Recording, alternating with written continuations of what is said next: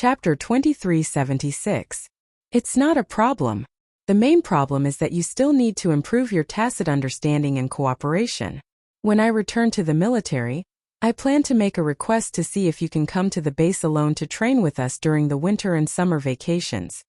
Tacit understanding and cooperation can't be developed in a day or two, but over a long period of time. Also, you're much better than us in a certain aspect, so we have to keep up with your pace. There's no problem of you waiting for us. No strong person will slow down and wait for the weak to catch up. Don't feel pressured. Everything can be solved with tacit understanding and cooperation. Yi Qian thought for a moment and asked, "Did I hold the J5 back during this operation? Why would you think so?" "No, you performed very well, especially when you broke out of the encirclement with one wheel. It was an eye-opener for them." Hearing the uncertainty in her voice, Xia Jinyuan lowered his head and kissed the top of her head.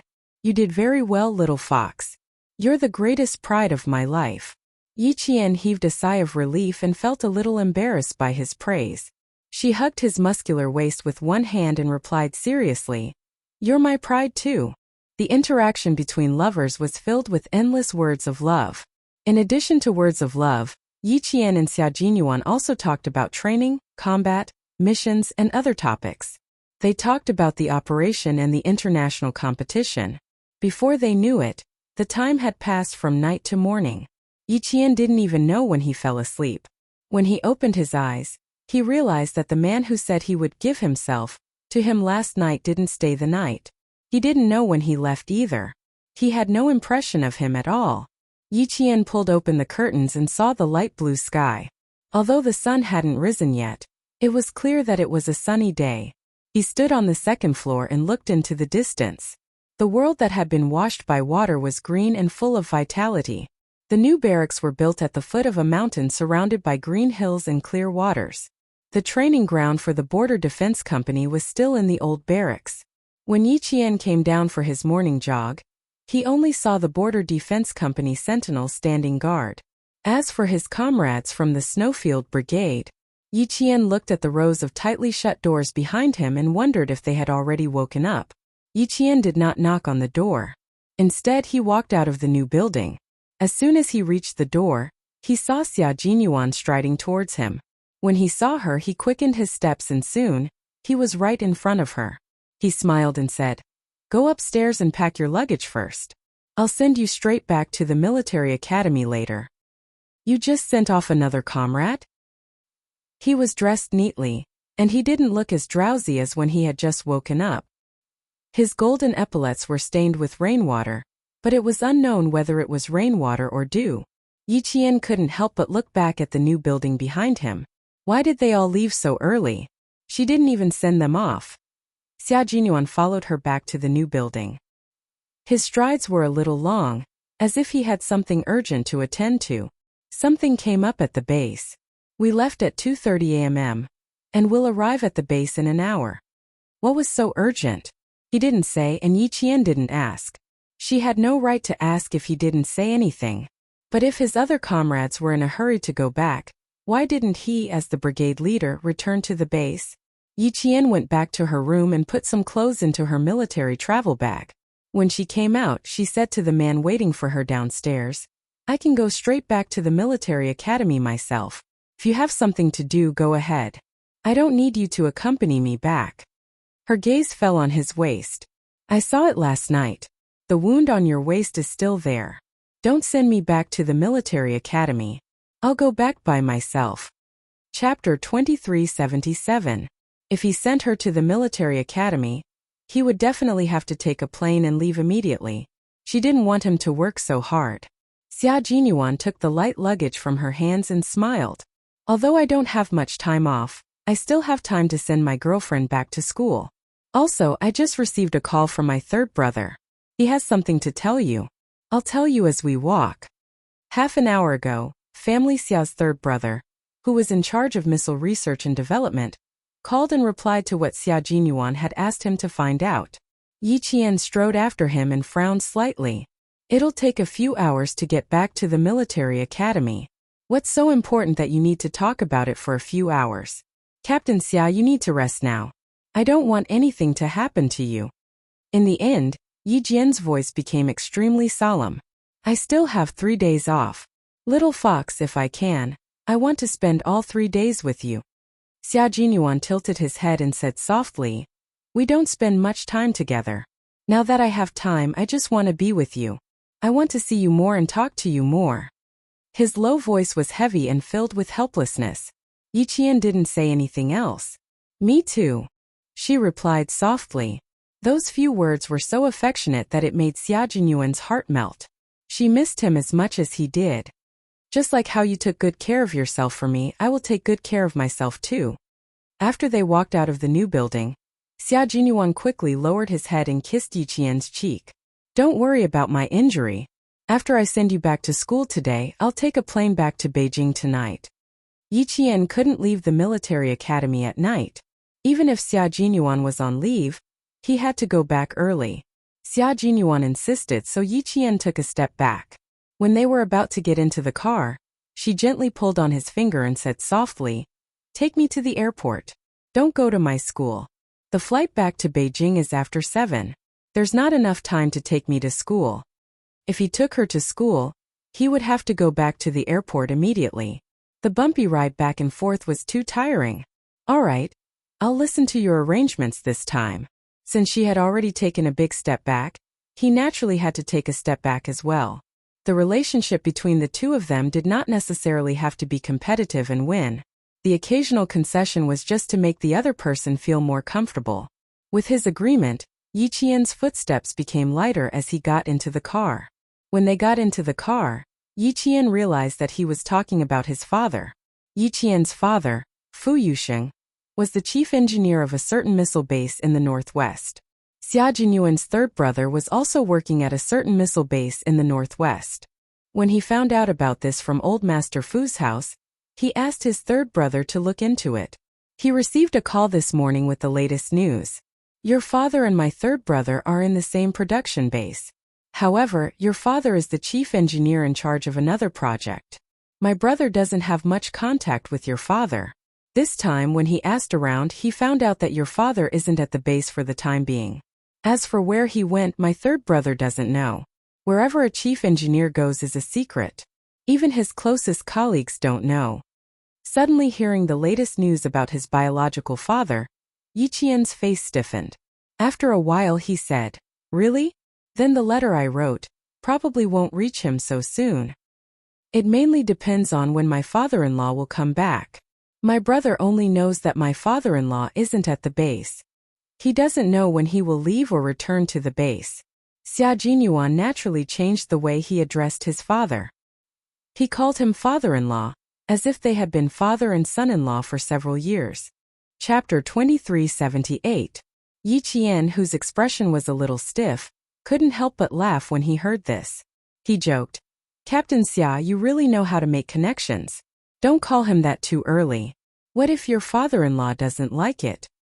I've already passed the old man's test, so I definitely won't have any problems with my father-in-law. Xia Jinyuan was very confident. He didn't expect that the future father-in-law he called so happily would make him suffer so much later on. Yi Qian saw this and the smile on his face deepened. He always attached great importance to her, and would always think of her first in everything. He would always be the first to make arrangements.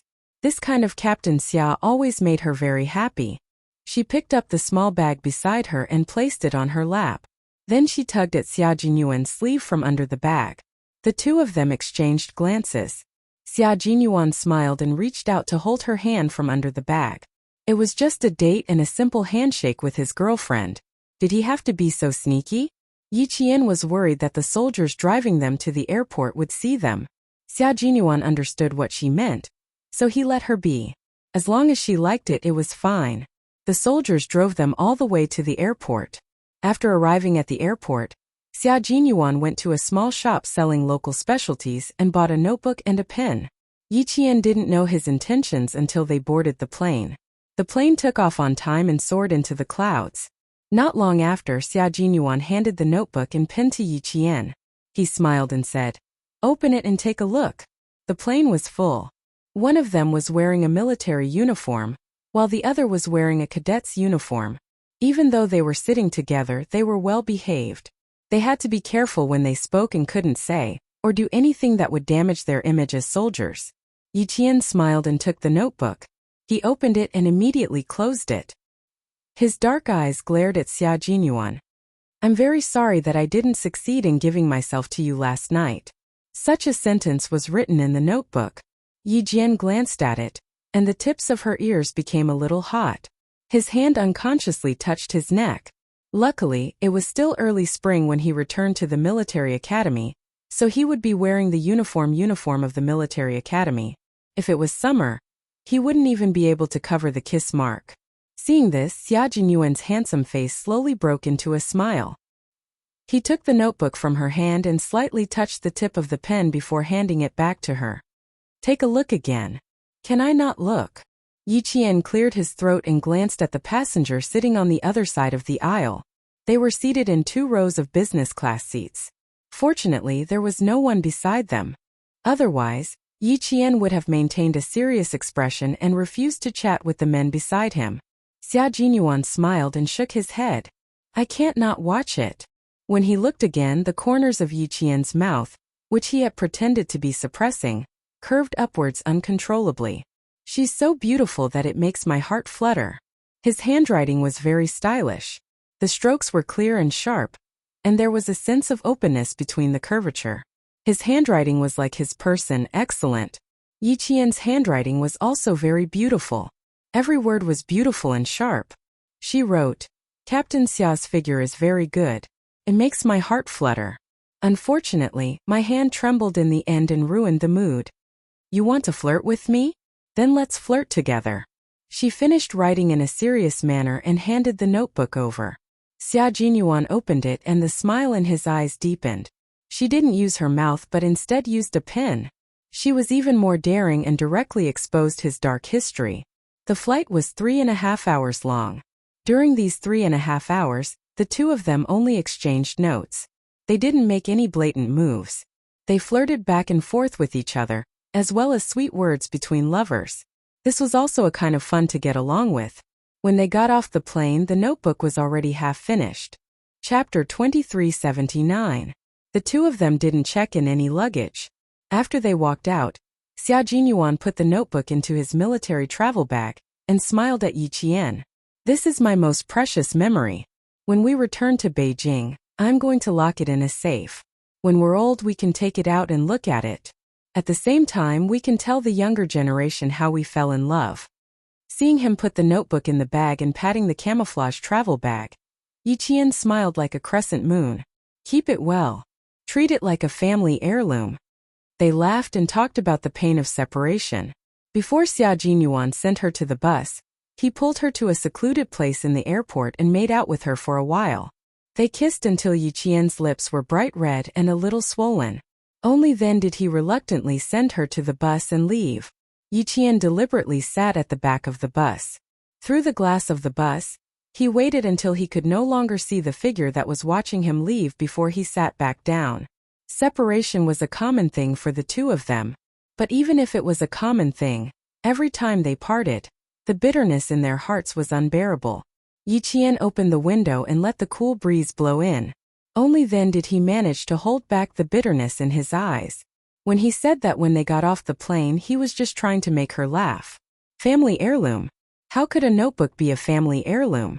But it was indeed a memory that belonged to them. She didn't know what was so urgent at the base that they had to leave at 2:30 in the morning. They left so quietly and without a sound. Leaving in such a hurry. There must be something urgent. After parting with Xia Jinyuan, Yi Qian was a little uneasy. The image of Xia Jinyuan looking down at his phone when she got on the bus flashed through her mind. Even his eyebrows were sharp and cold. It was obvious that they had indeed encountered something urgent. Xia Jinyuan had indeed encountered something. It wasn't an urgent matter, but a matter that concerned the outcome of the competition. He waited until the bus was out of sight before he turned and returned to the airport. He didn't have time to feel bitter about separation. After sending Yi Qian off, he called the base. All the members of the Snowfield Brigade had suddenly returned to the capital ahead of schedule, because they had joined 2 of the world's top special forces for the overseas tournament. As for the Chinese side, it was their first time participating in an overseas competition. In the face of a sudden opponent, they had to improve their individual combat ability to the maximum within a limited time. The Storm Commandos have sent a total of 6 comrades over. They'll arrive at the base in about half an hour. You don't have to rush.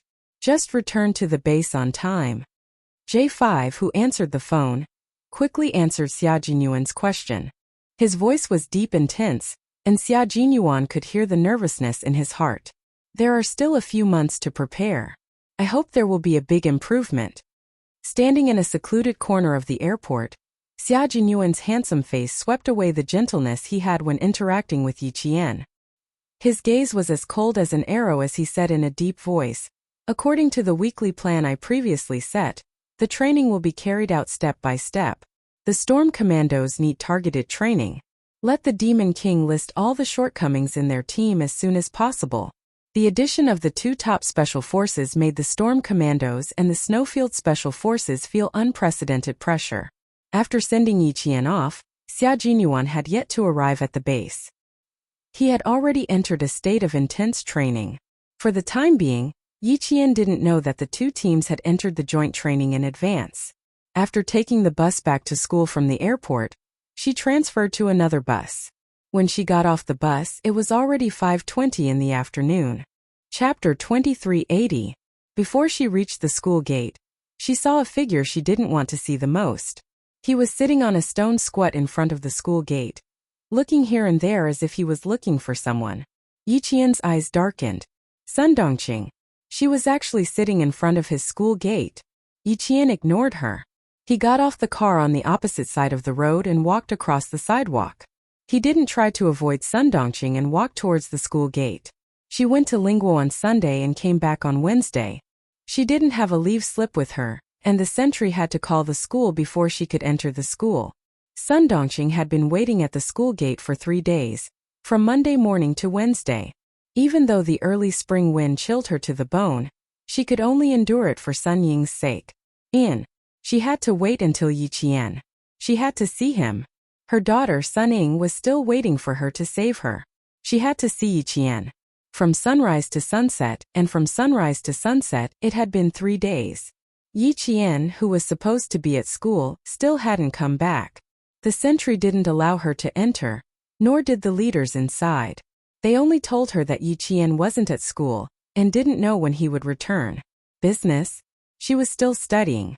What business could he have? He just didn't want to see her. That wretched girl. She was all grown up now and knew how to give her attitude time and time again. But what could she do even if she hated her? No matter how much she hated her, she had to endure it. No matter how much she hated her, she had to wait for her daughter to come out. She tightened her grip on the black handbag in her hand and a trace of ruthlessness flashed in her eyes. As long as she saw Yi Qian, she would have a way to force him to make a move. Now she just had to wait for Yi Qian to appear. In front of the National Science University's majestic main entrance was the city's main road that connected to the river. The road was wide and there were few cars. Sun Dongqing would pay attention to every bus that stopped there. She thought that she might see Yi Qian coming back from his business trip. After looking around, she would look at the school gate, afraid that she would miss out on something. Sun Dongqing was a shrewd middle-aged woman. She had no choice but to wait and see if she could reach Yi Qian. Previously, she dared to stop the cars entering the National Science and Technology University. Later, she was scared out of her wits. Seeing that the day was about to pass, Sun Dongqing stood up and prepared to ask the sentinel again. As soon as she turned around, she saw Yi Jian. Yi Jian's classmate, Su Wan, came out to pick her up and gave the sentry her leave slip.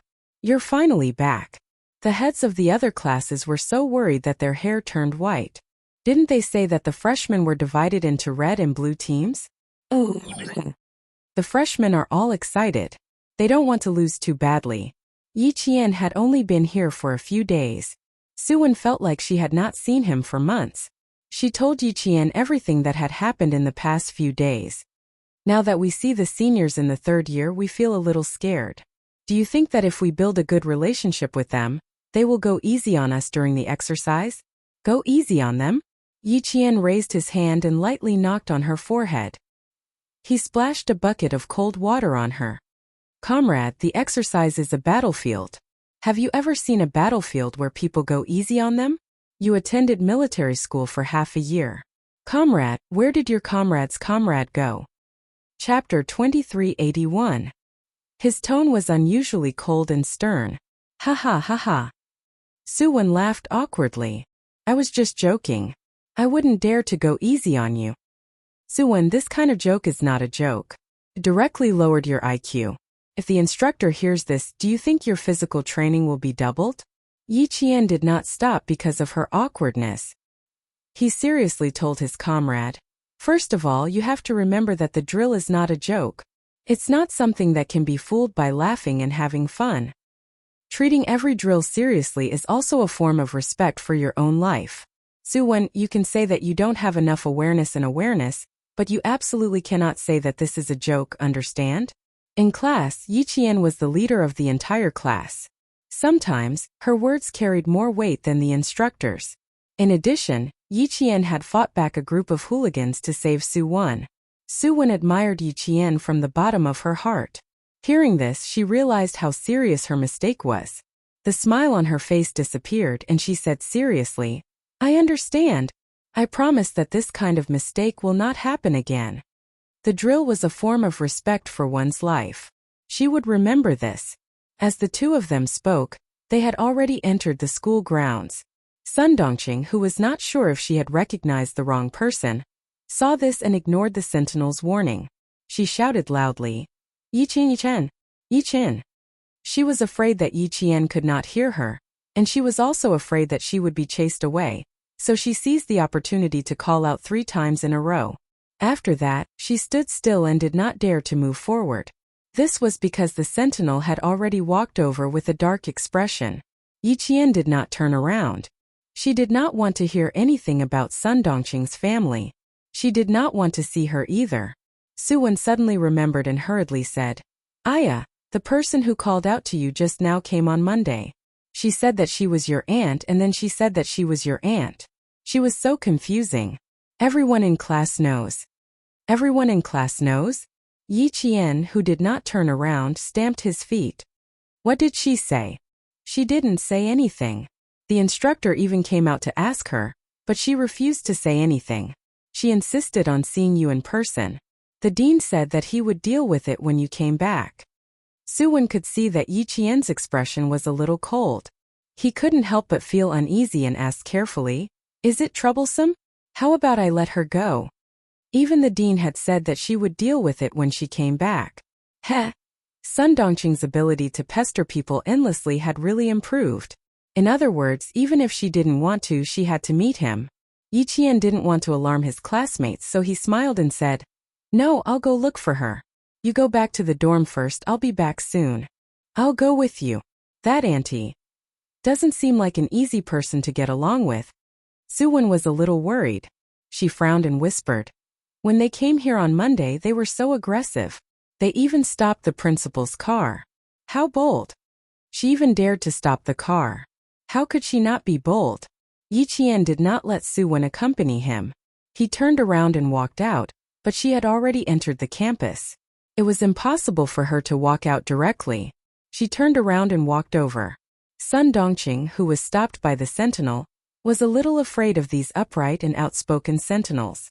She covered her black handbag in front of her chest and explained excitedly, The person who just went in was really my niece. Look, comrade, look, she's already come out. I didn't mean to cause trouble. I really came here to look for my niece. The sentinel inside said to Yi Qian, Hurry up and ask her to leave. She's been here for a few days. Your department has already informed us that you should ask her to leave before you return to the campus. Chapter 2382. I'm sorry to have troubled you, Yi Qian apologized. His gaze on Sun Dongqing turned even colder. It's nothing. We were just worried that we would affect you. The sentinel waved his hand and gestured for Yi Qian to settle the matter first. When Sun Dongqing saw Yi Qian, she felt as though she had seen the light at the end of the tunnel. She was so anxious that she used her shoulder to push aside the sentinel who was blocking her. She quickly ran over. Yi Qian, my niece, I'm begging you. Hurry back to the southern province with me and save your sister. Your sister is suffering now. She's been in the police station for the past few days. Every time I go in to see your sister would cry loudly. My dear niece, I'm begging you. Please save your sister. Your sister has suffered too much. She has never suffered so much since she was young. You don't know, her face is so thin that it's only the size of a palm. She doesn't have much flesh on her body. My heart aches for your sister. If anything happens to her, I don't want to live anymore. Sun Dongqing was a shrewish person, but she was also clever. She didn't dare to say anything else. She just pretended to be weak and complained about her sufferings in an attempt to gain Yi Qian's sympathy. Then she would cry and say that Yi Ying's surname was now Sun, and that she was a daughter of the Sun family. For the sake of her dead mother, she would save her.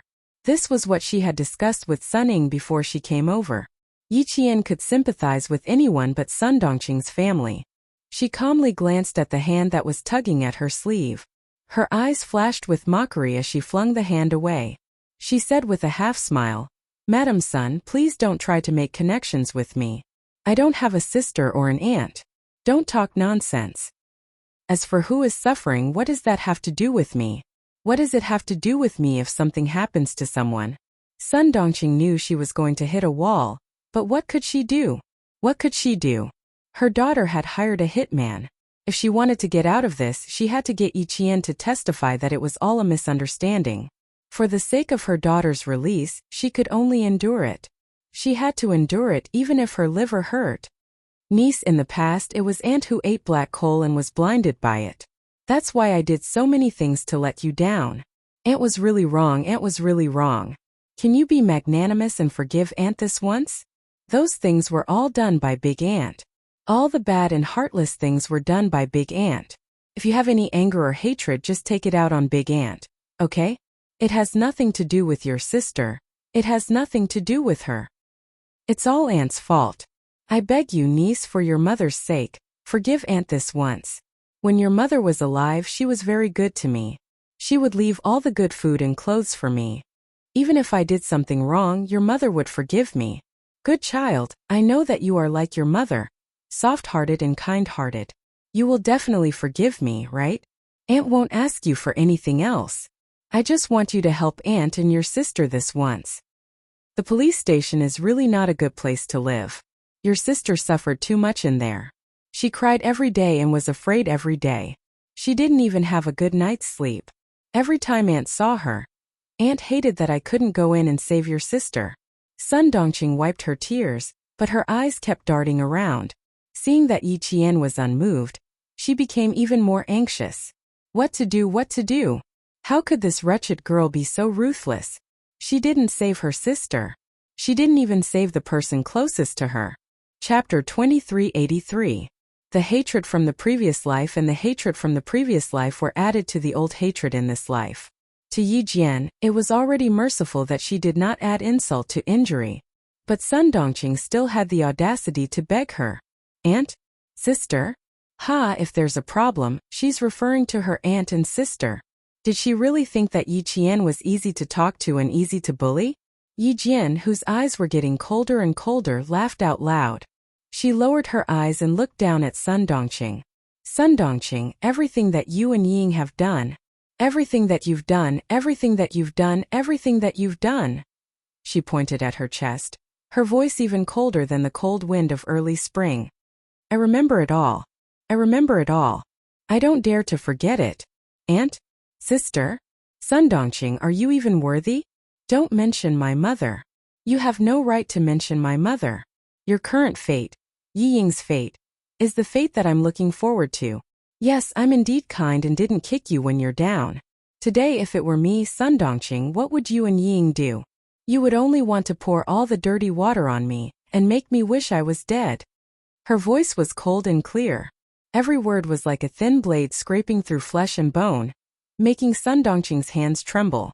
She wanted to explain, but when she looked up and met Yi Qian's gaze, she was so frightened that she closed her eyes. At the same time, she hugged her black handbag even tighter, as if trying to find a sense of security. I won't talk about it, I won't talk about it. I won't talk about it. Sun Dongqing stammered with her eyes tightly shut. There were more words that she wanted to say, but they were all stuck in her throat. No matter what, she couldn't say them. Too scary. Too scary. That wretched girl is too scary. Yi Jian, who had just returned from the battlefield, was illuminated by the dim yellow light. Her face was gloomy and ruthless, and even her dark eyes were filled with bloodthirst, which made people feel intimidated. Yi Jian's murderous aura was too strong, and she had been on the battlefield before. Her momentum was enough to scare Sun Dongqing. Sun Dongqing, whether your family lives or dies has nothing to do with me. Whatever you want to do, don't even think about messing with me. As for your daughter, don't you think it's retribution? You want me to save you? Sun Dongqing, I only hope that she... Yi Qian abruptly took a step towards her, closing the distance between the two of them. Then he slowly lowered his head to Sun Dongqing's ear, who still did not dare to open her eyes. He chuckled coldly. I only wish for her to suffer a fate worse than death. Why would I save her? He only hoped that he would suffer a fate worse than death. Sun Dongqing's teeth were chattering, and her knees were weak. She couldn't control her body properly, and her legs gave way.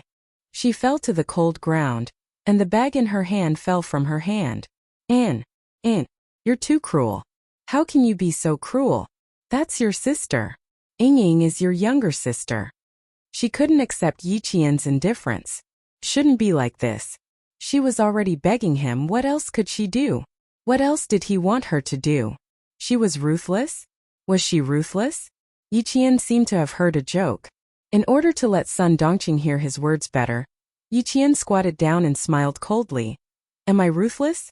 On the second day of the Lunar New Year, Ying wrote a love letter to the teacher, but it was discovered. She was afraid that she would be criticized, so she framed me instead. The two of you, mother and daughter, poured basin after basin of dirty water on me. You wanted me to be unable to raise my head in the village. You wanted me to be despised by the school. You wanted me to be tainted for the rest of my life. Chapter 2384. Memories of the past were still fresh in her mind. She had been tortured twice in both her previous and current lives. How could she forget? How could she forget? Yi Qian's gaze was cold as he stared at Sun Dongqing, whose shoulders were trembling even more. His voice was filled with ruthlessness and coldness as he enunciated each word clearly. How old was I then? How old was I? I was only 13 or 14 years old. Yet you were so cruel to me.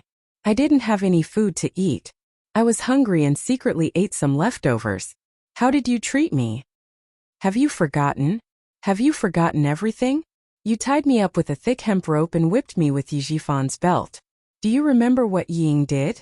Sun Dongqing, Ying dissolved a bag of salt into water and splashed it directly on my wound. I was in pain. I was in so much pain that I bit my tongue until it bled. I was in so much pain, but I didn't dare to cry out. I was afraid that Ying would splash salt water on me again. I was in so much pain. I still remember how much pain it was. I was cruel. Was I as cruel as you and your mother? Was I as cruel as you and your mother? Sun Dongqing's face lost all color at the mention of the past. She was so pale that there was no trace of anger. Yes, if she hadn't mentioned it, she would have forgotten. How old was that wretched girl then? 9? 10? How could I forget? I can't forget. It was so painful. How could I forget? Ying was suffering in the police station? I don't know if she was injured. If she was, I would have splashed salt water on her too. When I was in so much pain, she was laughing so happily beside me. What should I do? Sun Dongqing, I also want to see her bite her tongue until it bled. I also want to stand beside her and laugh. Beg me to save her? Say that she's my sister? Sun Dongqing, you really dared to dream. I didn't kill her back then. I was being merciful. How dare you come and beg me? The more you beg me, the more it reminds me of the past. The more I want to see her beg for death. Yi Qian spoke slowly and clearly. The hatred in his words was so deep that Sun Dongqing's shoulders trembled in fear. She finally opened her eyes and tears streamed down her cheeks. We won't do it again. We won't do it again. We really won't do it again. Yi Qian, please be magnanimous and let us go. Ying and I won't do it again. Forget about the past, okay? And please forget about it, okay? I'm begging you. Also, Yingying's surname is not anymore. Her surname is Sun. Look, her surname is Sun now. She has the same surname as your mother. Niece, for your mother's sake, I beg you. Aunt, please save your sister. We won't do it again. We won't do it again. From now on we'll be a family. We won't cause any more trouble, okay? Those things. Why did this wretched girl remember them in her heart? There were so many things that she had forgotten. How could a child like her remember them? He even remembered it for more than 10 years. Sun Dongqing, whose shoulders were trembling, felt very guilty. She didn't even have the courage to beg. But she had no choice. She could only beg Yi Qian. If she didn't beg her, Yingying wouldn't have any chance of being released. How could she bear to let her beloved go to jail? She couldn't bear to. After the divorce, she could only rely on her daughter in the future. If she couldn't even protect her daughter, how was she going to live the rest of her life? How was she going to live? Yi Qian's words made Sun Dongqing really scared. She was so scared that her whole body couldn't help but tremble. No matter how scared she was, she could only endure it. Where's her bag? Where's her bag? Where's her black bag? Chapter 2385. Sun Dongqing, who had been pleading, realized that the black bag she had been holding was not in her hands. She was so shocked that she fumbled around on the ground looking for it. The bag was right in front of her feet. She grabbed it when her hand touched it and hugged it tightly in her arms. She continued to cry. Niece, you can't be so cruel. She's your sister, your only sister. You can't be so cruel. Look at you, you're a soldier. A soldier. Isn't a soldier supposed to save lives and heal the injured? You can't leave her in the lurch, right? Look, I've already come to school. If you don't save her, what will the school think of you? What will your classmates think of you? This was a threat. Yi Qian, whose eyes were cold, sneered. Why should I save someone who schemed to harm me? Save her so that she can continue to harm me? Sun Dongqing, I can't wait for Ying to stay in prison for the rest of her life. Change her surname to Sun? Yi Zhifan was indeed amazing. This was to sever the last connection with Yi Ying. Could it really be severed? The wife of the deputy chief of staff, Madame Li, would not give up so easily. How could she give up just because of a mere surname change? There was no hurry. Yi Ying's retribution. Oh no, it should be Sun Ying. Sun Ying's retribution in this lifetime had just begun. I've waited for your family's misfortune for so many years. I've waited and waited and waited. Now it's finally here. I'll take my time. I want to see your family destroyed. Cold and gloomy, with a bloodthirsty aura that could not be dispersed. The hatred of 2 lifetimes, the enmity of 2 lifetimes. Finally there was an end. She wanted her to save Sun Ying? Dream on. Her family destroyed. That wretched girl said she wanted to see her family destroyed. She wanted Yingying to die. Cruel, what a cruel, wretched girl. Sun Dongqing, who was guilty and scared, was angry. She was so angry that her teeth chattered. She begged like this. She was just short of kneeling down and begging, but she would not relent. She wanted to see Yingying suffer. Fine. Then don't blame her for being merciless. Sun Dongqing watched as Yi Qian stood up and turned to head back to school. Sun Dongqing grabbed her black handbag tightly and got up. She suddenly shouted, Yi Qian, how could you? How could you be so cruel? Do you still have a conscience? Do you still have a conscience? When are you going to stop harming our family? Are you trying to force me to my death? Previously, Yi Qian had spoken to her in a low voice. Now that Sun Dongqing was shouting, the passers-by who were hurriedly passing by could not help but stop. She gripped her black handbag tightly and rushed in front of Yi Qian. She stared at Yi Qian with a strange look in her eyes. She gritted her teeth and said hatefully, Yi Qian, are you really not willing to save Yingying? Yi Qian keenly sensed the change in her. He glanced at the black handbag in her hands and narrowed his eyes slightly. Yi Qian, do you hate me that much? Do you want me to die immediately? Her voice was high and low, and her emotions were also changing strangely.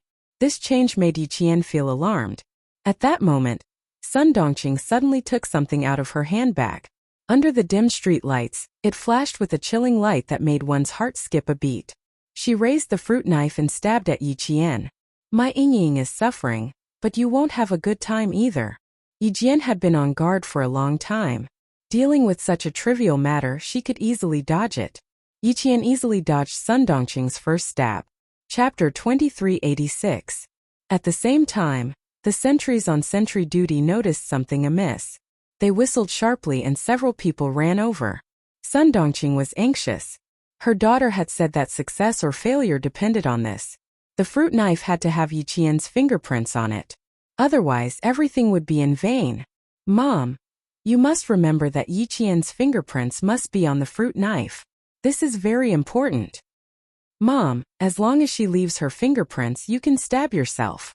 When the time comes, you just have to insist that she was the one who stabbed you. Only then will we be able to exchange with her and get out of this damned place. Mom, you must succeed. Dad doesn't care about me anymore. I can only rely on you. If you don't save me, my life is over. Mom, I beg you, you have to save me. Yes, yes. She must save her daughter. She must make that wretched girl leave her fingerprints on the fruit knife. A sharp whistle sounded. Sun Dongqing, who had failed this time, panicked. Don't you want to destroy our family? The knife is right here. Stab me. Stab me. I'm right here. I'll stab you. Sun Dongqing was very agitated. She didn't know when the hair tie had broken. Her hair was disheveled, and she clung onto Yiqian like a madwoman. She wanted to force the fruit knife into Yiqian's hands. At this point, Yiqian finally understood her intentions. Sun Dongqing, this is what Sunning taught you, right? You want me to stab you with a knife in exchange for saving her? Yiqian only found it funny. Ying was ruthless enough in her previous life, and she was still the same in this life. She could even come up with such a method to frame him and get him out of trouble. Stab you in exchange for her. Sunning, oh Sunning, you're really ruthless when it comes to scheming against your own mother. You can even think of such a sinister method. You should stay in the police station. The first attack didn't succeed, the second attack didn't succeed, and the third attack didn't succeed. Suddenly, Yijian exposed her daughter's plan. Sun Dongqing panicked even more. Stop! What are you doing? Put down the knife. The sentinel roared as he raised the stun baton in his hand. The voice of the sentinel was right behind her. Sun Dongqing's confidence, which she had worked so hard to build up, exploded like a balloon and disappeared without a trace. Panicking, she threw the fruit knife away and ran for her life in fear. After dodging continuously, Yiqian said to the sentries, I'll chase after him. You guys pick up the sabers first. Then he turned around and chased after him. She didn't want to chase Sun Dongqing back. Instead, she wanted her to send a message to Sun Ying. How could the obese Sun Dongqing outrun Yiqian? She was instantly blocked by Yiqian. What are you trying to do? Don't come over. Don't come any closer. Sun Dongqing was so scared that she stuttered. She couldn't say a single word. My knife. No, my knife wasn't used to stab you. You said that you hated us. It wasn't used to stab you. It was you who came to stab me. She didn't manage to stab him. She didn't manage to stab him. Actually, she was so close.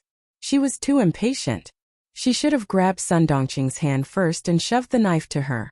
Then she would have pounced on Sun Dongqing. That would have worked. It was all because she was too impatient. Yiqian looked at Sun Dongqing's anxious expression and said mockingly, Go back and tell Sunning that her trick didn't work. Even if there were 10 Sun Dongqing, it wouldn't work. Also, tell her that even though I'm a military academy student, I'm not that easy to bully.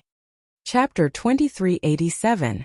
With that, she gently stroked her left wrist with her right hand, and the silver wire was in her hand. Before Sun Dongqing could react, Yiqian had already circled behind her. At the same time, the silver wire that carried a trace of her body temperature wrapped itself around Sun Dongqing's neck. Sun Dongqing screamed in fear as something suddenly wrapped around her neck. She wanted to reach out to touch it, but something cold slid past her palm, followed by a piercing pain in her palm. By the time she realized what had happened, her palm was covered in blood. Blood from her palm. Sun Dongqing screamed in fear at the sight of the blood on her palm, but she was immediately delighted. She was injured and bleeding. Yiqian was the one who hurt her. She was the one who hurt her. She had committed the crime of intentional assault. Other than intentional assault, there's also the crime of self-defense. Sun Dongqing, you raised the knife just now. There are surveillance cameras all around our school. Our school's sentinels saw you trying to stab me with a knife. Sun Dongqing, why don't we go to the police station and see how long you'll be sentenced to? Yi Qian seemed to know what she was thinking. He slowly put the silver wire back on her wrist and analyzed the situation for Sun Dongqing. Intentional assault? Wouldn't that be? Wouldn't she have committed the same crime as Ying? Sun Dongqing's scalp tensed up when she heard that. She didn't dare to stay any longer. She didn't even dare to treat her wound. She scrambled to hail a taxi and told the driver to go to the airport. She didn't even say the word airport very clearly. She was so frightened that her soul almost left her body. The sentinels had already picked up the fruit knife. When they saw Yi Qian coming back alone, they couldn't help but ask if she was injured. They also expressed their regret that they didn't catch the culprit. She didn't have any regrets. She let Sun Dongqing go on purpose so that Sun Ying would know that her scheme had failed again. She believed that Sun Ying's expression would be very good at that time. Yi Qian smiled and thanked her. He told the sentinels that he was fine, took the fruit knife and returned to school. This incident gave Sun Dongqing quite a shock. She only felt alive after she got off the plane in Southern Province. It was also early spring in the Southern Province. When Sun Dongqing arrived in the Southern Province, it was already past midnight. She stood in a daze at the airport exit where there were not many people coming and going. What should he do now that he had failed to accomplish what his daughter had asked him to do? What should she do next? How was he going to explain this to his daughter tomorrow? What should I tell my daughter? We're finally back in the Southern Province.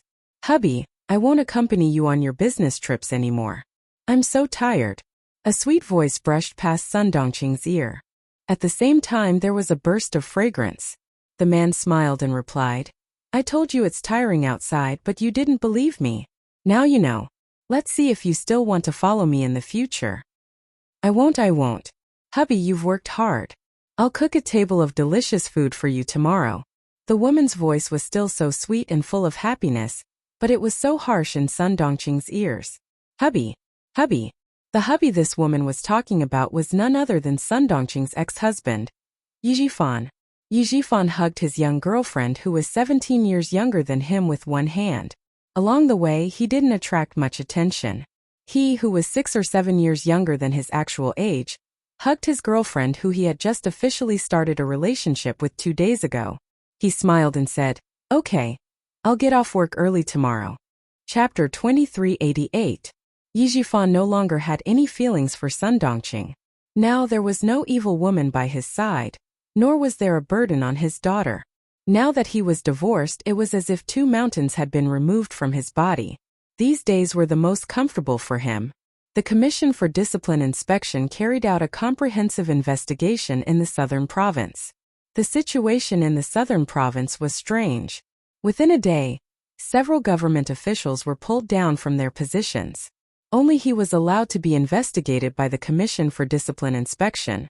An upright person was not afraid of a crooked shadow. He had been cautious and conscientious for so many years and did not dare to take any bribes. Investigate. The more they investigated, the happier he would be. Why? Everyone in the Southern Province was in danger, but he was the only one who was clean. What did this mean?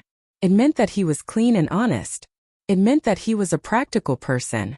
The more people above him were removed from their positions, the more advantageous it was for him. The more vacancies there were, the more opportunities he would have. So what if he had a girlfriend who was 17 years younger than him in his arms? He was a divorced chief of the Urban Construction Bureau. He did not cheat on his marriage. After the divorce, he needed a family and a virtuous wife to take care of him. Who could say anything about him finding a girlfriend who was 17 years younger than him? Hearing his girlfriend's voice full of admiration, Yi Jifan, whose self-esteem was greatly satisfied, laughed heartily. Perform well and improve your cooking skills. In the future you can cook for our son. Yi Jifan had one good thing. No matter how bad he was very loyal to the people he loved, especially to his family. He also did not have the bad habit of playing with women.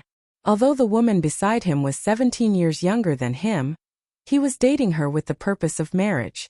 In addition, he had power in his hands and was a famous Confucian official in the Southern Province. In fact, he did not lack admirers. After the divorce, many of his colleagues began to become matchmakers. Yijifan rejected them one by one. He did not dare to marry his colleagues for fear that one day it would implicate him. Therefore, he went to a state-owned enterprise to find a girlfriend with a stable job. He brushed past Sun Dongqing with a face full of happiness. He didn't notice that his ex-wife had a ferocious look on her face at this moment.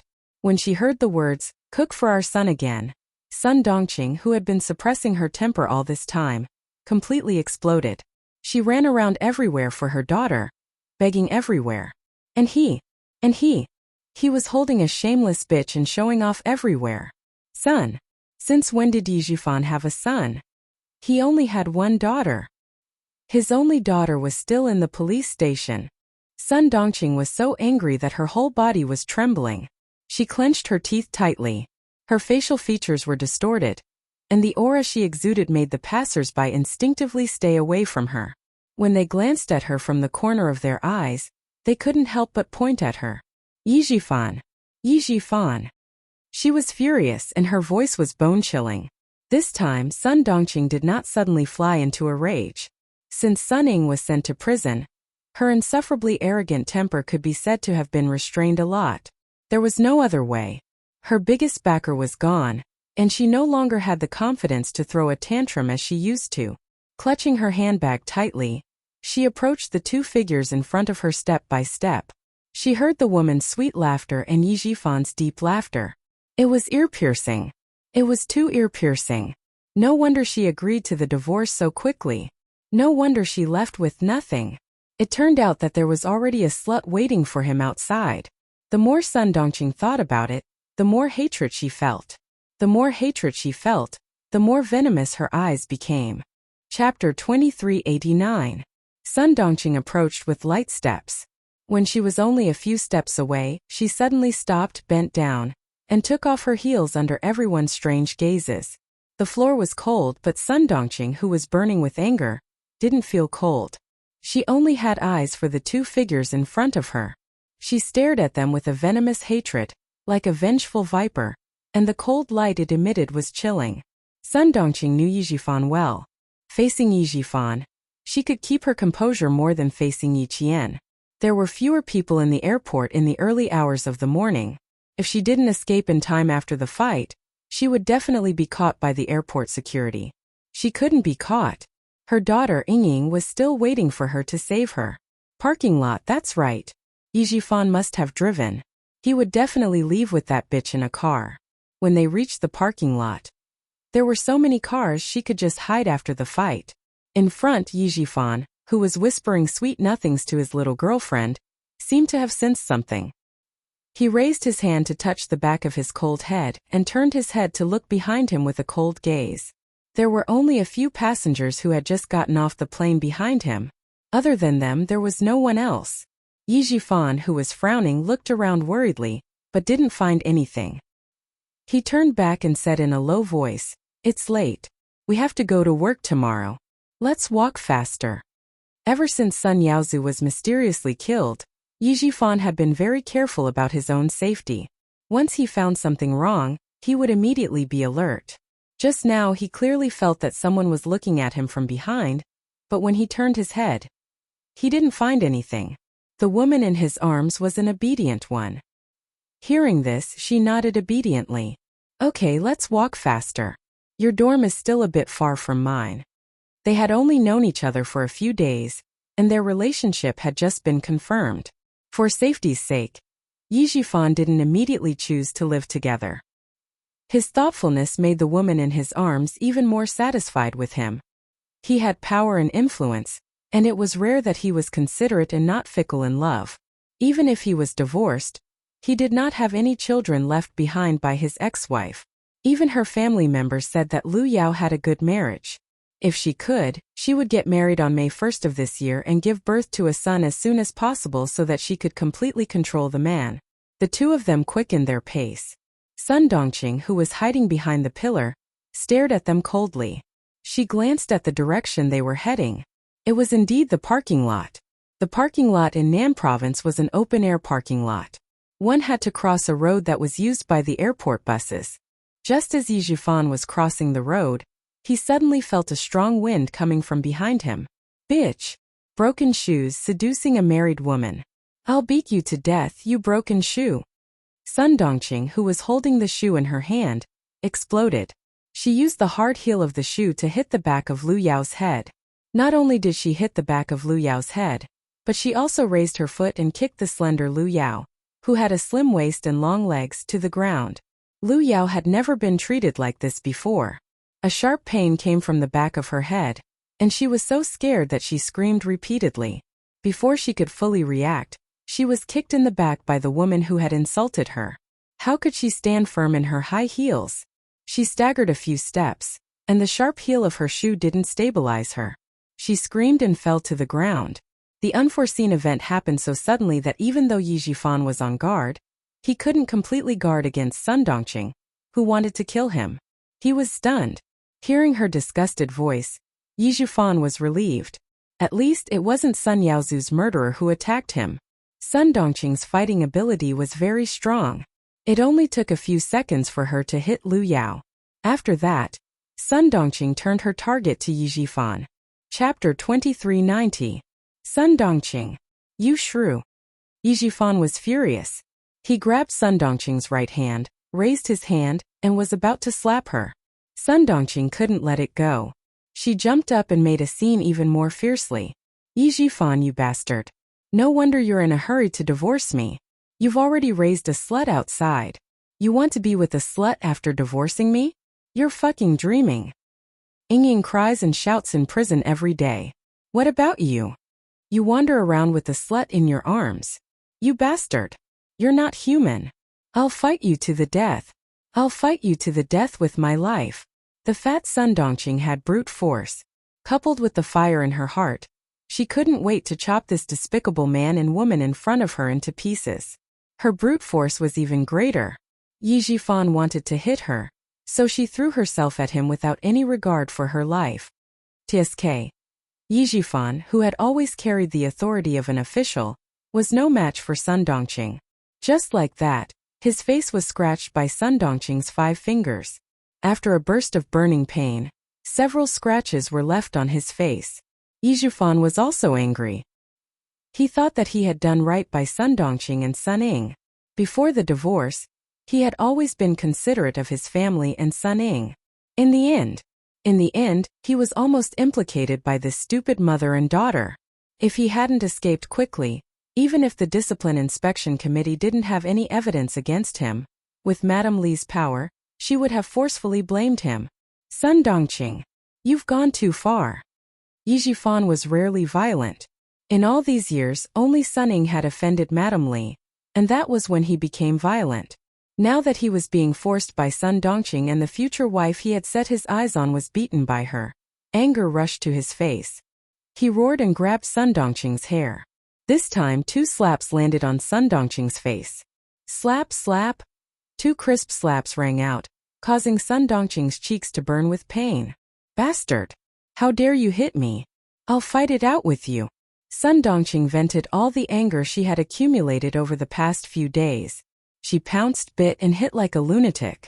Her daughter was still sitting in prison, and that damned girl Yi Qian didn't even try to save her. Her ex-husband carried a slut in his arms and showed off in front of her. Those officials' wives who had tried to curry favor with her in the past all avoided her. There were even some who made sarcastic remarks about her, saying that she deserved her fate today. For the sake of this family, for the sake of Yi Zhifan, she had endured the old woman's death for decades. Now that she finally had a good life, Yi Zhifan, that bastard, divorced her for the sake of that slut outside. Since everyone wanted to make life difficult for her, then no one would be able to live well. Sun Ying's personality was actually very similar to Sun Dongqing's. They were both people who couldn't bear to see others doing well. The only difference was that Sun Ying was better at hiding things. Yi Zhifan, who had been bitten a few times, was so angry that he lost his composure. His arm was bitten hard by Sun Dongqing, and the excruciating pain caused him to have no choice but to kick her. He kicked Sun Dongqing's stomach, but it didn't open. He kicked again. Sun Dongqing screamed in pain. Her teeth loosened, and her whole body fell to the ground. Lunatic!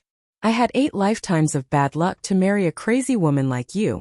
Back then it was Sun Xueqing who married me. In the end it was a crazy woman like you who married me. After the divorce you still fucking came to find trouble with me. Sun Dongqing, do you think I still have a good temper like before? This time Sun Dongqing's hair stood on end. She fell to the ground with a ferocious expression and roared. Sun Xueqing. Good. You bastard finally admitted that you were thinking about that old woman who got pregnant before she was even married. I knew it. Chapter 2391. When Sun Dongqing heard Sun Xueqing's name, her suppressed emotions erupted like a volcano. This was a thorn in her heart. A thorn that pierced her flesh and grew with her heart.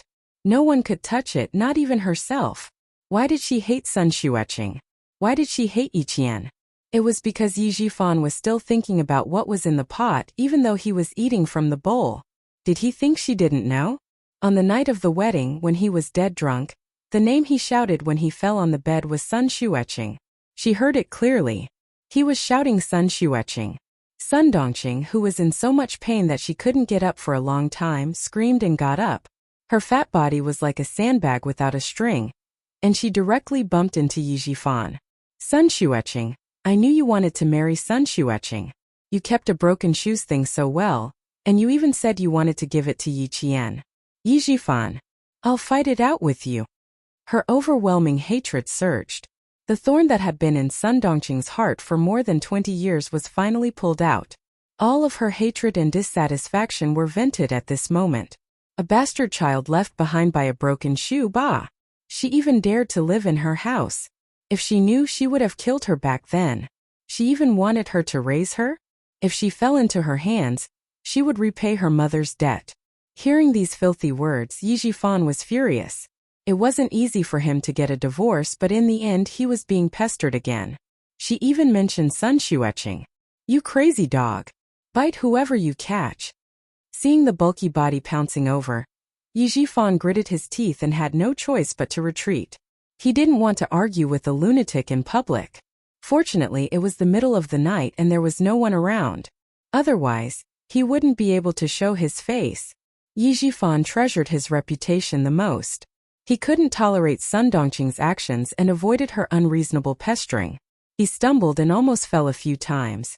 If you missed that short-lived broken shoe so much, why don't you go and accompany her in the underworld? Why do you let your short-lived brother accompany her? Your brother-in-law misses his sister-in-law. Yi Jifan, to think you're an official. I'm going to sue you. The thorn that had been in her heart for more than 20 years was about to be pulled out. However, it was connected to her heart and her tendons. If she really pulled it out, it would be bloody.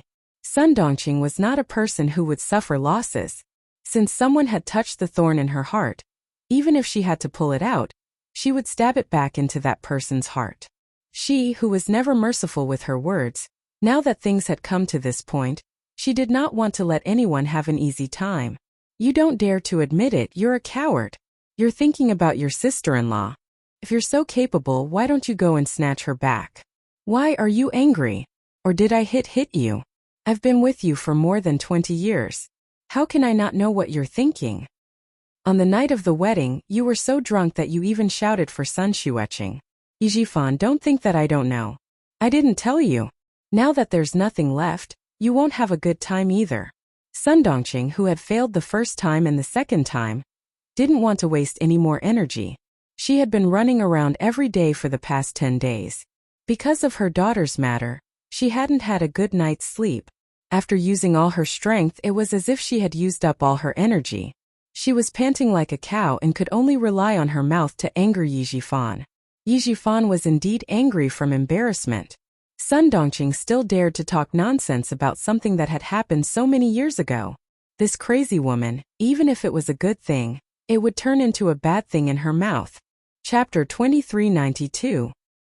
He was so angry that he rushed over with bloodshot eyes and grabbed Sun Dongqing's collar.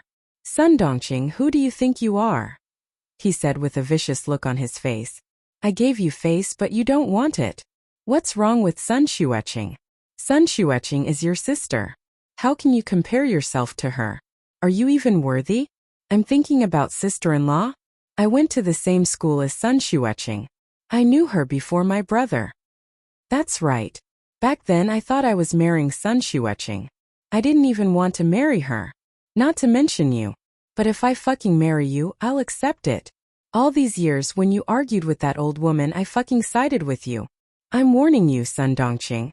If you fucking talk nonsense again, I'll make your life worse than it is now. After saying that, Yi Jifan pushed Sun Dongqing out.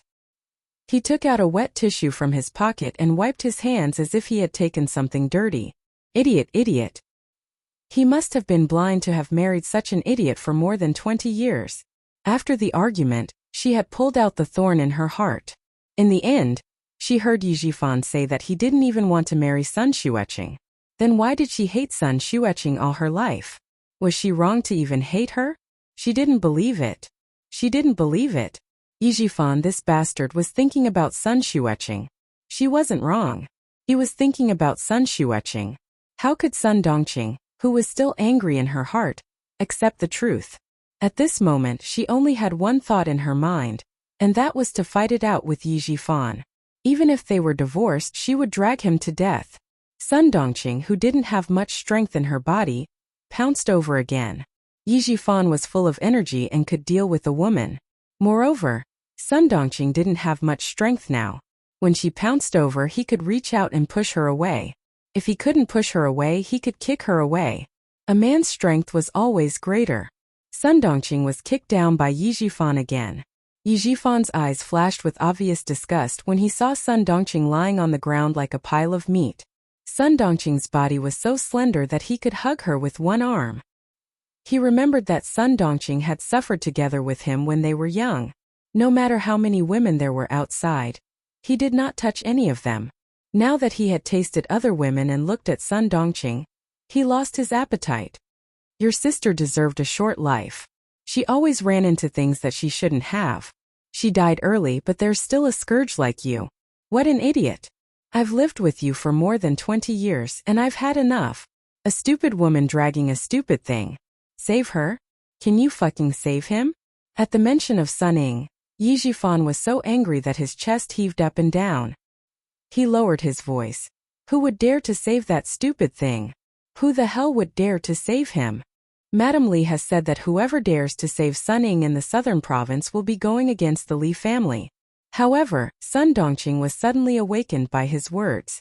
Bumping into something that she shouldn't have bumped into?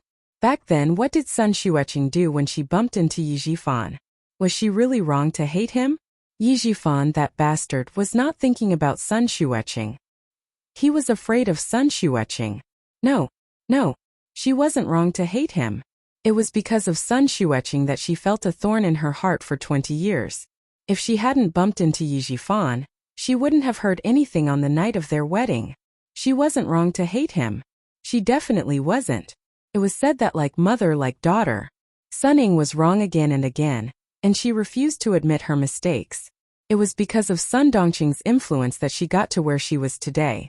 In addition, without Yi Jifan by her side to guide her, Sun Ying kept making mistakes on the wrong path. There was no turning back. Chapter 2393. Yi Jifan didn't want to be entangled with her anymore. His eyes were cold as he looked down at Sun Dongqing, who was lying on the ground like a dead pig. He shouted coldly, "Don't you know that Mrs. Li has an older brother who is the leader of your province? The deputy chief of staff Du has an older brother who is the second in command of a big province. Who would dare to save that stupid thing of yours? I have to thank that stupid thing of yours for instigating you to divorce me. Otherwise, I would have been implicated by her, and wouldn't even be able to keep my current position. Sun Dongqing, for the sake of our past relationship as husband and wife, let me remind you." Yi Jifan saw that Lu Yao had stopped sobbing. He lowered his voice even more and said gloomily, "No one would dare to save Sun Ying. It's useless for you to beg anyone. Tell her that she only has herself to blame for what she has today. She can't blame anyone else. Mrs. Li's anger hasn't subsided. She'll stay here forever and never come out." Suddenly, Yi Jifan's expression changed drastically. Sun Dongqing appeared at the airport in the middle of the night. Where did that idiot go? Why are you at the airport? Where did you go? He asked gloomily. His eyes were clouded. What he cared about was whether or not Sun Dongqing's whereabouts would affect him. Sun Dongqing had been kicked a little hard. It was so painful that she hadn't recovered yet. Her face had also been slapped twice by Yi Jifan. The slaps were so painful that her ears were buzzing. She didn't know where the 2 shoes in her hands had gone. The wound on her palm that was cut by Yi Qian had also split open. Sticky blood stained her hand. She covered her face with her hands, leaving a bloody palm print on her face. When she heard Yi Jifan ask her, she suddenly raised her head. Her eyes were filled with hatred as she stared at Yi Jifan. Under the light of the street lamp, Yi Jifan was frightened and couldn't help but take a small step back. Yi Jifan, you'll die a horrible death. Just you wait. I'll make sure you die a horrible death. Sun Dongqing, who had one hand on her stomach, slowly got up. She left Yi Jifan with 2 vicious words. She didn't even put on her shoes as she walked out of Yi Jifan's line of sight. Yi Jifan couldn't help but shiver when the cold wind blew in the night. He had a bad premonition in his heart. Sun Dongqing is trouble. She's trouble. As this thought flashed through his mind, Yi Jifan's eyes flashed with a cold ruthlessness. Old Yi, I've twisted my ankle. Lu Yao. Hurt. I can't get up. Yi Jifan, whose heart sank, pressed down on the corner of his mouth and adjusted his facial expression before walking over. Just now, when Sun Dongqing was fighting with him, he deliberately stayed away from Lu Yao. Lu Yao didn't hear some words, but she knew that the person who hit her was Yi Jifan's ex-wife. She's really fierce. No wonder she divorced me. The back of Lu Yao's head was swollen from being hit by the heel of Yi Qian's shoe, but she was happy. She felt wronged, but she didn't ask any questions. Yi Jifan only explained, "She's my ex-wife. I'll take care of it." Then he carried Lu Yao to the car. Sun Dongqing took a taxi home and tidied herself up. She opened the door of the study and sat in front of the desk where Yi Jifan used to work. She took out a stack of paper from the drawer and a pen and started writing slowly. She didn't study for many years. She dropped out of school in the 2nd year of junior high. Her handwriting was crooked and there were even mistakes. When she wrote some words, she used too much force. The tip of the pen poked through the paper, leaving a hateful stroke. Chapter 2394. The sky gradually brightened up and the city became bustling with activity. The sun was shining brightly in the spring, driving away the coldness of the early spring. A peach blossom bloomed on a brown branch, adding a touch of color to the spring. Sun Dongqing was not in the mood to enjoy the spring scenery. She came to the Southern Province Public Security Bureau with a gloomy face. Her daughter, Sun Ying, had been locked up in there for 10 days. Madame Li in the capital had her hands in the Southern Province. She had nowhere else to go and did not know who to ask for help. Yi Jifan wanted to be alone. Then he would not have a good time. Sun Dongqing walked into the police station with a numb expression. Compared to the other prisoners' families, at least she could see her daughter. However, she did not see that Madame Li was sitting in the car at this moment, coldly watching her walk into the police station. Mrs. Li looked at her back and said to a middle-aged man in a dark coat who was sitting in the driver's seat. His facial features were slightly fierce, but he had a good temperament. "She is Sun Dongqing. You came all the way here with me just to see this woman?" Madame Li frowned and her voice became colder. "Li Chuhai, behave yourself now that you are back in the country. Dad has retired and can't protect you anymore." Li Chuhai, Mrs. Li's biological younger brother from the same father and mother, was also Li Jinyan's uncle. He was a tall middle-aged man who exuded the aura of a successful man. "Why should I look at her? I want to see who made my sister so angry." Li Chuhai looked away and smiled. "Get out of the car, sister. Let's go in and have a look." Madame Li looked at her brother and nodded slightly. She pushed the door open and got out of the car. Inside the police station, Sun Ying saw Sun Dongqing and cried loudly. She rushed to the window and shouted, "Mom! Mom! Why did you come so late? Why did you come so late?" She slammed the window and looked at Sun Dongqing from head to toe. The light in her eyes dimmed little by little. It didn't work. It didn't work. Mom didn't have any injuries on her body. Sun Dongqing saw her daughter's appearance and her numb expression finally changed. Tears came out of her eyes. Sun Ying was not a felon, and she was sent back by the army. Not only could Sun Dongqing visit her, But she could also go in and talk to her face to face. Mom, have you found Yiqian yet? Did you see her? Did you do what I asked you to do? Did you do as I said? The 10 days in prison made Sun Ying's personality even weirder and sharper. She didn't like anyone and wanted to stab anyone she saw. Seeing that Sun Dongqing was not injured at all, Sun Ying could not accept it. After the prison guard left, she screamed, Mom, are you afraid to do it? Isn't that right? Isn't that right? Mom, you're too heartless. How can you be so heartless? You watched me suffer, you watched me get locked up. You didn't even help me for your own sake. Mom, how can you be so heartless? She had lost control of her emotions and was shouting like a madwoman. Hearing her questioning, Sun Dongqing burst into tears. Ying, I have no other choice. Mom had no other choice. That wretched girl Yiqian didn't help at all. Mom followed your plan, but it was useless. It was completely useless. Why was it useless? My plan was so good. Why was it completely useless? Sun Ying refused to accept it. She thought that Sun Dongqing couldn't bear to stab her. Doesn't she hate you? You already handed the knife to her. Even if she didn't stab you, she would have subconsciously snatched the knife away. Chapter 2395. Sun Ying didn't believe it. She couldn't speak loudly, so she grabbed Sun Dongqing's wrist tightly and questioned her. Mom, is it because you don't want to stab yourself? Isn't it? Isn't it? Mom, you can't do this to me, you can't do this. I'm your daughter, your only daughter, you can't be so cruel. You have to save me, I want you to save me. Sun Ying, who couldn't accept the reality, was still the same as before. She habitually pushed all the blame to others, thinking that she was innocent and right. If others didn't do as she asked, then they were in the wrong.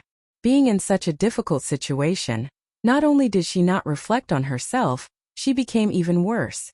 Her fists landed on Sun Dongqing's body one after another. Sun Dongqing, who didn't feel pain physically, let Sun Ying vent her anger. What could she do? She had no choice at all. When Sun Ying had no more energy, Sun Dongqing spoke with a hoarse voice, gritting her teeth and telling her what happened yesterday. Ying, as long as I can save you, even if I have to die now, I'm willing.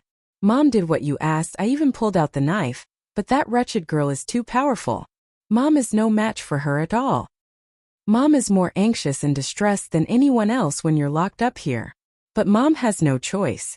I begged that wretched girl, I said a lot of good things, but that wretched girl is too cruel. She's too cruel. She didn't save anyone, she didn't inherit any of her mother's good traits. No matter how I begged, she wouldn't let go. Mom has no choice, Ying. I'll come in and accompany you.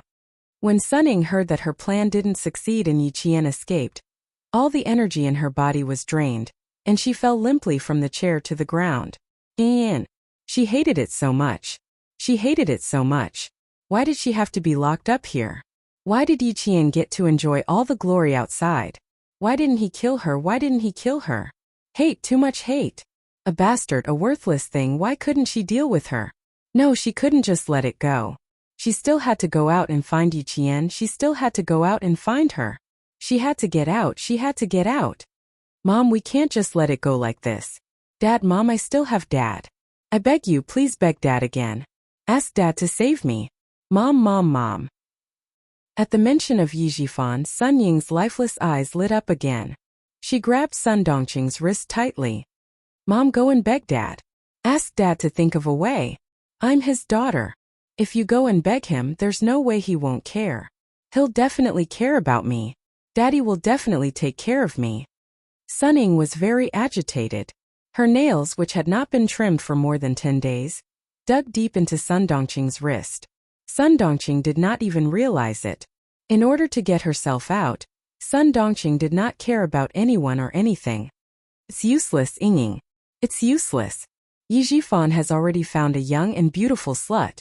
He even plans to have a son with that slut. Ying, your surname is Sun Ai.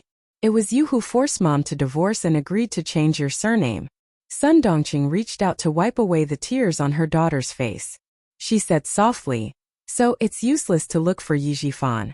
He doesn't want us anymore. Ying, this is your own choice. You force Mom to make this choice. You have to admit it even if you don't want to. Sun Dongqing also hated Sun Ying for ending up like this. But no matter how much she hated her, she was still her daughter. She was also the one who gave birth to her after 10 months of pregnancy. Chapter 2396. She regretted agreeing to the divorce.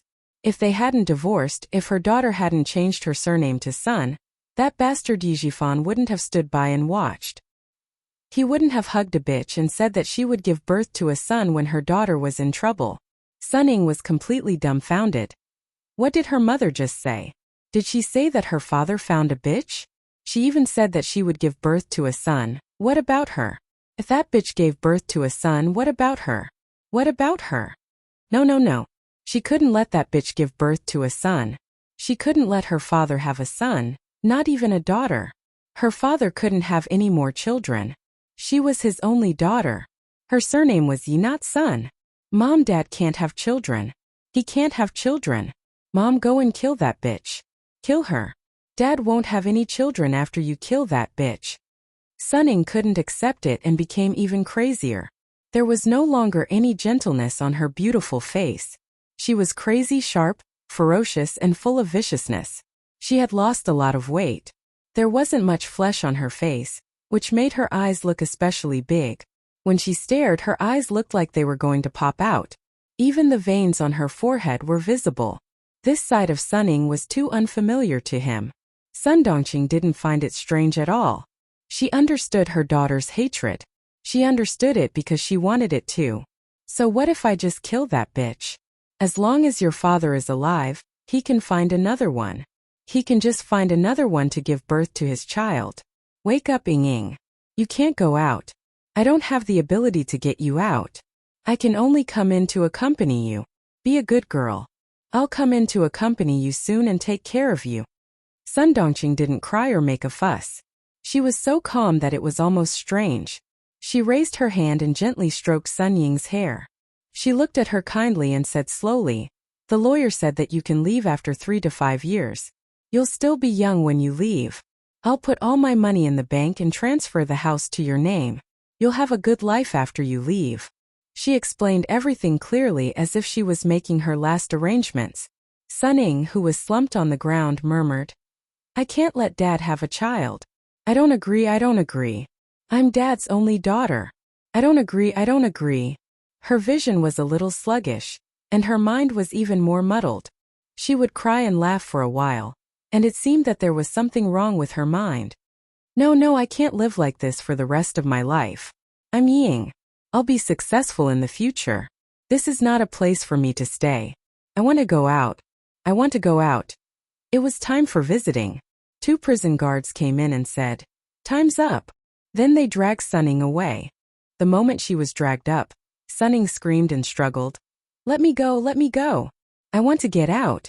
Mom, save me, come and save me. I want to go out. I want to find Yi Qian. I want to ask her why she didn't come to save me." The shrill scream filled the room. Sun Dongqing, who was sitting on the floor, wiped away the last drop of tears on her face. When she could no longer hear her daughter's voice, she slowly stood up. What was the use of killing a bitch? She should kill Yijifan. There was no other way. She couldn't kill her. She was much more powerful than Yijifan. She couldn't kill her. Then she could only curse her for everything to go wrong in the future. Even if she graduated from the military academy, she wouldn't have a good ending.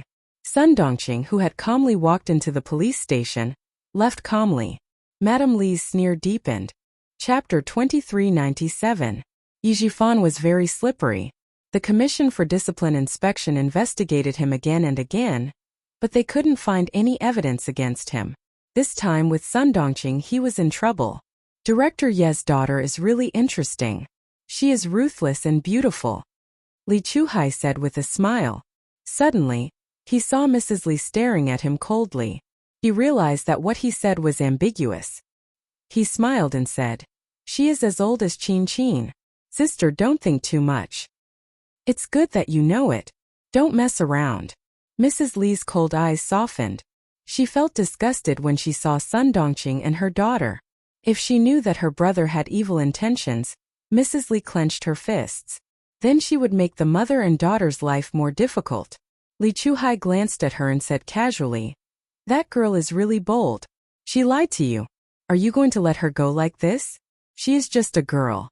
If you don't teach her a lesson, she really doesn't know how high the sky is. Kill? Yes, she was brave enough. She knew that she wanted to kill someone. This kind of person could do anything for herself, and others would be assured to use her. She was ruthless but not smart enough. This kind of person was the most reassuring. With one hand in his pocket, Li Chuhai's eyes revealed a meaningful sneer. In an instant, his eyes were the same as before. Lock her up for a while. We will see what happens next. Mrs. Li didn't want to talk about Sun Ying, who made her feel depressed. She advised her only brother earnestly. Back then you were forced to retire from the army and go abroad. Now I feel that I owe you. You have to make good use of it, okay? I am guarding at home, so you have to guard outside. I have been suppressed by the first branch for so long. Now that you are back, you have to fight for me and plan for Junjun. Li Chuhai and Mrs. Li were brother and sister. They had a good relationship. Hearing this, he smiled and nodded. I know. I am in my 40s. How can you still think of me as a hothead? Since you know that you are in your 40s, then do your job well. Mrs. Li walked out in high heels. The phone in her bag vibrated. She took it out and looked at the number. She immediately picked it up and smiled. Old classmate, I am out. Yes, I saw you. I've troubled you, old classmate. When you return to the capital, we'll have a good gathering again. All right. I'll leave you to it. Let's chat when you're free. Li Chuhai, who had walked to the front of the car, had already opened the door of the front passenger seat. After Mrs. Li ended the call, he said, Sister, you'd better not meddle in the affairs outside now. Brother-in-law told me yesterday that the higher-ups are watching him too closely. You should restrain yourself a little. I'll take over your company in Southern Province now. Leave the matters in Southern Province to me. I guarantee that I'll let you vent all the anger in your heart. As the wife of the Deputy Chief of Staff Mrs. Li could not open a company outside. Therefore, all the companies under her name were under Li Chuhai's name. Sun Ying's incident had alerted the General Staff Department. Since Li Chuhai had returned to the country, she handed over all the company matters to Li Chuhai and retreated behind the scenes. Hearing this, she thought for a moment and nodded in agreement. Okay, I'll leave the company to you. I'm getting old, and there are many things that I can't do. When Junjun graduates, let him join the company to help out. The burden on your shoulders will be lighter. Li Chuhai smiled. You have worked hard for decades. It's time for you to enjoy your life. I'll take care of the matters in Southern Province. I'll take care of the mother and daughter. Chapter 2398. You don't have to worry about Sun Dongqing. I want to see what she will do next. Madame Li curled her lips and sneered. Yi Jifan's disciplinary committee couldn't even find anything. Let's see if his ex-wife can find anything. Did he think that she would let him go after the divorce? Director Yi, you are an official. How can you be so naive? The car started and the sleek black luxury car sparkled in the sunlight. Li Chuhai, who was driving the car, glanced at Madame Li from the corner of his eye. Seeing the sneer on her face, he smiled and said, They're just a few small fries. They're not worth your time. The General Staff Department keeps a close eye on brother-in-law. Don't make any big moves. Since I am back, I will handle some things that you can't handle. Madame Li had a good relationship with her brother.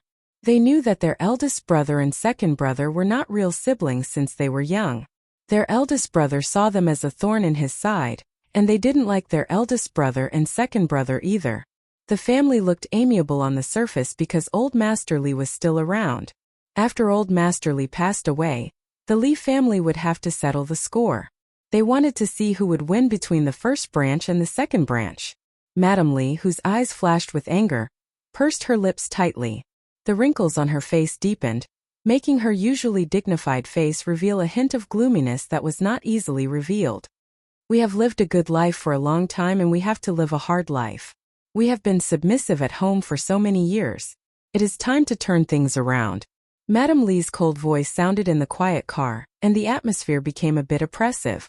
Li Chuhai, who was driving, was not affected. He steadily turned the steering wheel and drove into the tunnel under the river. The light in the car suddenly dimmed and the street lights on both sides of the tunnel flickered. Li Chuhai's vision was affected, and he couldn't help narrowing his eyes. With the flickering light, there seemed to be an unpredictable darkness flowing in his eyes. Everything will be fine. There is no obstacle that can't be overcome. Everything would be fine. So many obstacles had been overcome. What else could he, Li Chuhai, not overcome? The southern province's officialdom was still in flux. Some were on tenterhooks, some were uneasy, some were carefree, and some were applauding. As the Discipline Inspection Commission continued their investigation, 2 more officials from the southern province were removed from their positions in less than a week. At this moment, a report letter filled with countless typos was delivered to the Discipline Inspection Commission. It was a letter from Sun Dongqing to the Commission for Discipline Inspection. Yi Jifan didn't know about it, but Madame Li, who had been keeping an eye on the officialdom of Southern Province, knew about it. Mrs. Li had been staying in Southern Province during this period of time. All the companies in her hands were officially handed over to her younger brother, Li Chuhai. It was announced to the public that Li Chuhai had returned to take care of all the companies. As the elder sister who worked for her younger brother, she could finally relax. In fact, everyone knew about the twists and turns inside. However, because of the relationship between the Li family and the Du family, they knew about it but could not say it out loud. Madame Li had a tough personality. She dealt with things swiftly and fiercely. When she said that she would no longer manage the company, many people in the southern province were still very happy. Ho Zi, who was accompanying his wife Xia Yue, was one of them. Madame Li, who was staying in the hotel, received a call from her old friend. When she learned that the Commission for Discipline Inspection had received a report on Yi Jifan, she was stunned. As for who wrote the report, it was not convenient for her old friend to say. Madame Li was also very sensible and did not ask further. Chapter 2399. After hanging up the phone, Mrs. Li puts on her makeup and knocks on the door next door. She and Li Chuhai live in the same hotel, and their rooms are only separated by a wall. Li Chuhai is putting on his tie. Hearing the knock, he quickly opens the door. Call Sun Dongqing and ask her how she is doing. I just received a call from a friend who told me that Yi Jifan has been reported and the Discipline Inspection Committee has gone to the Urban Construction Bureau. Mrs. Li doesn't enter the room. She stands at the door and says, "Go to the company to sign the papers. I'll be there later. I'll change my ticket to the afternoon." According to the original plan, Mrs. Li will go to the company in the morning to sign several documents that Li Chuhai will be responsible for all the company's affairs in the future. Then she will fly back to the capital at 11 o'clock in the morning. At this moment, Yi Jifan, who has not been found out, is suddenly reported. Mrs. Li first thinks of Sun Dongqing. She has been staying in the southern province during this period. She needs to hand over all the affairs of the southern province branch to Li Chuhai, so she hasn't returned to the capital yet. Mrs. Li, who is dealing with the company's affairs, has been sending people to keep an eye on Sun Dongqing. As long as there is the slightest sign of trouble, she will immediately receive the news. Before leaving, she can see Yi Jifan fall from the horse. Her stay in the southern province for so many days is not in vain. Yi Jifan doesn't know that he has been reported. After several scratches on his face by Sun Dongqing, he finally finishes his sick leave and goes back to work in the Urban Construction Bureau. As soon as he walks into the office building of the Urban Construction Bureau, he feels that the atmosphere in the bureau is strange. In the spacious and bright lobby, even the cleaners are nowhere to be seen. When the staff on duty who usually greets him sees him coming, they look away and don't dare to look at him directly. Yi Jifan paused in his steps and then strode to the elevator. Walking into the elevator, Yi Jifan's calm face slightly darkens. Something is wrong. Something is wrong in the bureau today. He takes out his mobile phone and dials a number. It is the number of the director of the bureau, who is also one of his confidants. The phone rings but no one answers. Soon Yi Jifan dials another number. This is the number of a section chief in the bureau, but no one answers. At this moment, Yi Jifan knows that nothing good will be waiting for him at work today. Director, chief. When he stepped out of the elevator, he saw a few of his subordinates standing next to him, waiting to take the elevator. When they saw him walk out, their faces clearly froze. After greeting him, their eyes darted away quickly, looking very guilty. As usual, Yi Jifan nodded with a faint smile and walked out of the elevator. The elevator door slowly closed, and a sentence with a lot of information floated out. I'm so scared that my back is covered in cold sweat. How did the investigation suddenly lead to Chief Yi? Lower your voice, they haven't left yet. Ding. The elevator doors closed completely. Yi Jifan suddenly panicked and raised his hand to press down on his twitching eyelids. It looked like someone from the disciplinary committee was here. The morning sun was very good, and the peach blossoms outside were in full bloom, as beautiful as a piece of brocade. Sun Dongqing plucked the most beautiful peach branches. Her daughter loved peach blossoms since she was young. Every spring, she would pluck a few branches home and put them in a vase. Today, her daughter was still in the police station. She had to pluck a few branches for her daughter. Her daughter liked peach blossoms, but she didn't like white plums or pear blossoms. She liked to wear plain dresses, but when she went shopping, she liked to look at those flowery dresses. She liked to buy the most expensive things, but she would buy things that were not flashy at all. Chapter 2400.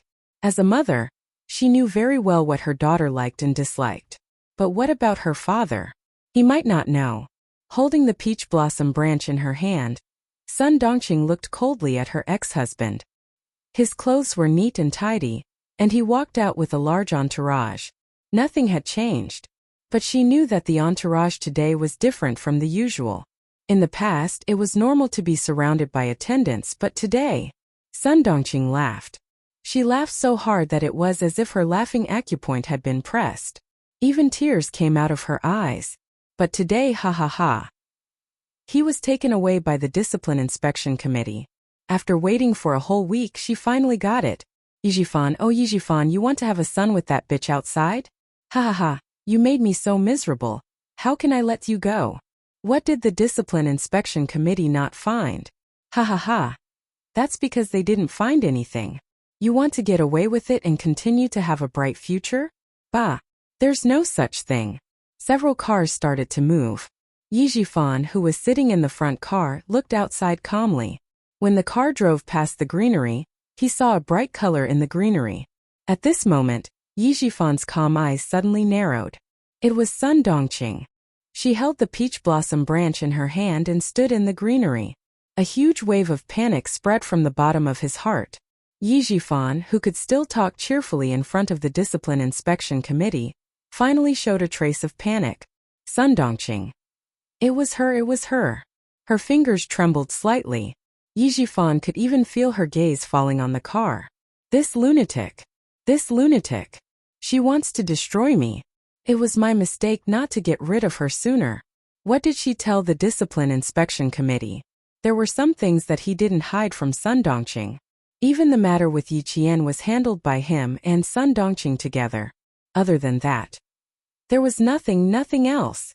Corruption, taking advantage of others, receiving benefits from others. He dared to guarantee that he had never done anything like that, nor did he let Sun Dongqing do anything like that.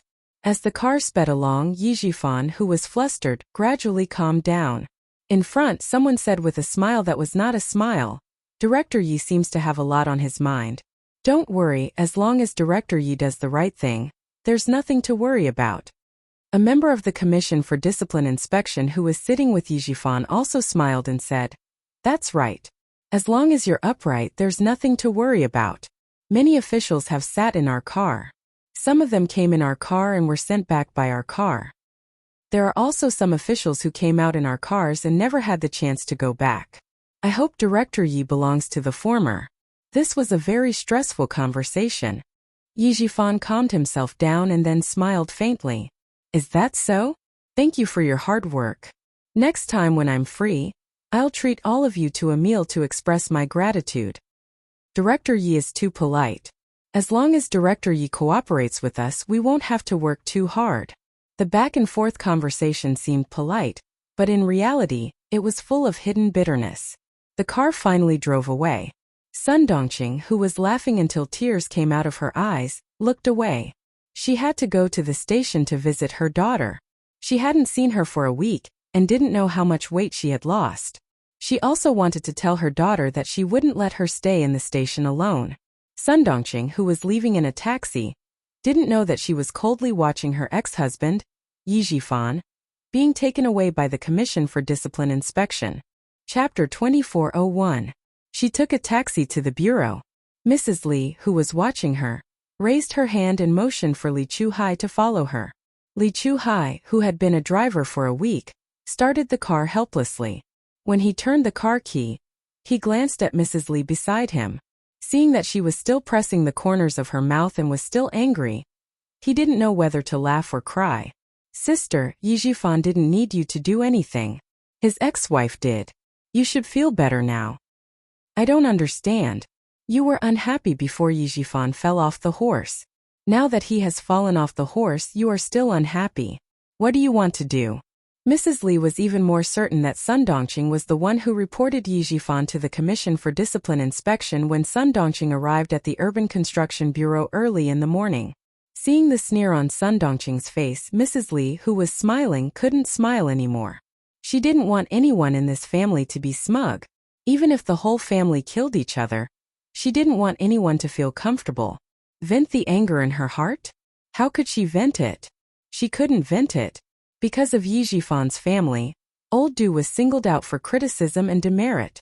Old Du got demerit, and Xia Xinhui got credit for it. How could she not hate them?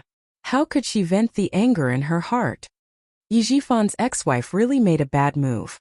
What benefits could she get by dragging Yi Jifan down the horse? Although they were divorced, she couldn't get away with it. This time the family of three is in the police station at the same time. Sister, you can go back to the capital. Li Chuhai knew that Mrs. Li was strong-willed and had to do everything according to her wishes. He joked. Things have come to this point. The whole family is in the police station. What else is there to settle? It's all settled. I should go back to the capital, but there is one thing I need to do before I go back. The sun was a little dazzling. Mrs. Li took out a pair of sunglasses from her bag and put them on. The brown lenses covered the coldness in her eyes. As for settling, I don't. Drive to the station. Of course, you're the older sister. I'll take you wherever you want to go as long as your body can handle it. Li Chuhai smiled and shook his head. He stepped on the accelerator and drove towards the Southern Province Public Security Bureau. When Sun Dongqing arrived at the Southern Province Public Security Bureau, she turned around and saw the back of an upper-class woman walking elegantly into the bureau. There was a middle-aged man beside the lady. The two of them lowered their heads and said something to each other before entering the police station together. Sun Dongqing seemed to have thought of something as she watched the noble lady walk into the police station. A nostalgic look appeared on her face. Before the divorce, she was just like that woman, walking around with her head held high and her chest puffed out, not afraid of anything. But now, no matter where she went, she only felt tired. She didn't know when these days would come to an end. Endure it one day at a time. She walked in slowly and filled in a few forms as usual. She pressed her fingerprint and signed her name. Someone then let her in. After a while, she would be able to see her daughter. Wait outside. Someone is inside. The policeman who let her in said with a serious expression. He motioned Sun Dongqing to sit in the small room next door and wait for the person inside to come out. During the previous visits, Sun Dongqing had not changed her habit of being arrogant. As a result, she hit a hard wall. No one cared that she was the wife of the director of the Urban Construction Bureau. No one would give her face. They yelled at her and even directly ordered her not to make a scene. In the end, she was driven out of the police station with a gloomy face. Chapter 2402. Now she was well behaved. She didn't dare to throw a tantrum and scold people as she used to. She did whatever the police said and didn't dare to act rashly anymore. Inside, the moment Sunning saw Mrs. Li, she was so scared that her whole body trembled. Her face was as pale as paper and her eyes were full of fear. Mrs. Li looked at her as if she was looking at an ant. Sunning was afraid of Mrs. Li. She had been locked up here for more than 10 days. It was all Mrs. Li's doing. She had no one to help her. But Mrs. Li's appearance gave Sunning a glimmer of hope. No matter how scared she was, she bit the tip of her tongue and forced herself to walk step by step to Mrs. Li. Plop! Sunning knelt down in a daze. Li Chuhai, who was sitting next to her and playing with his phone, raised his head slightly. There was a hint of interest in his gloomy eyes. It seemed that Yi Jifan's daughter was quite capable. She was so scared that she wanted to turn around and run away, but she dragged her legs and walked over step by step. Without any skill, she knelt down heavily. She knelt so hard that her knees were bruised. She was ruthless enough. People who were ruthless enough to themselves were usually more successful. Li Chuhai, who was interested, put his phone back into his trouser pocket, crossed his legs and looked at Sunning calmly. He wanted to see how ruthless she was to herself. "Madam, I know I was wrong. I shouldn't have lied to you. I shouldn't have hidden the ridiculous things I did when I was studying abroad. Madam, I know I was wrong." Sunning put her posture in the dust. She knelt down straight and slowly shrank her shoulders, like a bird with broken wings showing the softest side. But her hands were clenched tightly. She dug her sharp nails into the flesh of her palms and continued to force herself not to faint and not to run away in fear. This was her chance. No matter whether she could leave or not, Mrs. Li's appearance was her chance. "Madam, Ying knows that she was wrong. I've done so many wrong things and made you lose face. Ying is ashamed of Madam's high praise." Sunning bent down. Her voice was choked with sobs, but she gradually said each word clearly. Her sincerity made people feel that she was sincerely remorseful. She didn't know why Madam Li was here. Before this, the person she wanted to see the most was Madam Li. Now he was completely unprepared. Fortunately, he had thought about what to say to Madam Li. "Sunning, this is your chance. No matter what the outcome is, you have to seize it." In her heart, Sunning cheered herself on. Her apology did not move Madam Li. Instead, it made Madam Li smile. Her eyelids drooped, her gaze cold as she looked at the young woman who had caused her to become a joke and old due to be given a demerit. Madam Li let out a soft laugh. This laughter made Sun Ying's heart sink to the bottom of the valley, and there was an unconcealable panic on her face. What to do, what to do? What should she do? Madam Li didn't come with good intentions. She hadn't calmed down yet. It was very likely that she came here to make things difficult for her. She could tell from his laughter. Sunning bit her lower lip hard. She was afraid that the scream in her heart would come out from her throat. It was just a soft laugh, which made her understand that the person she had offended was not an ordinary person at all. Madam Li had power and influence. She only needed to raise her hand slightly to put her in a hopeless situation. Chapter 2403. Her cleverness and tricks could fool Madam Li for a while, but they could not fool her forever. Thinking of this, Sun Ying's heart trembled so much that all the hairs on her body stood up. Suddenly, Madam Li's cold voice came from above. "Sunning, I've lived for more than 60 years, and you're the first person who dares to mess around with me. I admire your courage. You want your mother to save you? With me here, you're delusional. If you have the guts to lie to me, then you have to have the guts to bear the consequences of lying to me. What's the point of locking you up for a few days? You want your father to save you? He can't save you either. He's already been taken away by the Discipline Inspection Committee. If something happens, he'll lose his position. He'll be locked up longer than you. And the reason why your father is in trouble is because of you. Now your parents can't even save themselves.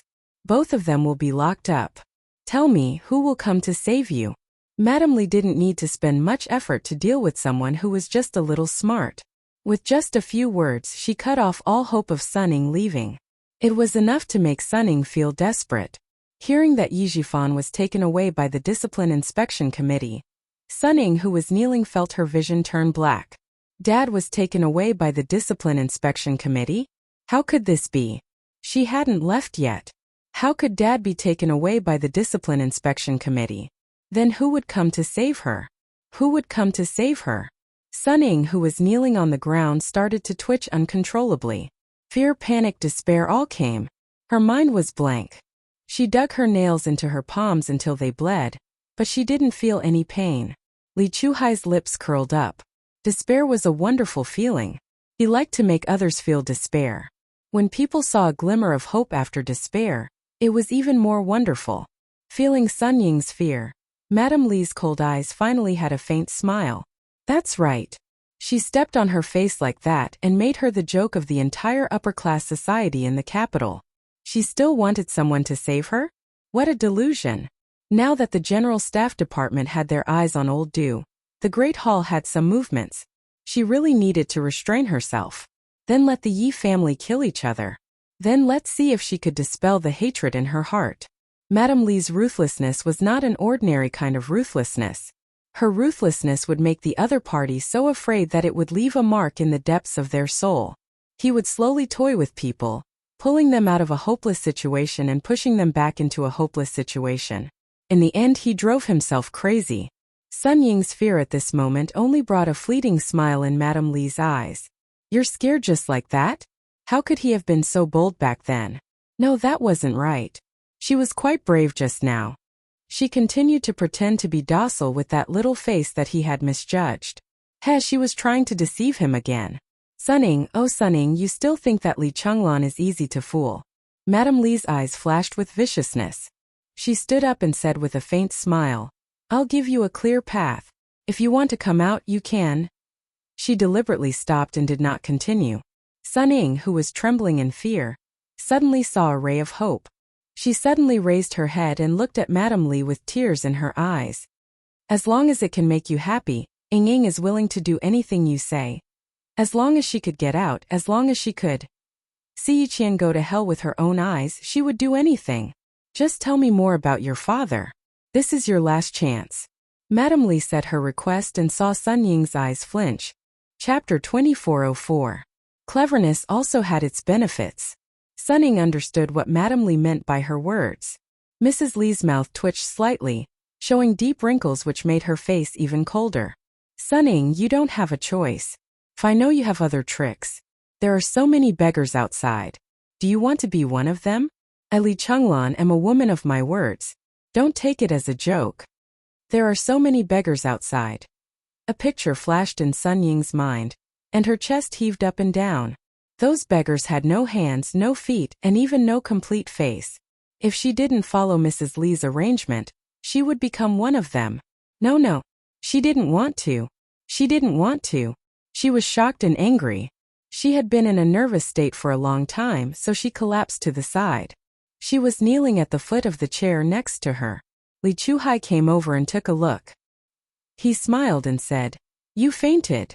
You dared to lie to me just now. What's the big deal about fainting? Don't worry, take your time. Madame Li glanced at him with disgust and left the small room after speaking disapprovingly.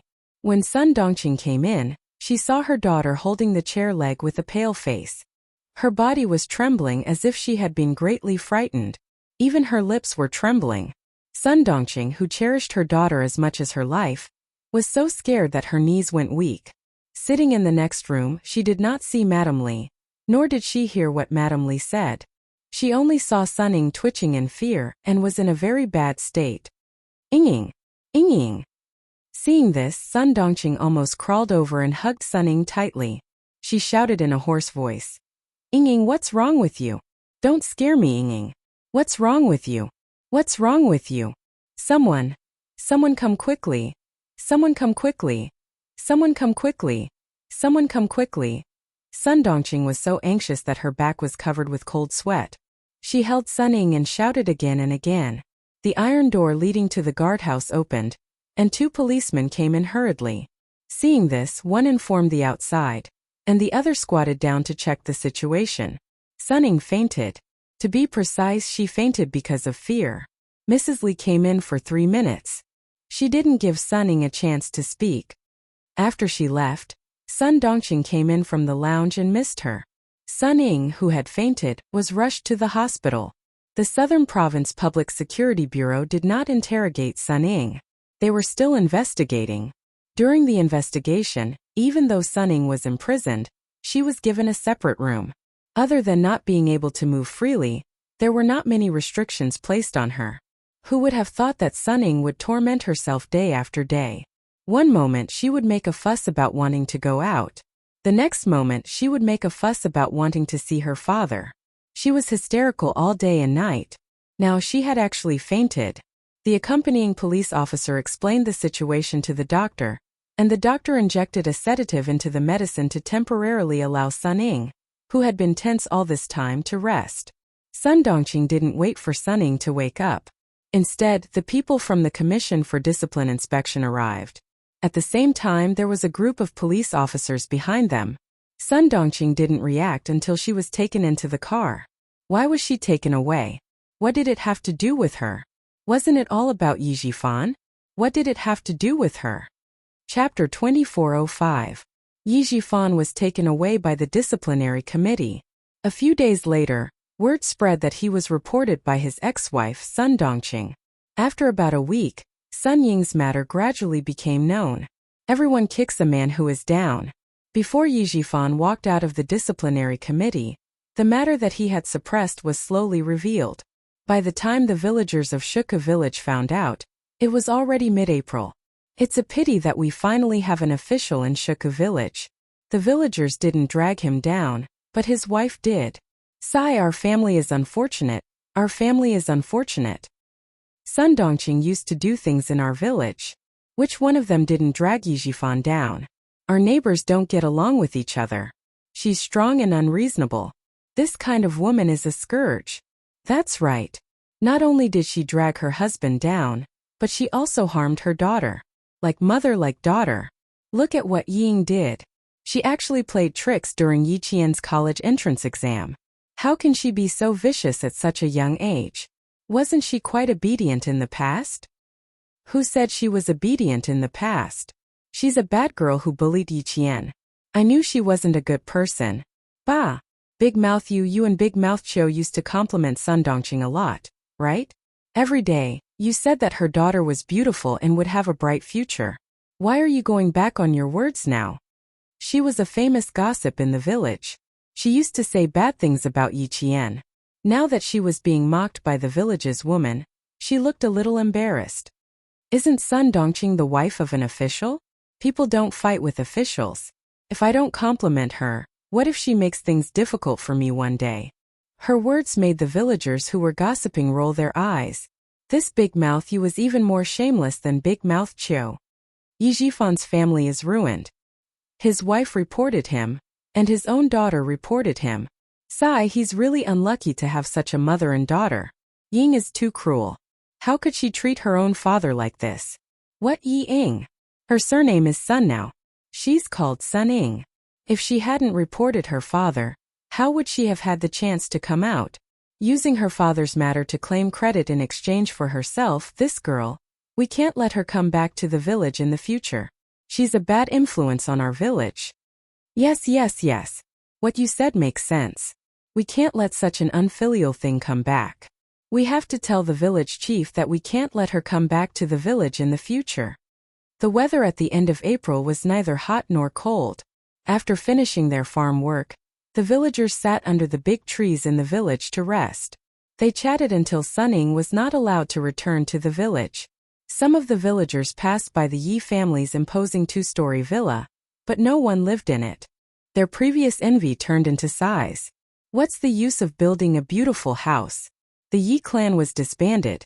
Yi Qian knew nothing about what was happening in the village, Yi Jifan, or what was happening outside the school. After the end of April, it was May 1st, and the drill for the freshmen and seniors began. All personnel took the train to the northern part of the province to complete the 3-day and 3-night exercise. The freshmen were participating in the drill for the first time. It would be a lie to say that they weren't nervous. They didn't admit it, but their hearts couldn't calm down. The students sitting on the hard seats swayed along with the train. Not many of them could sleep peacefully. Yi Qian was an exception. Sitting by the window, she slept soundly.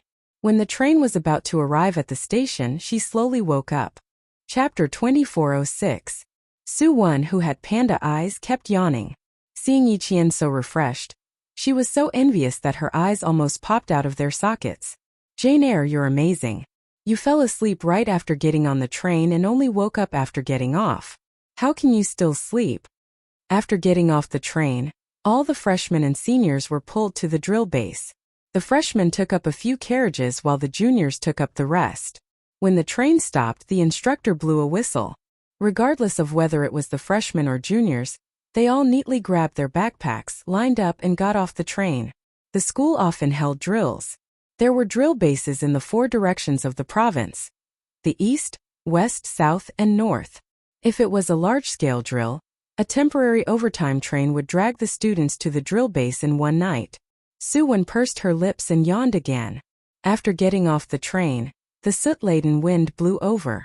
She whispered to Yiqian. Why does it feel so cold? This time we're at the drill base in the northwest. The weather forecast is light to moderate rain. The temperature in the mountains is 18 degrees at night and 21 degrees during the day. Yiqian moved forward with the large group and asked Suwen softly, Did you bring the thermal underwear that I asked you to bring? After a while, he still did not hear Suwen's reply. Yiqian, who was walking in front, looked a little pale. Suwen was now considered a problematic student in their class. Perhaps it was because of her family. She had been spoiled by the elders since she was young. When she first came to the military academy, she had been filled with novelty. Now that the novelty had worn off, her negative emotions began to show. Yiqian thought about what the dean, director, and instructor had said to her before the drill.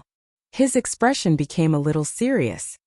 If Suwen continues, the academy may consider asking her to transfer schools. She is not suitable to stay in the military academy. Let's observe the drill again. If it doesn't work out, we'll contact her family. This was what the dean had said to her. When she had heard it, she had been shocked. Because of this, she had done some research and found out that there were indeed such cases. It was not just 1 or 2 students who had been asked to leave, but many of them. Cheating in exams, failing a course, failing in military affairs, violating school rules, having a low attendance rate. All of these could lead to expulsion. Right now, Suwen's military skills were not up to standard. If this continued, he would indeed be asked to retire. Suwen didn't dare to answer Yiqian because she thought it was too heavy for her to carry, so she secretly took it out. She did not answer, and Yiqian did not ask again. He was somewhat disappointed. They were now at the border between an autonomous county and an autonomous prefecture. This area was mountainous and humid, and it was foggy even in June. It was 4 o'clock in the morning. Fortunately, it was still daytime when the car arrived at the maneuver base. When it was nighttime, Suwen knew what it was like to not bring thermal clothing. This exercise was called Target High Ground, Rush Attack. This was a field training exercise. The Red and Blue armies would compete for the high ground, and both sides would win first. The freshmen and juniors would carry out actual combat training at the exercise base, which would also include electronic warfare. The train station at 4 o'clock in the morning was very quiet. The other trains coming and going stopped for about half an hour, waiting for all the students to leave the station before starting again. There were more freshmen and juniors, but half an hour was enough for them to leave the station. Within 15 minutes, everything was completed, including exiting the station and boarding the trucks. Each truck dragged about 20 people and headed towards the training base. Chapter 2407. He Jing purposely sat beside Yiqian. As the car rocked, she said softly, Wenzi has been having a lot of problems recently. When you were away, she was called to talk to the instructor every day. After you came back, she restrained herself a little. Forget it. Don't worry so much. I've told her all the good and bad things. She's an adult and doesn't need anyone to control her. She should restrain herself. If this goes on, it'll be difficult for her to stay. The main thing was that she might not appreciate it if she said too much. Yijing didn't say it out loud. She only said it in her heart. After a while, Yiqian nodded gently. Try to persuade her if you can. If you can't, then it's useless. If she was not controlled and allowed herself to do as she pleased, she would not be a good soldier if she forced herself to stay. In that case, it would be better to persuade her to leave early and go back to a local university to continue her studies. Yijing knew that even if she didn't say it, Yiqian would be smart enough to understand.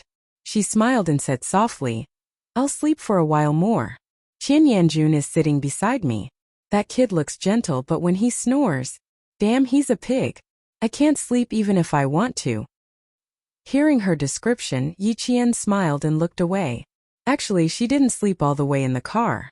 She woke up a few times on the way, but she was always woken up by the snoring of the male students. Other than the 3 female students, everyone else in the car was male.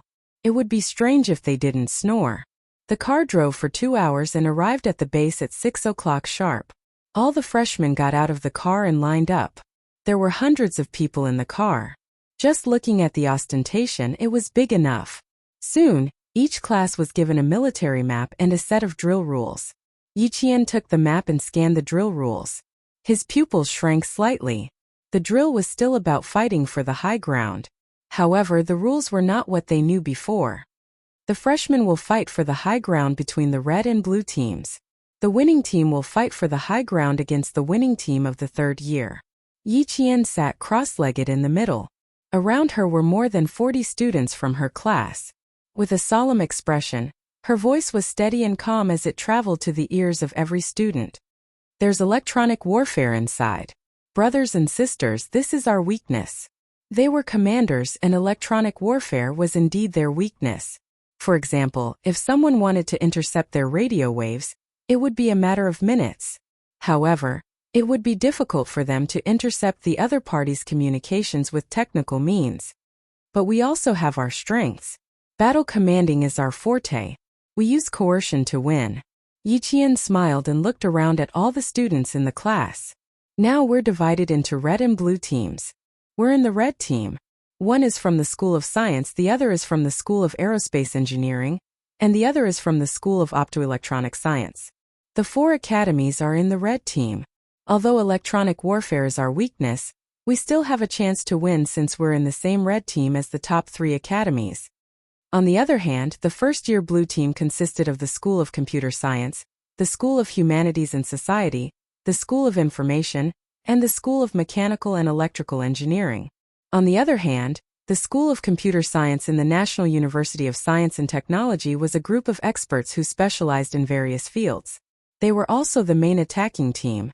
Although the red team had a chance to win, it would be quite difficult. Soon, the 4 red teams gathered and began a battle discussion. Yi Qian and the other commanders opened the discussion. Each class sent 2 representatives to discuss the battle. Chapter 2408. Yi Qian was a famous person in the military academy. She was the red team's highest commander for this exercise. She spread out the battle map and began to deploy. The high ground that we freshmen will fight for is here. Now all of us freshmen are here. She picked up a tree branch and used it as a teaching stick. She slowly drew it across the battle map.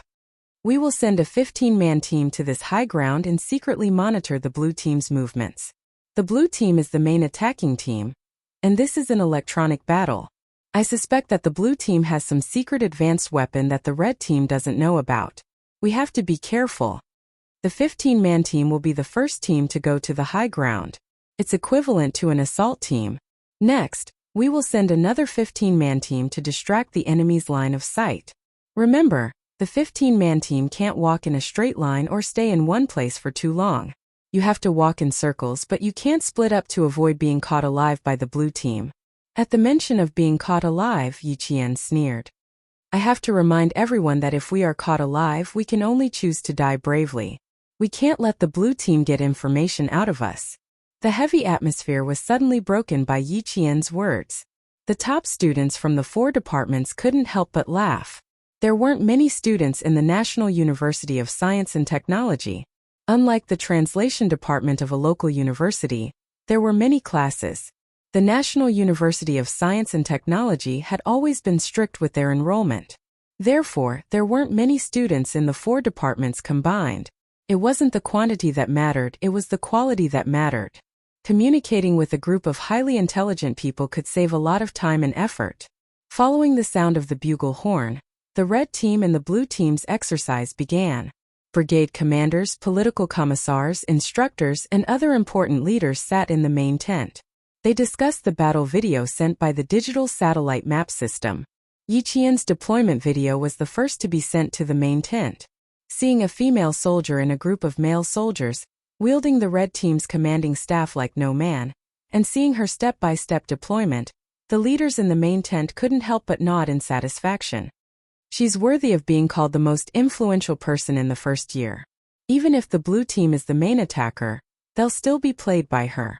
Illusory and real, advancing in the illusory and fighting in the real. Truly amazing.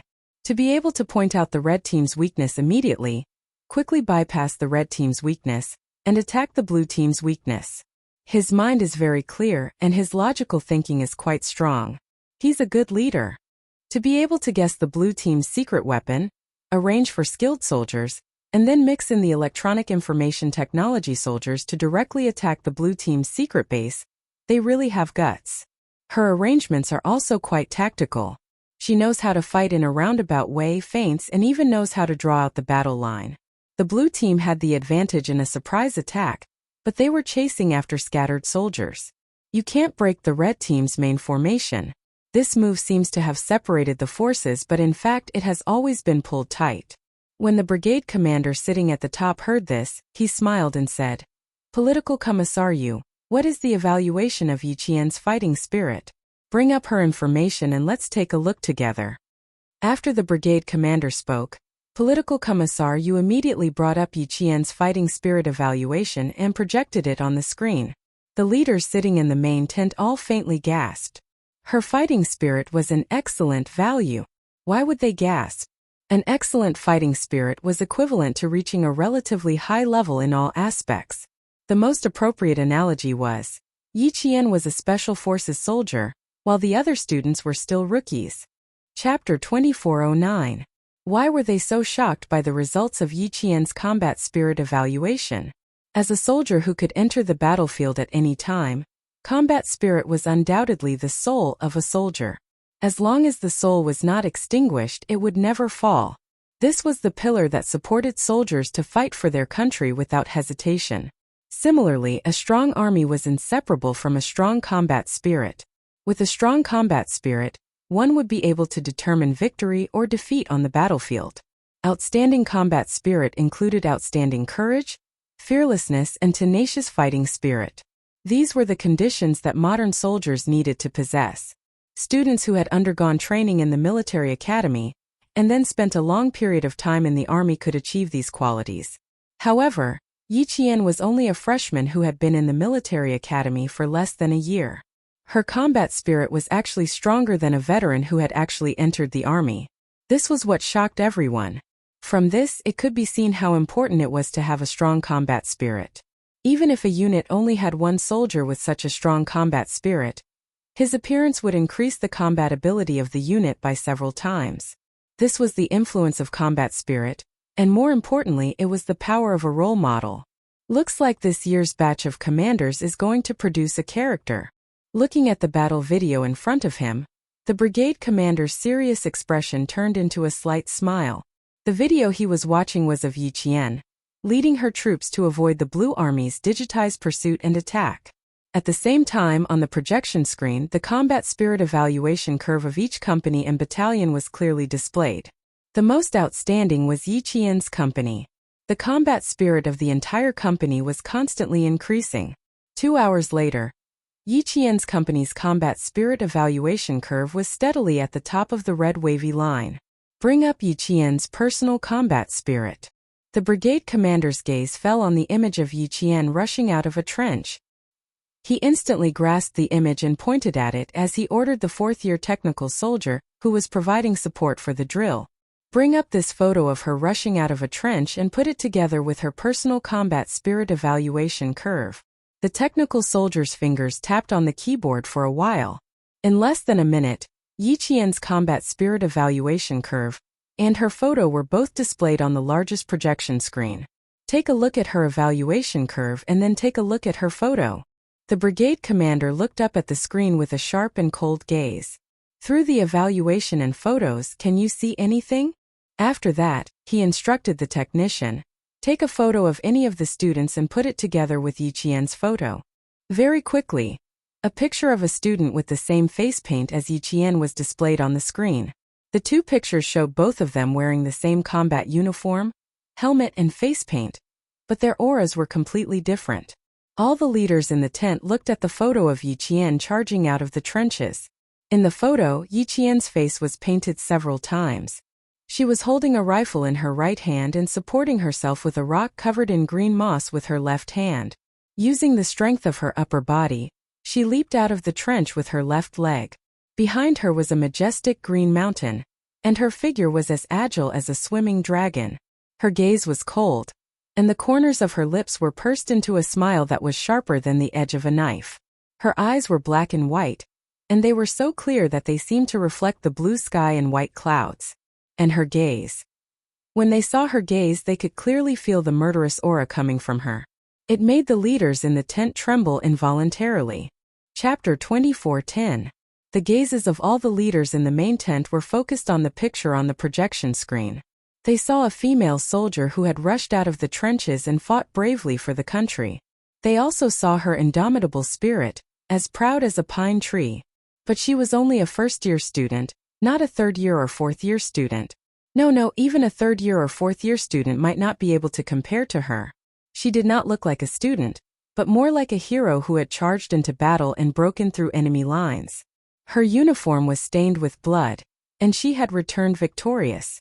The brigade commander was very satisfied with Yi Qian's performance.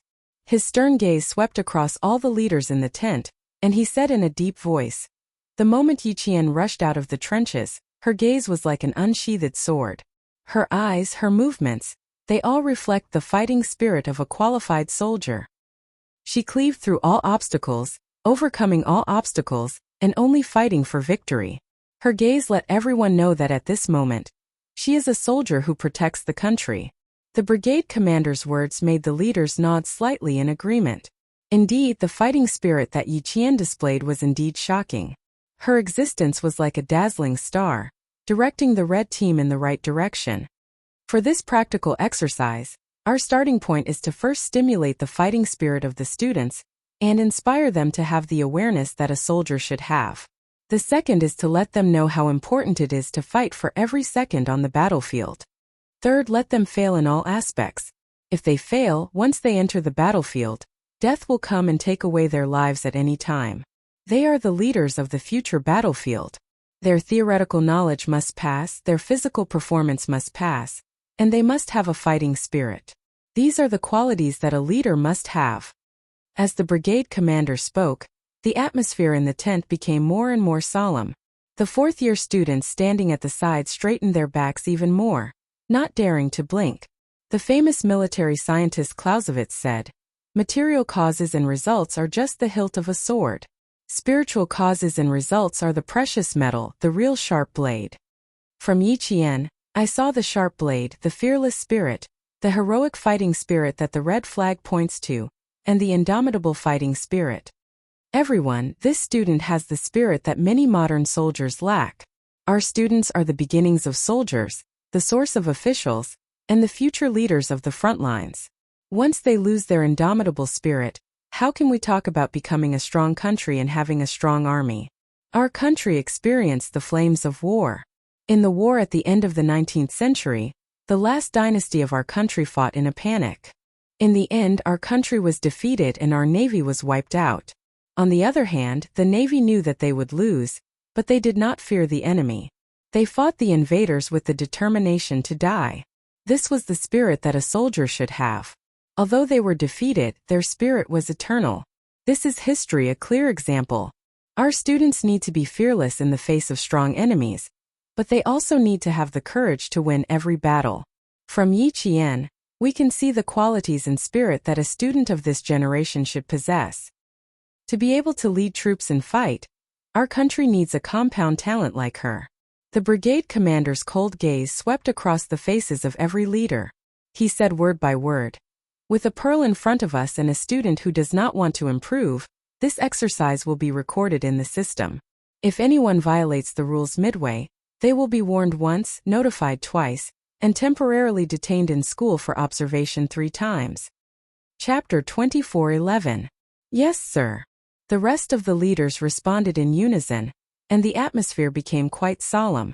At the same time, Yi Qian, who had been avoiding the blue team for 2 hours, led the company to rest in a ravine controlled by the red team.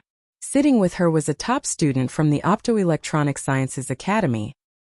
He saw that the morale of his company was high as they cleared out the ambushes set up by the Blue Army. He sighed with emotion and said to Yi Jian, "Did you notice that when we were discussing the battle plan, everyone was very nervous? Now that you are leading the team, everyone is very excited. The light in their eyes can start a large generator." Hearing his words, Yi Qian pursed her lips and smiled. Whenever the students of the academy chatted, they would definitely talk about things related to their specialization. Even their metaphors revolved around their field of study. "What are you smiling about?" I'm not exaggerating. You saw it before. Everyone was afraid that they would die before the battle even started. They were as timid as mice. The slightest movement would make them fall down immediately. When you led us to attack the blue team, the students' confidence suddenly increased. Look at them now. They are not as timid as before. They are all very brave. The top student from the Optoelectronic Sciences Academy had the surname Wang. He was the vanguard of the academy. He was outstanding in both his specialization and physical fitness. The science and engineering students looked like the sports students. He introduced himself to Yi Qian as Old Wang. It was easy to remember and familiar. Old Wang was very satisfied with the current situation. He added, I think this is the fighting spirit that the instructor talked about. We know that the blue team is strong, but we are not afraid of them. We are going forward courageously. Hearing his words, Yi Qian also felt sorry for Old Wang. Old Wang was indeed Old Wang. His understanding as a top student was indeed much higher than the other students. He pondered for a while before answering Old Wang.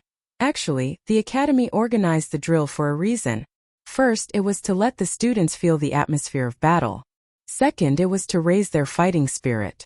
Like you said, we know that the blue team is strong, but we are not afraid of them. We are going forward courageously. Previously, when the students learned that the blue team had a secret weapon, we had a bad start. A few of our students were killed by the blue team. Morale was hit, and we fell into a slump. This is a very normal process. And as the commander of the red team this time, the low morale of the students is my responsibility. A drill is a battle, a war. There has to be a winner on the battlefield. As the commander, I naturally have to think of ways to raise the morale of the students. In other words, we need to stimulate the fighting spirit of the students.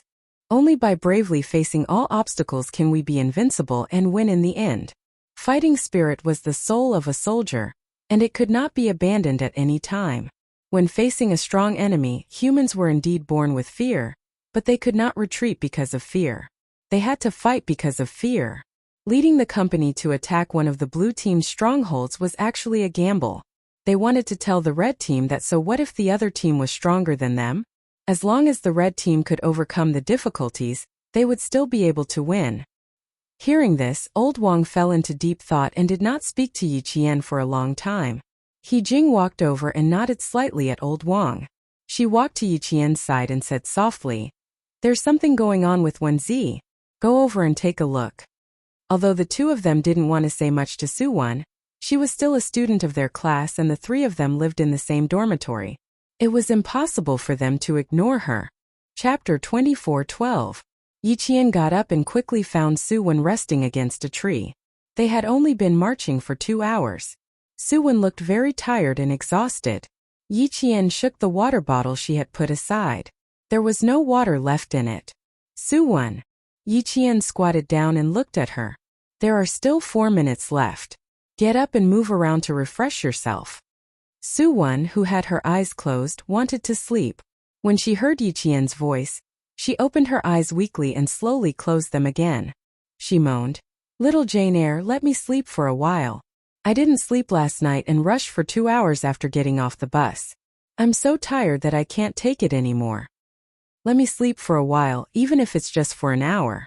I'm so tired. I don't want to move anymore. She had no intention of getting up. She didn't think that this was a real combat exercise. She treated it as normal training and treated it lazily. Yi Qian's face turned cold. He got up and said coldly, Su-Wen, we only have 3 minutes left. Once the time is up, you have to stand up immediately. This is an order. Okay. I got it. Su-Wen didn't even open her eyes. She hugged her rifle and looked like she wanted to sleep. He Jing saw that Yi Qian's face was getting colder and colder. Her heart sank. She quickly squatted down and pulled Su-Wen's arm. She was a little anxious. Wenzi, are you rebelling? Did you hear that? This is an order. A soldier's duty is to obey orders. Look at yourself. She pulled so hard that Su-Wen, who wanted to sleep, got angry. She flung He Jing's hand away and glared at them. She said unhappily, What are you two doing? Do you still want me to rest? It's not like I don't want to walk. I just don't have the energy right now and want to sleep. Suwon had a bit of a Missy's temper. She was usually more delicate. She didn't know what happened when she went back during the winter break. Compared to the previous semester, she became more and more lazy this semester. She almost let herself go and did whatever she wanted. The instructor had also talked to her. After the talk, things would get better for a few days. Then she would return to her old ways and do things her own way. In class, the only person she was slightly afraid of was Yi Qian. Now she was angry, but because Yi Qian was standing right in front of her, she did not dare to speak loudly. She could only grumble unhappily, as if she had suffered a great grievance. She did feel that she had been wronged, and her eyes turned red. I didn't affect anyone. Isn't it the same if I look for you after I wake up?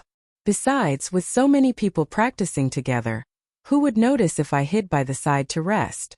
If you two don't say anything, no one will know. It's just a drill, not a real battle. There's no need to be so serious. When it comes to the last bit of time, we can just fight. It would have been better if she hadn't said this. After she said it, even He-jing trembled with anger. Suwon, I remember that your father is also a soldier and an engineer. What you're doing?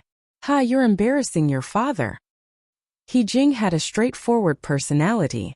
She was so angry that she left after she finished speaking coldly. At this moment, even Yi-jian's eyes were cold. Her dark eyes were dark and cold, as if they were covered with ice and snow in an extremely cold place. She glanced over with a chilling gaze. Suwon, you think this is just a game, right? A game where you can do whatever you want? And all of us are just playing along with you? Chapter 24:13. You didn't affect anyone? Suwon, your actions have already affected our fighting spirit. Based on your current behavior, you can be directly dragged out and executed by firing squad. Sleep a little longer? You're really amazing. Our comrades in front were fighting with their lives on the line, yet you're sleeping peacefully. In the end, our comrades charged and broke through the enemy lines to obtain results. Then you slowly popped up and shamelessly shared the results. Suwon, I feel ashamed that our red team has someone like you. The better the relationship, the more disappointed he would be. If she said that he couldn't do it during training, then he would persevere with her and wait for her to finish before clapping and celebrating. It didn't matter. They would fight side by side, grow together and train together. However, what Yi Qian didn't expect was that Suwon would shamelessly say things like sit back and enjoy the fruits of others' labor. At this moment, Yi Qian was completely disappointed. If her physical fitness wasn't good, she could still train. If she couldn't do it, then training would be useless. Suwon didn't expect Yi Qian to be angry. Looking at her cold and expressionless face, Suwon's heart thumped. She stood up in a panic. Little Jane Eyre, don't be angry. I'm just really tired. I really want to sleep. Don't be angry, don't be angry. I'll leave now. I'll follow you immediately. This time Yi Qian didn't forgive her. Her eyes were cold as she said calmly, those who like to fight will die. Those who forget to fight will be in danger. Normal combat preparation and acting are based on actual combat requirements to improve the combat effectiveness of troops. Suwon, this is what the instructor said during the first period of our military theory class. And you've already forgotten all of this. Suwon, you've disappointed all of us. After Yi Qian finished speaking, he didn't look at Suwon's shocked expression. He turned around and left. Suwon anxiously chased after him. Then she heard Yi Qian say, do you think that the military camp won't know that you're sleeping alone? Touch your armband, there's an all-weather tracker inside. There's also an automatic sensor on the metal frame nearby. Our battle situation will be sent back to the military tent in the form of pictures and videos at any time. Suwon, do you really think you can have a good sleep? Do you think that everything will be fine just because you've been admitted to the military academy? Suwon, who was chasing after them, suddenly froze. At the same time, her eyes were extremely flustered as she looked around. When she saw that there was a high-voltage tower less than 100 meters away from her, the panic on her face could not be concealed. She just wanted to slack off secretly and not work so hard if she could. Grandma had already said that there was no need for a girl to work so hard. The most important thing was to marry into a good family. Given her current school, she would be a grassroots officer in the future, and it would be easier for her to find a boyfriend with a good family background. Recalling Yi Qian's last words, Do you really think that everything will be fine now that you've been admitted into the military academy? Suwon's heart skipped a beat. Realizing that she might be in trouble, her face turned pale. The 10-minute break was over.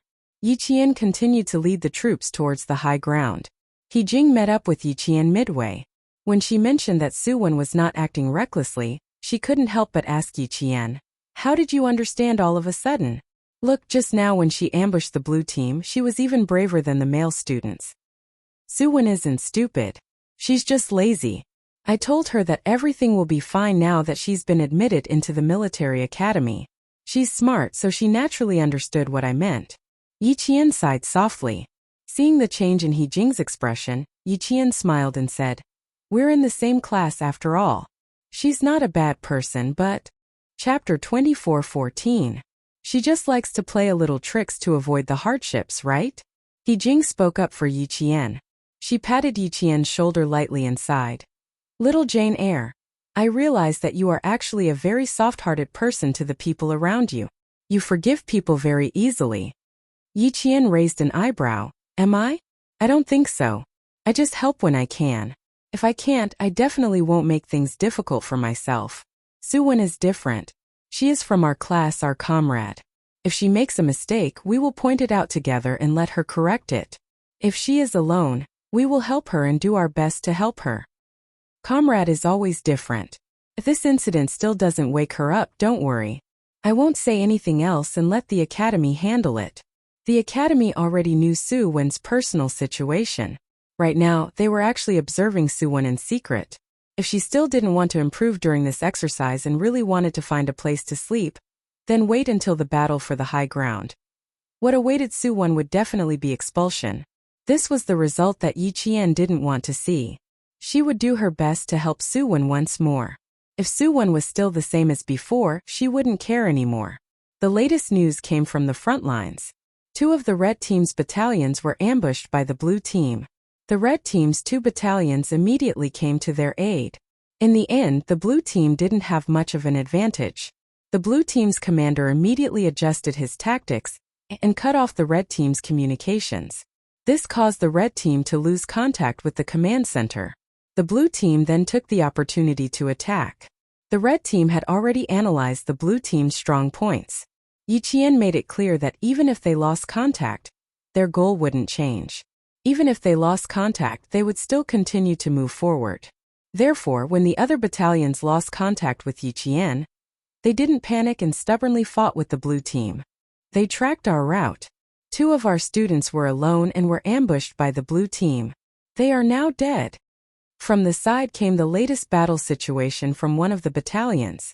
They were already engaged in close combat with the blue team. I suspect that the blue team has already cut into our communications to steal information. A call from one of the red team's camps reached the blue team's camp. The blue team's communication center revealed a mysterious smile, and several of the students made a V sign. They couldn't help but be secretly delighted.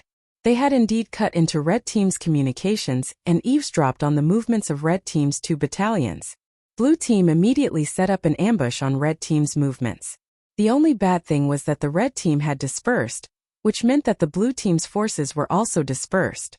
Both sides' marching speed was delayed. There's no need to rush. Just follow our original plan. A clear female voice came through the earpiece. It was like a spring breeze, exceptionally pleasant to the ear. Thank you for your hard work, Brother Bluefang. See you later. The first sentence was for the brothers on the red team, while the second sentence was for the blue team. The blue team technical students who had just made a V sign looked at each other. They felt that something was wrong. Soon the communication with the red team was interrupted, and the technical students of the red team took action. Rebuild the firewall. Quick! The technical students of the blue team didn't have time to think about what was wrong. They hurriedly guarded their communications. If the red team counterattacked, the blue team would be in trouble. The red team's movement sped up, and the blue team followed closely behind. The command in both camps was in full swing. The brigade commander, political commissar, and other leaders in the main camp all had serious expressions on their faces as they watched the first-year freshmen begin their actual combat training. Chapter 24:15. The first-year drill was to occupy the high ground before 5 p.m. First come, first serve. Right now, the advance of both sides was delayed by each other's tactics, so the movement speed of the majority of the troops was quite slow. The early sun slowly rose. At noon, the clear sky suddenly changed, and dark clouds gathered. Half an hour later, it actually began to drizzle. Downhill, it's all green moss. Slow down. The blue team ambushing the red team carried their guns and slowly made their way through a steep hill. The hill was facing away from the sun, so there were more rocks and a thick layer of moss growing on them. If one was not careful, they would slip and fall. The blue team students at the front carefully climbed down a rock and reminded their comrades behind them to be careful of their footsteps. Don't just look at your feet when you walk. Remember to pay attention to your surroundings.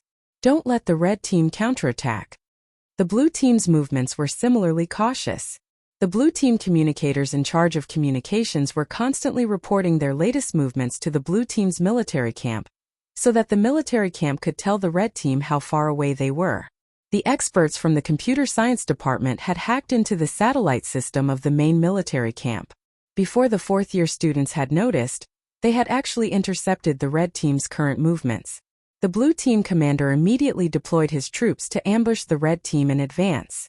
However, they did not know that the target of the ambush was none other than the Red First Company led by Yi Qian. It was drizzling. Although the rain was not heavy, and even though they had put on their raincoats in time, they were still soaked from the long march. Yi Qian slowly bent down. Her slender hand gently pushed aside a clump of grass. A footprint on an ant's nest was clearly visible, and it had been left not long ago. Following Yi Qian's reminder, the various groups of communicators quickly learned that the blue team had ambushed them ahead. They immediately passed the information to the red team students. In the drizzle, a group of young faces that had been in the military academy for almost a year all revealed cold and solemn expressions. From their youthful faces, one could already see that they were beginning to have the coldness that a soldier should have. The blue team never would have thought that they would be exposed with a single step. In the main military camp, the video of Yi Qian observing the footprints in the grass once again appeared on the projection screen. Seeing her calm command, precise and powerful battle deployment, and her experienced observation, even the brigade commander could not help but be surprised. He asked Political Commissar Yu, "Has Yi Qian participated in military exercises before? Why did he look like an experienced veteran?" The military academy did not know much about Yi Qian. Therefore, Political Commissar Yu could not answer this question.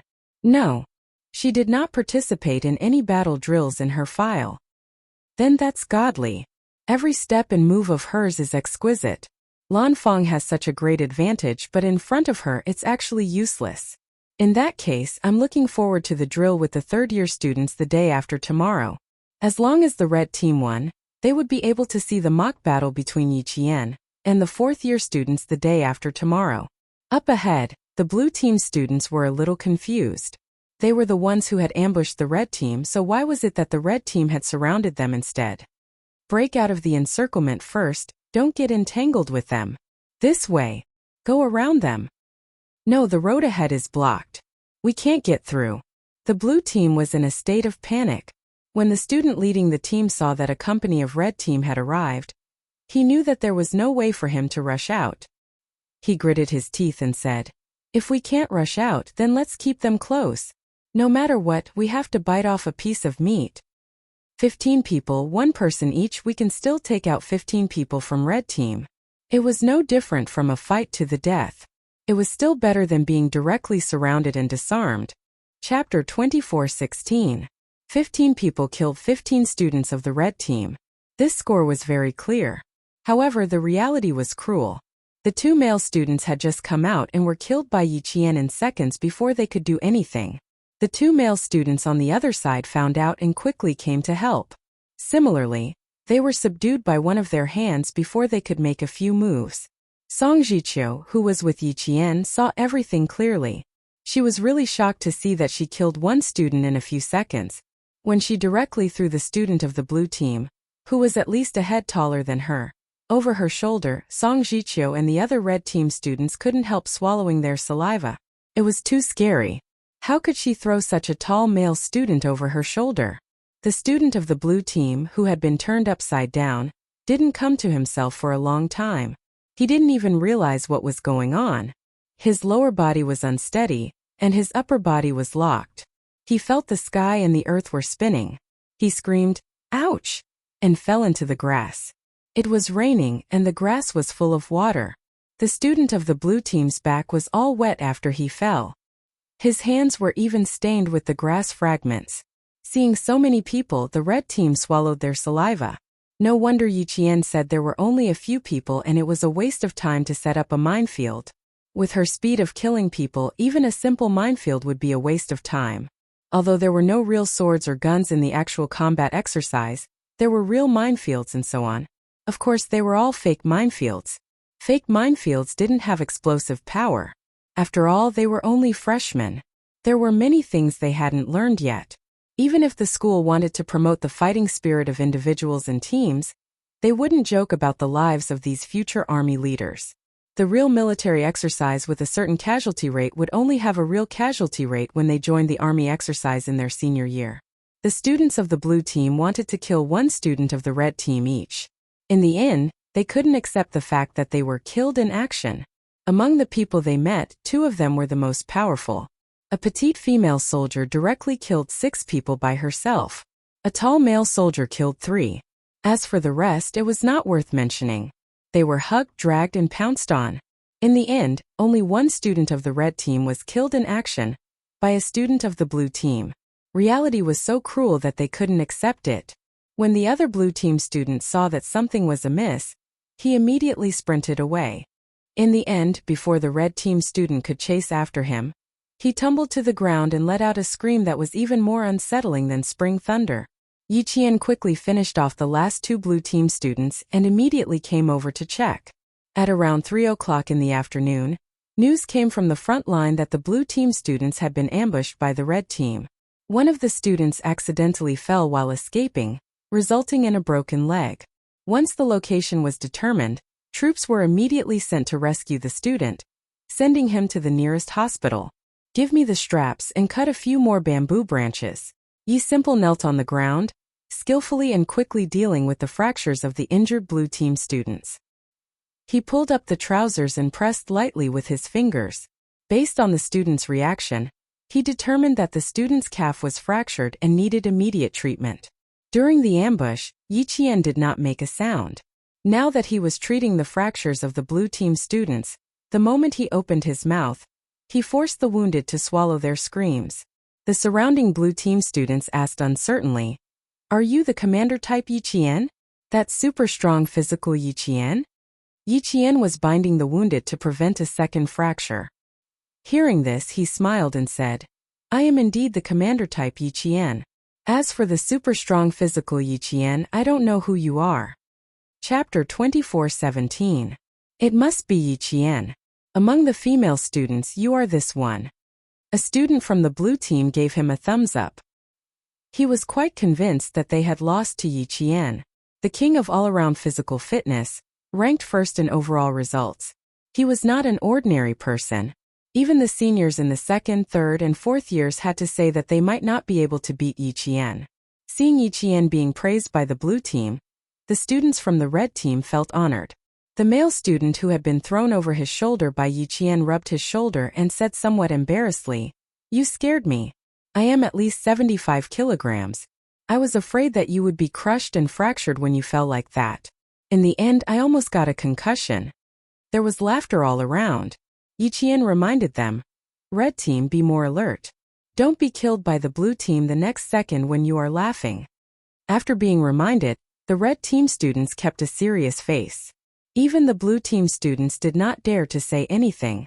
Yi Qian cut off the thumb-sized bamboos around him with his dagger. He cut off the branches and fixed them in place for the student.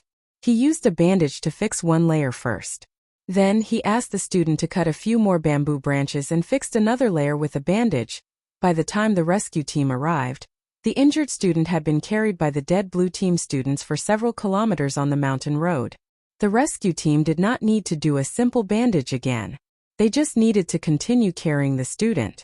The rain was not heavy, but it had a great impact on the freshmen. Among them, except for Yi Qian, even the commanding male soldiers such as Song Jiqiu could not stand it. It was 2 o'clock in the afternoon. There were still 3 hours before the end of the actual combat training exercise for the freshmen. The blue team took advantage of their advantage again and attacked a camp of the red team. At the same time, the red team's scattered forces began to gather. The blue team was used to dispersing. The red team's sudden change made the blue team's military tent very busy. What? Did you not see them? Didn't you keep a close eye on them before? They ran away? Where did they run to? Don't you know how to chase after them? They didn't come? That's impossible. Their mobile route is here. How could they not come here? You battalions gather immediately and concentrate your forces temporarily. There are still 2 hours before the end of the exercise. We still have time. Let's concentrate our forces and advance towards the highlands. Quick, you guys, come and look at the battle map. Red team's movements have changed. Something's wrong. Throughout the entire exercise, both the red and blue tents were filled with freshmen. Other than them, no one else helped them. They had to rely on themselves when they were marching and fighting. There were no reminders or pointers. They had to rely on themselves to win.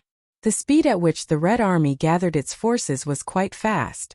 The main reason was that Yi Qian had planned beforehand.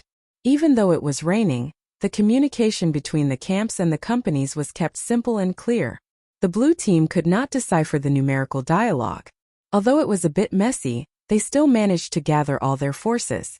At 4 o'clock in the afternoon, the red team launched an all-out counterattack. Only then did the blue team realize that they had been led by the nose by the red team from the beginning.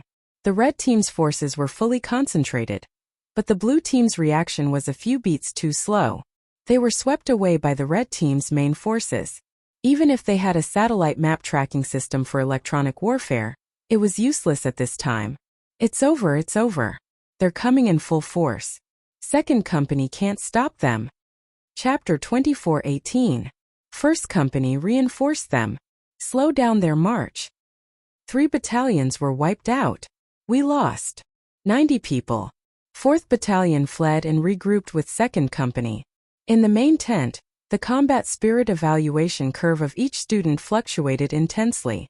In the red team led by Yi Qian, the combat spirit evaluation curve of all the students rose.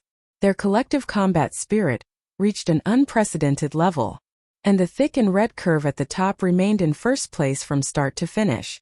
There was not much fluctuation in the middle. This proved what the brigade commander said at the beginning. A soldier with a strong combat spirit could influence the entire army. This was the power of a role model. Fight for the final high ground. Wipe them out. 1st Company charge. 6th Battalion 5th Company bring up the rear. 2nd Company sweep them out. Yes. Roger. Execute immediately. Following Yi Qian's orders, the red team, whose morale was high, advanced towards the final high ground. At 4:34 p.m., the red team achieved total victory with a suppressive attack. This was a roundabout battle. It was also a battle where the red team jumped out of their weakness and scattered the blue team's forces. They jumped out of the blue team's strong suit and achieved total mobility. In the end, the scattered forces quickly gathered and caught the blue team off guard. By the time the blue team reacted, the red team's mobility had far surpassed the blue team's. They had finished gathering the scattered forces and gathered the main force. At this point, the outcome was clear. In the end, there was conflict, there was rearguard, and there was restraint. The various battalions and companies worked together to form 3 major forces to seize the high ground. The blue team's morale was damaged and they were forced to retreat. In the end, they completely suppressed the red team and won. A single drill was enough to determine the winner and loser. The blue team lost. The 8 schools regrouped. All the students stood in the drizzle. Even after a day of drills, their backs were straight like unbreakable pine trees. The brigade commander announced the results of the drill. The red team had won. The blue team's commander could not see through the red team's strategy in time. Even with the support of the satellite system, it was useless. At 5:30 p.m., the freshmen set up camp. The commanders of both sides gathered in the main tent. The commander of the blue team could not help but feel nervous. When he passed by Yi Qian, he could not help but ask softly, "Do you think we'll be scolded?" "I don't think so. Brigade commander looked fine just now. Yi Qian knew the blue team commander who was talking to him. He lowered his voice and comforted him. He should be pointing out where we are lacking, where we need to correct, and where we have made mistakes. That's right. It would be great if that was the case. The male student pursed his lips uneasily. After all, he was only a freshman. Although he had changed a lot, he hadn't been through enough training and couldn't remain calm. The main military tent was right in front of them. There were 2 fourth-year students standing guard outside with rifles in their hands. They stood upright and solemnly on the left and right, watching the first-year students walk past without looking sideways. They were extremely professional. As he walked past the military tent, the first thing Yi Qian saw was the projector screen hanging at the most prominent part of the tent. The reason why he noticed it first was because there was a picture of himself on the projector screen. Judging from the position of the photo, it was taken in the morning when she led her troops to destroy the blue minefield and rushed out of the trench. Yi Qian had never seen a photo of himself in combat before. When he saw it, he was a little stunned. Chapter 24:19. He looked a little different. The other students had already seen Yi Qian's photo. When they first saw it, their hearts skipped a beat.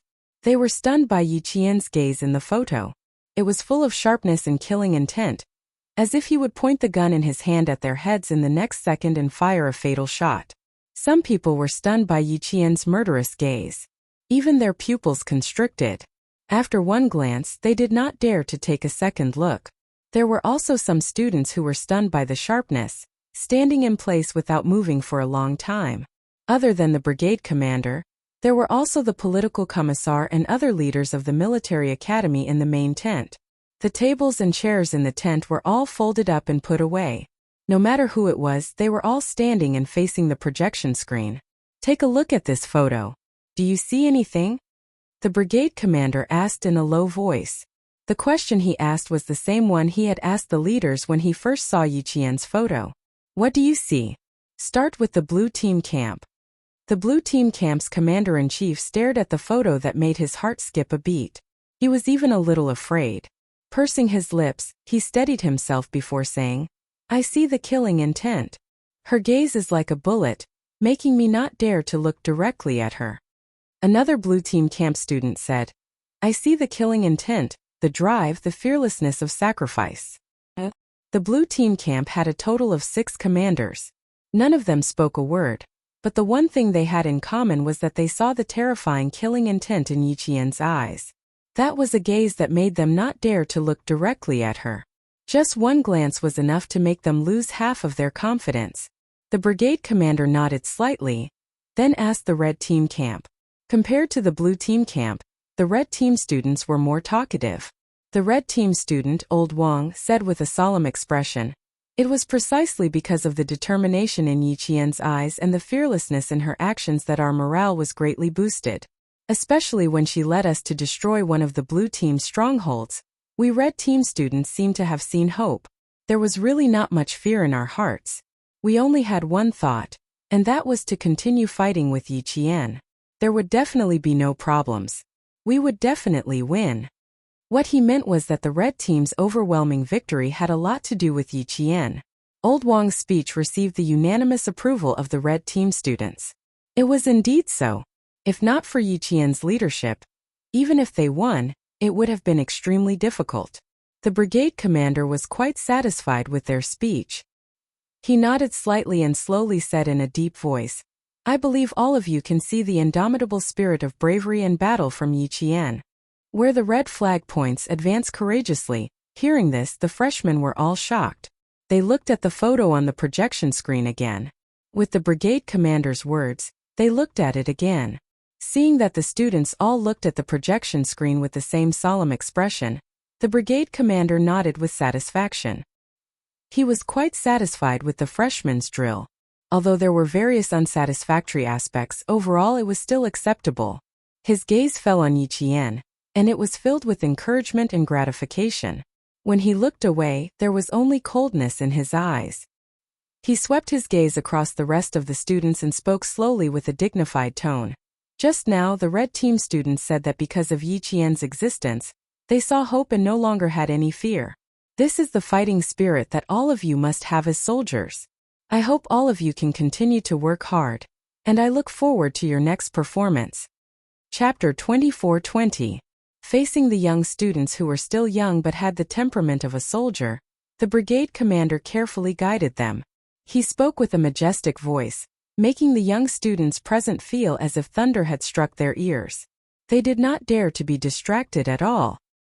He looked forward to the drill the day after tomorrow. He looked forward to the wonderful performance of each student. He also looked forward to the future of them shouldering the responsibility of the country and fighting for the country. Therefore, students, you need to have the fearlessness of not being afraid of strong enemies, but also the courage to win every battle. From Yi Qian, you can see the quality and spirit that the current generation of students should have. This is what you need to learn. Why did the red team say that with Yi Qian leading them, they think they will win? This is the influence of the fighting spirit. It will subtly influence you and stimulate the part of you that has not awakened yet. The purpose of this exercise is to train your fighting spirit. It is to see if you have the courage to compete with the strong enemy. Can you see the strong points of the strong enemy and further improve your fighting ability?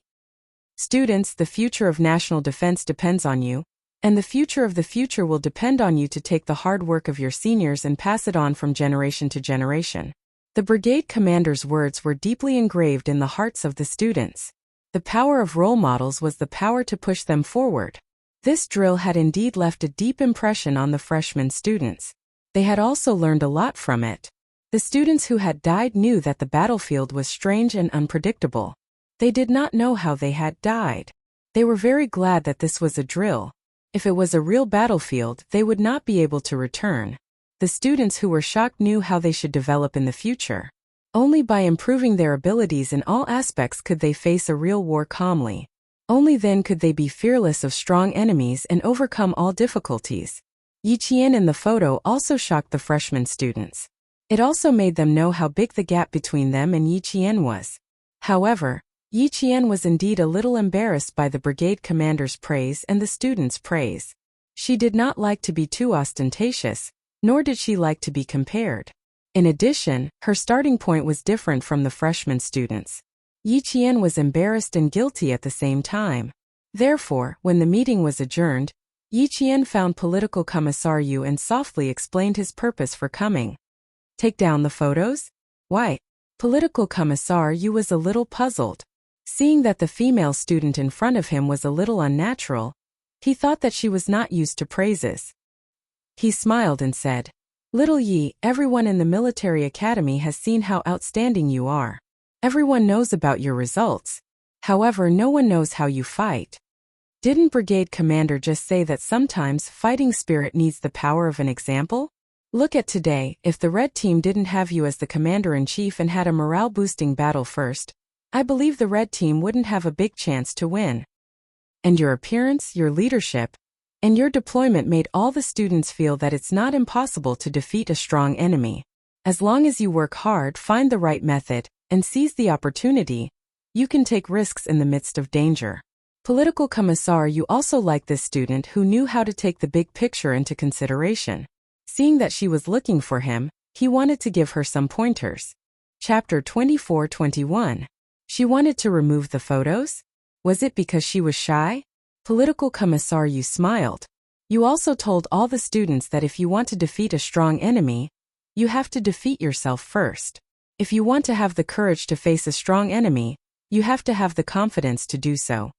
And to defeat yourself and have the confidence to do so, it all comes from your hard work.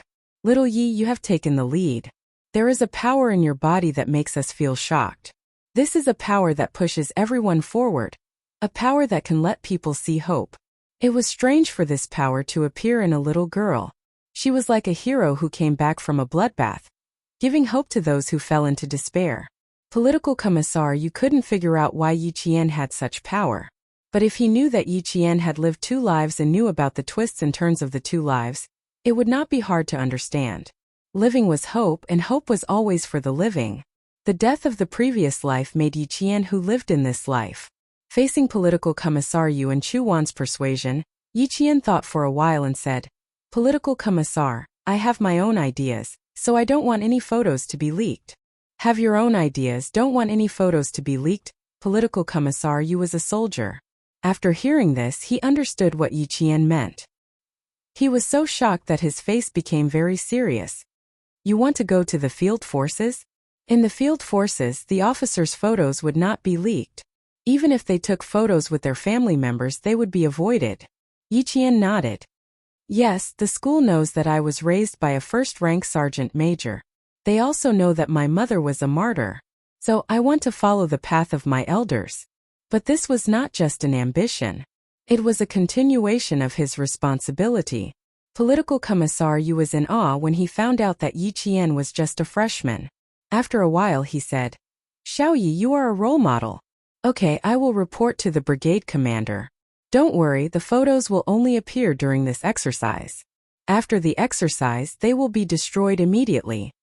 Yi Qian still wanted to say something, but Political Commissar Yu waved his hand and stopped him. I know you don't like to show off, but Xiao Yi, you have to consider your influence. Seeing that she wanted to say something but stopped, a faint smile appeared on Political Commissar Yu's serious face. It was a good thing to keep a low profile, but sometimes circumstances force one to do so. He smiled and continued. We hope that more students will be influenced by you and understand what it means to go to a military academy. In today's society, even our military academy needs the power of role models. It's a good thing to keep a low profile, but Xiao Yi, you have to remember that sometimes an appropriate amount of publicity can be beneficial to you. Do you really think it's a good idea to keep lowering it? The only thing missing was telling Yi Qian that if he kept lowering the ratings, wouldn't he be afraid that others would steal his credit and step on his shoulders to climb up while he stayed where he was? Was that really a good idea? This was the first time someone had reminded Yi Qian like this after she left Fujian town, walked out of her original life circle, and walked into a brand new life circle. Although Political Commissar Yu did not say it directly, his meaning was the same as what Commander-in-Chief Xia had said. It was good to have responsibility, but he also had to know how to climb higher. Water flows downwards and people walk upwards. This was a principle that had not changed since ancient times. Chapter 24-22. When Political Commissar Yu saw this, he knew that Yi Qian knew what he meant. Seeing that the sky was getting dark and the smell of food wafted through the misty air, he signaled for Yi Qian to rest and leave the other matters for him to handle. Knowing that the photos would only appear during the drill, Yi Qian calmed down a little and did not insist anymore. The rain was a little heavy, so she had to go and help her class clean up. Political Commissar Yu looked at her back as she walked away. The smile in his eyes deepened. There were too few students like her. There were even fewer students who could understand what responsibility was at such a young age. Meeting one today was enough to leave a deep impression on him. Very quickly, the brigade commander understood Yi Qian's intentions. He smiled and said, This female student is quite opinionated. We respect her decision. Wanting to join the field forces is not ambition but courage. With her current performance, the field battle unit will welcome her very much.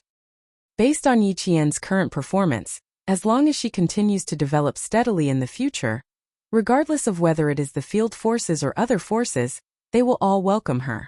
Political Commissar Yu smiled gently. The military academy existed to cultivate talents for the military.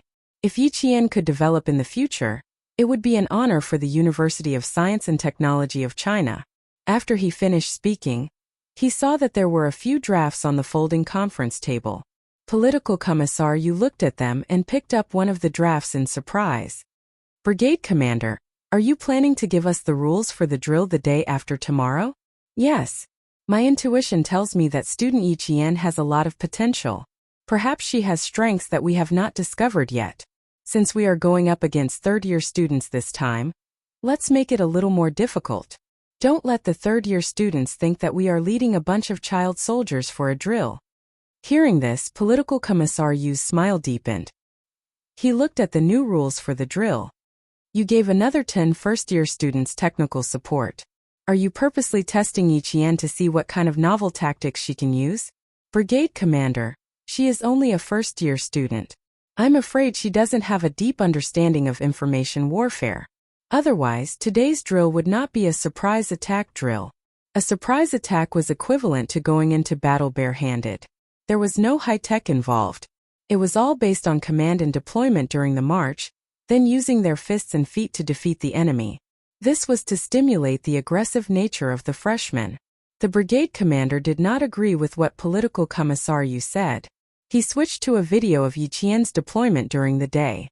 In the video, Yi Qian said to the first-year technical students, "The blue team might have already stolen our information. Rebuild the firewall and counterattack."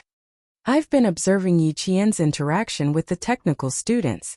When I saw this, I vaguely felt that Yi Qian had a certain level of understanding of information warfare. That's why I wanted to adjust the rules to increase the difficulty.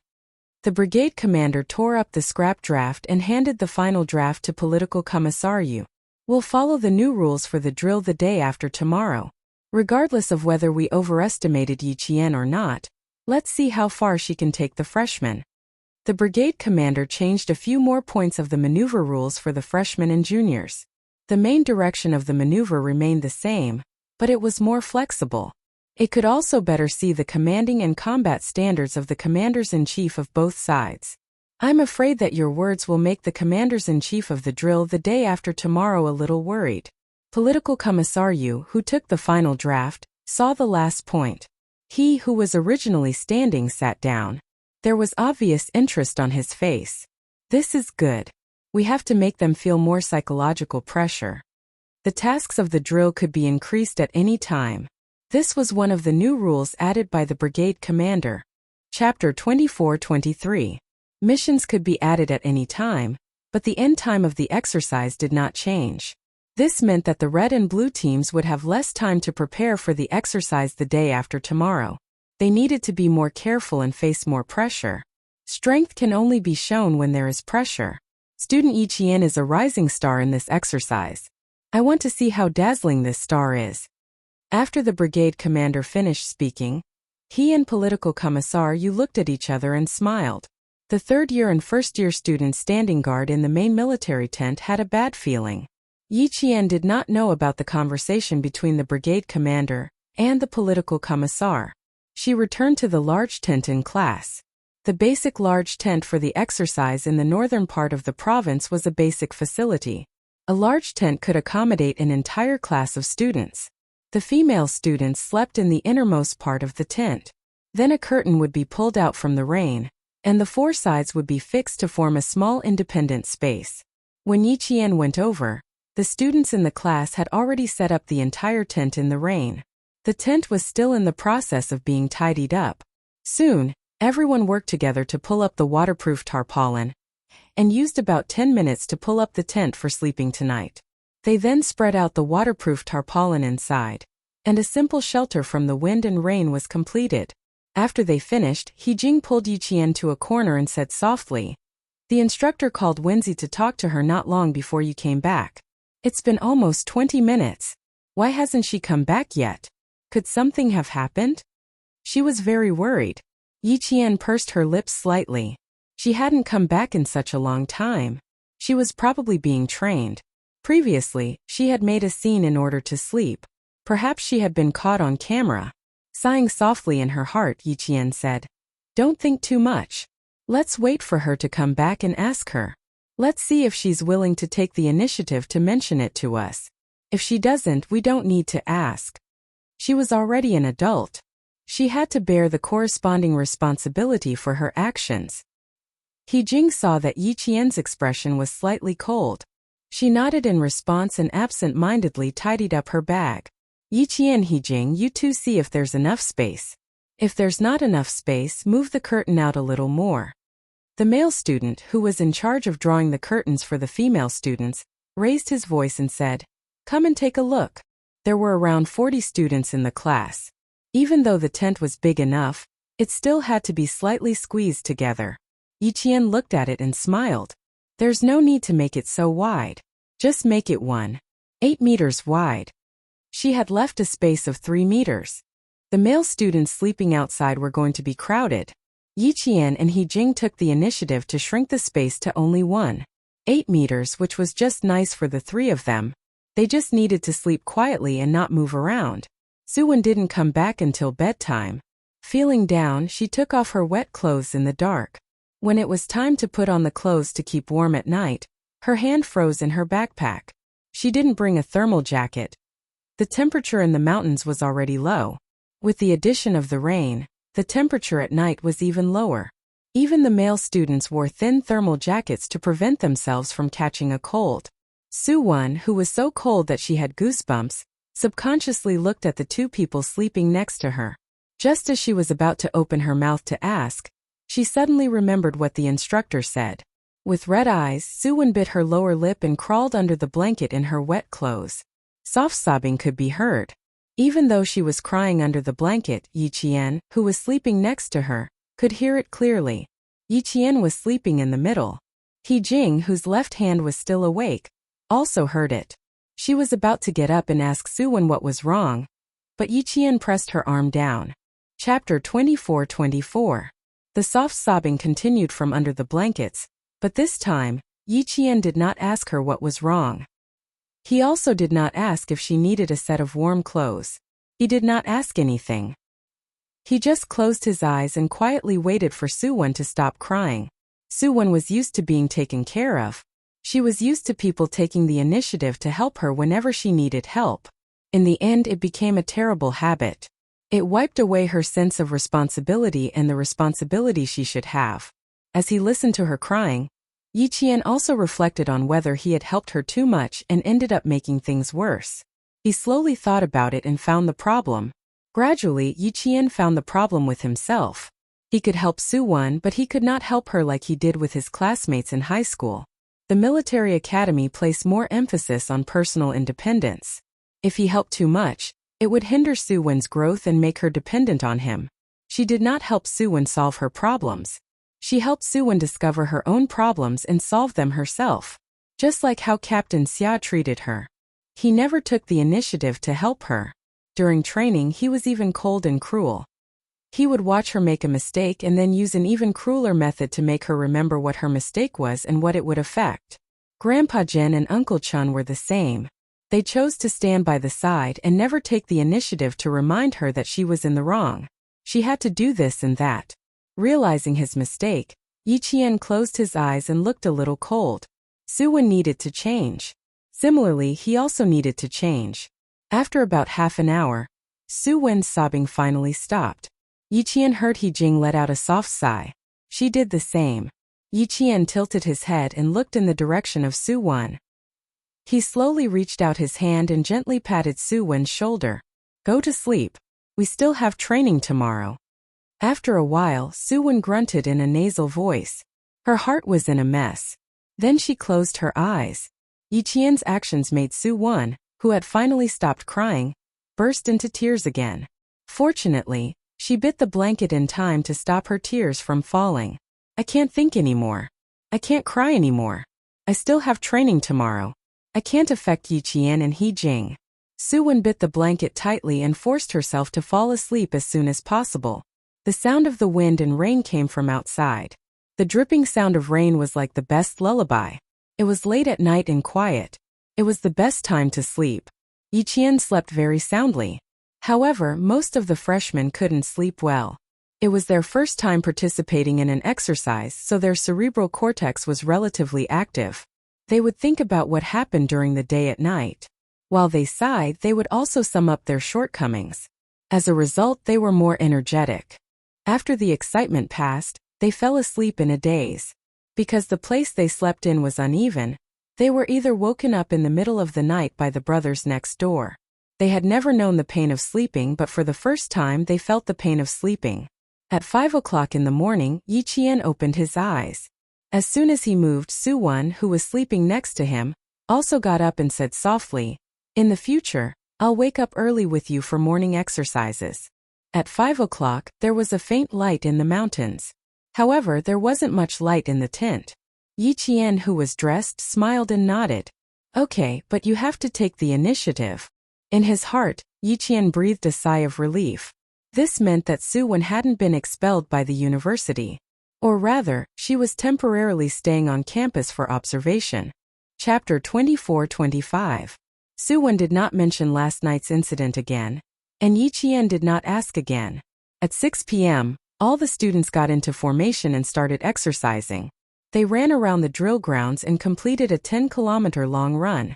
The students who did not sleep well were still a little tired at first, but after running for a while, they woke up and started chanting 1 2 3 1 2 1 in unison. On the second day of the holiday, in addition to their normal physical training, the freshmen watched the red and blue teams' drills. Compared to the freshmen, the third-year students' drills had a much higher level of technical content. In the end, the third-year blue team won. They fought for the high ground at 3 p.m. and defeated the red team. Yi Qian had been sitting in the commander's tent the entire time and watched the entire drill from beginning to end. The third-year students' combat thinking was much more active and incisive. They changed their maneuver route midway, and were able to quickly complete the following maneuver route. From this, it could be seen that they had a high degree of adaptability to the terrain. After watching the drill, Yi Qian had a better understanding of the third-year blue team. He loosened his clenched fists. Tomorrow was the duel between the freshmen and third-year students. As the third-year students were stronger than the freshmen in terms of electronic information warfare, the brigade commander sent out 10 third-year students from the Computer Science Institute to support the freshmen. At 7 a.m. the next day, the first-year red team and the third-year blue team officially started their drill. Similarly, the winner would be determined by fighting for the high ground at 5 p.m. When the red team's commander-in-chief, Yi Qian, received the rules of the drill, he pursed his lips slightly. The difficulty had obviously increased. This time, it's really going to be a little tricky. Old Wang from the Optoelectronic Science Institute said to Yi Qian with a serious expression, "Yi Qian, our chances of winning are very, very small." The third-year blue team was the victorious team in yesterday's drill. When they watched the drill, they knew that the other team was very strong. Now that the third-year blue team had become the main attacking team today, if the first-year red team bumped into them, there was no way for them to survive. When Old Wang saw that Yi Qian's expression was equally gloomy, he thought to himself, "It's over." If even Yi Qian felt troubled, then the red team probably had no chance of winning at all. Yi Qian's finger tapped on the last rule of the maneuver. During the maneuver, additional tasks can be added at any time. He said in a low voice, "This is the biggest unknown factor, and also the key to victory. The difficulty lies in this." The difficulty was here? It felt like Yi Qian was focusing on something else entirely. The blue team had deployed their advanced technology, and their technological level was much higher than the red team's. This was not because this was the difficult part, but because all the rules were difficult for the red team. "Yi Qian, what are your chances of winning?" They didn't ask about anything else. The few students in the red team tent who were in charge of deploying troops directly cut to the main point. They just wanted to know what the chances of the commander-in-chief winning were. Yi Qian looked at the third-year technical support senior she had just met, then looked at the first-year students. She smiled and said, "It's fine as long as everyone works hard. Let's make some arrangements first." Did that mean they could win? Seeing the faint smile on her face, the first-year students from the red team felt their spirits lift. Meanwhile, the 10 third-year students who were providing technical support looked at each other secretly. There was a faint light in their eyes. His junior sister in her first year of university seemed to be quite confident. But today, they were facing the third-year blue team that even the third-year red team had lost to yesterday.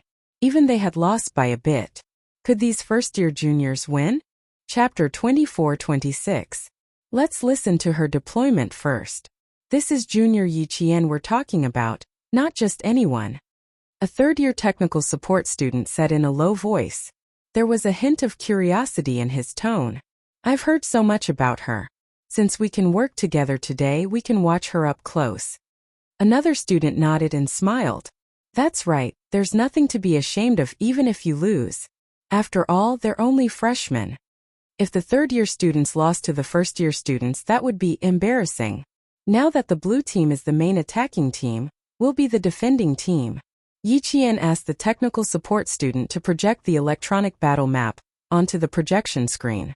She pointed at one of the points with her baton. "We're here. The terrain is low-lying, so it's easy to attack but hard to defend. Therefore, we need to move as a whole. The direction of movement starts from here. Although it's also a low-lying area, the trees here face the sun. The leaves are dense and the shrubs are overgrown. This area is enough to ensure the passage of a larger army. This is the main team's marching route. After we get out of here, we'll march in a standard column formation. At the same time, we'll widen the distance between each battalion and each company. And here, Yi Qian drew another marching route. This is the route that our knife-sharp battalion will take. We'll be responsible for the march of the main team, and the timely reporting of any enemy movements. Look over here. The main attacking team is the main force of the blue team. We need to send out a battalion of assault troops. It's equivalent to a suicide squad. We have to draw the attention of at least 3 battalions of the blue team. After Yi Qian finished speaking, someone said, "I have a question. Please ask." Yi Qian turned around and smiled at the first-year student who asked the question. If 1 battalion of soldiers draws the attention of 3 battalions of the blue team, we have to trick the blue team first. Otherwise, this so-called suicide squad won't work at all. This student sharply pointed out the crux of the problem. The smile in Yi Qian's eyes deepened. That's right. Therefore, I have to first make the blue team believe me. And how to make the blue team believe me will depend on the skills of our technical support students. We have too many shortcomings. The blue team can suppress us in every aspect. Therefore, we need to be the first to occupy an advantageous area. Here we also need the support of the technical students. The infantrymen only need to march according to my arrangements and keep a close eye on the blue team's movement until the red and blue teams are at the same speed. Yi Qian's words made the freshmen in the tent somewhat uneasy. However, they trusted Yi Qian very much, so even though they were uneasy, they did not doubt the credibility of Yi Qian's words. She was the commander-in-chief of the red team and the decision-maker of the entire maneuver. Her subordinates could ask questions and be puzzled, but they could never not trust her. Otherwise, it would be a big mistake on the battlefield. This time Yi Qian didn't explain too much. She needed to make full use of the time to carefully deploy the troops. This was the deployment of the infantry. Next, she needed an even more important deployment, a deployment for information warfare. The red team was up against a strong opponent. Although the possibility of winning was not very high, she would try her best to win. Even if she lost, she would lose beautifully. This is the deployment of the infantry. In accordance with the final rules of the maneuver, I need to keep a battalion of soldiers by my side in case of emergency. The maneuver mission could be increased at any time. The water here was too deep. She needed to have a mobile force at all times. A battalion of soldiers wasn't a lot, but it wasn't a small number either. Chapter 24-27. After all the arrangements were made, Yi Qian looked up from the battle map. His dark eyes scanned his surroundings, sweeping across the faces of the students who had just listened to him. His clear eyes were sharp as he confirmed, "Is there anything you don't understand? You can tell me now." "No." "Understood. No problem." Seeing this, Yi Qian nodded slightly. "Very good. In order to prevent our movements from being eavesdropped on, for the next 1.5 hours, you cannot contact the command center. I will contact you every 20 minutes or so. Only when I contact the company commanders at the same time and enter the comms channel can we communicate our movements." The red team's weakness was the blue team's strength. The blue team's display of strength in information warfare yesterday left her with no choice but to think of another way to counter it. And she herself wasn't very confident in countering the blue team's strength. Even if she wasn't confident, she had to try. She would only know after she tried. After finishing the arrangements for the infantry, Yi Qian turned to the 10 third-year technical students supporting the red team. "My 10 seniors, let's do something first. After we finish this, we'll do something else." The 10 third-year technical students were waiting for the red team's commander to make arrangements. Hearing this, they all nodded, indicating that they were ready. "Then let's first disconnect from the main server." Yi Qian threw the first bomb at the third-year technical students. It was a little heavy, so much so that the third-year seniors were stunned for a moment. Disconnect from the main server? Disconnect from the main server that they were thinking of? Disconnect from the entire red team's information system? Yi Qian smiled slightly and nodded. That's right, that's what it meant. Rebuild the server, reorganize the comms network. This was the idea that Yi Qian had suggested to the 10 seniors in the morning to see if it would work. Answer: yes, it's worth a try. The maneuver began. and the red and blue teams officially entered the maneuver. The 10 third-year seniors' brains were already stretched taut. They hadn't guessed wrong. The bold commander of the red team, Yi Qian, was about to do something big. Something big that they hadn't done in the few drills they had participated in so far. The maneuver outside had just begun, and both sides were stuck in a sticky situation. Both sides were ambushed by each other during their maneuvers. After half an hour, the red and blue sides had the same number of casualties. In the third year's blue tent, the third year's commander-in-chief, who was in charge of this command, pointed at the dynamic electronic battle map with his baton and said in a deep voice, "Think of a way to get rid of the strongest freshman, Yi Jian. If we don't get rid of her, we will be bitten to death by her." The cold-eyed commander-in-chief drew a line across the battle map with his baton and pointed at a certain area. Their main command center should be in this area. Send a team of scouts out to scout this area and see if they can find the red team's command center. Being bitten so tightly was something that Blue Fong hadn't expected. They had all heard of the famous Yi Qian back in school, mainly because this junior sister had stunned all the fourth-year seniors during their military training. Her results after that. To be honest, there really weren't many in the military academy who could match her.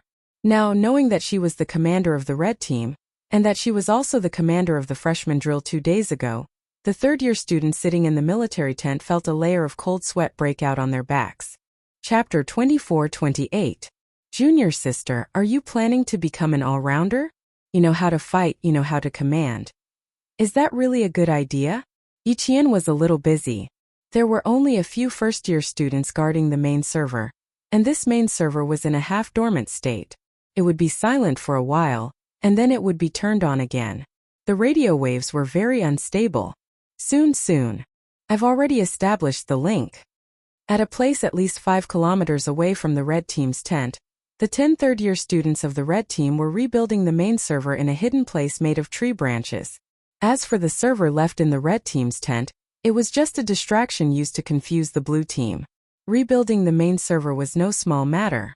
It was feasible and testable, which meant that there was no guarantee of success. Rebuilding the communication network was much simpler. It was equivalent to building a wireless local area network. Electronic communication was a back-and-forth process of intercepting each other's communications. What Yi Qian wanted was to first control the flow of information and information to gain the initiative on the battlefield. From there, she would continuously obtain useful information. Then, she would use military deception, combat secrecy, and electronic warfare to block the blue team's information system from exchanging information. At the same time, she also needed to create false information for the blue team to steal. Then, step by step, she would lead the blue team further and further down the wrong path. This was a type of military deception warfare. The main server left in the red team's tent was the first error message to lead the blue team. The 10 third-year students were shocked by her information warfare strategy. But this was a challenge that they had never challenged before. Whether it succeeded or not, they wanted to try. Band connection testing. Sharing testing connected. Server migration testing. Firewall reconstruction, information reorganization. All preparations are in place. The red team began preparations for the next major event. Every third-year technical student was nervous, but they didn't panic. They kept their minds clear, used their knowledge, and began rebuilding the main server. Her bold combat style shocked all the leaders in the main tent. From her first suggestion, the leaders' hearts skipped a beat. After listening to her bold plan, they were shocked by her boldness. Rebuilding the server, rebuilding the communication network. What a bold student! The technical soldier in charge of technical support muttered softly. This was a true preparation for information warfare. For a freshman to be able to think of this, it was not easy. It meant that she had a deep understanding of electronic information warfare, and understood that information warfare was a strategic method that required no blood, was clean, and was extremely destructive. Yi Qian's abilities are definitely not what we've seen. This female student is not simple. The brigade commander watched the video in front of him, and saw that she was still calm in the face of the powerful blue team. Moreover, she was able to quickly arrange a military deception battle, which was enough to make everyone look at her in a different light. He said to the technical soldier, "Cut to the red team's latest battle footage." The entire performance base in the Northern Lands had a digital satellite map that could provide timely feedback of the latest battle from various locations to the main tent. Following the operations of the technical soldiers, the image of the Red Team's command center was cut into the system and transmitted to the projection screen in the main tent. In the image, Yi Qian's expression was solemn and cold. He said calmly, "Thank you for your hard work. Now that we have completed the first step, let's move on to the second step." Chapter 24-29. Yi Jian, who had a cold expression on her face, seemed to have noticed that the screen had switched to the inside of the military tent. She glanced at the front of the screen intentionally or unintentionally. Her cold and sharp gaze seemed to have swept across the faces of every leader in the military tent. She smiled slightly, and there was a certain look in her eyes. The second step is to set up a wireless interference signal and a fake base station. I need to send a fake signal to the battlefield commander of the blue team through the wireless and send a fake order to the subordinates. The third-year students, who provided technical support, sweated a little when they heard the commands of the red team's commander-in-chief one after another. This was Yi Qian, a Yi Qian who made them feel quite horrible. A fake base station. She even wanted to set up a fake base station. 1.5 hours. I only have 1.5 hours for you. I hope you can finish it. After Yi Qian conveyed her order, she contacted the first-year technical students at the main server quickly. Send a fake signal to the blue team to intercept it, and inform the 4th Battalion to cover it up. Yes. In the red team's military tent, the technical students conveyed Yi Qian's order to the 4th Battalion right away. Soon, the red dots representing the red team on the huge battle screen started to move. This was the assault team to cover it up and attract the blue team's troops. There was a battalion of students. The commander of the 4th Battalion was Song Jiqiu, who led the team to lure the blue team. After conveying her order, Yi Qian began to assume command. It was not the most important part yet. The most important part could not start until the fake base station and the wireless interference signal were set up. However, for the third-year technical students, Yi Qian undoubtedly posed a problem for them. The two needed to be set up in 1.5 hours. This was simply the most severe test for them. It's a little difficult to set up in 1.5 hours. In the military tent, a technical company commander who was watching the maneuver frowned slightly. He had some doubts about this. The pseudo-base station that Yi Jian mentioned was not an ordinary base station. It was a defensive base station that had to fight against the Blue Party's server and prevent the Blue Party from catching it. Just this point alone made it very challenging. But these 10 technical students didn't say that they couldn't do it. Political Commissar Yu smiled. So it's possible to set it up. Indeed, it could be built. Back when he saved K7, Han Jing of Z7 used less than 50 minutes to build the pseudo-base station and the wireless LAN. That was under the condition that he didn't have any good equipment. Han Jing used only 50 minutes to complete the two. Now the equipment was complete, and she had given an extra 40 minutes. With the amazing people in the computer science department, they would definitely be able to complete it. Yi Qian didn't know how long it would take. A soldier's duty is to obey orders. This is an order, and your duty is to fulfill it. The third-year students knew better than the first-year students the sacred meaning of the phrase. A soldier's duty is to obey orders. Therefore, they did not stand out and say, "They can't do this." They didn't dare to say that. Yi Qian had a kind of fierceness that made people obey him unconditionally.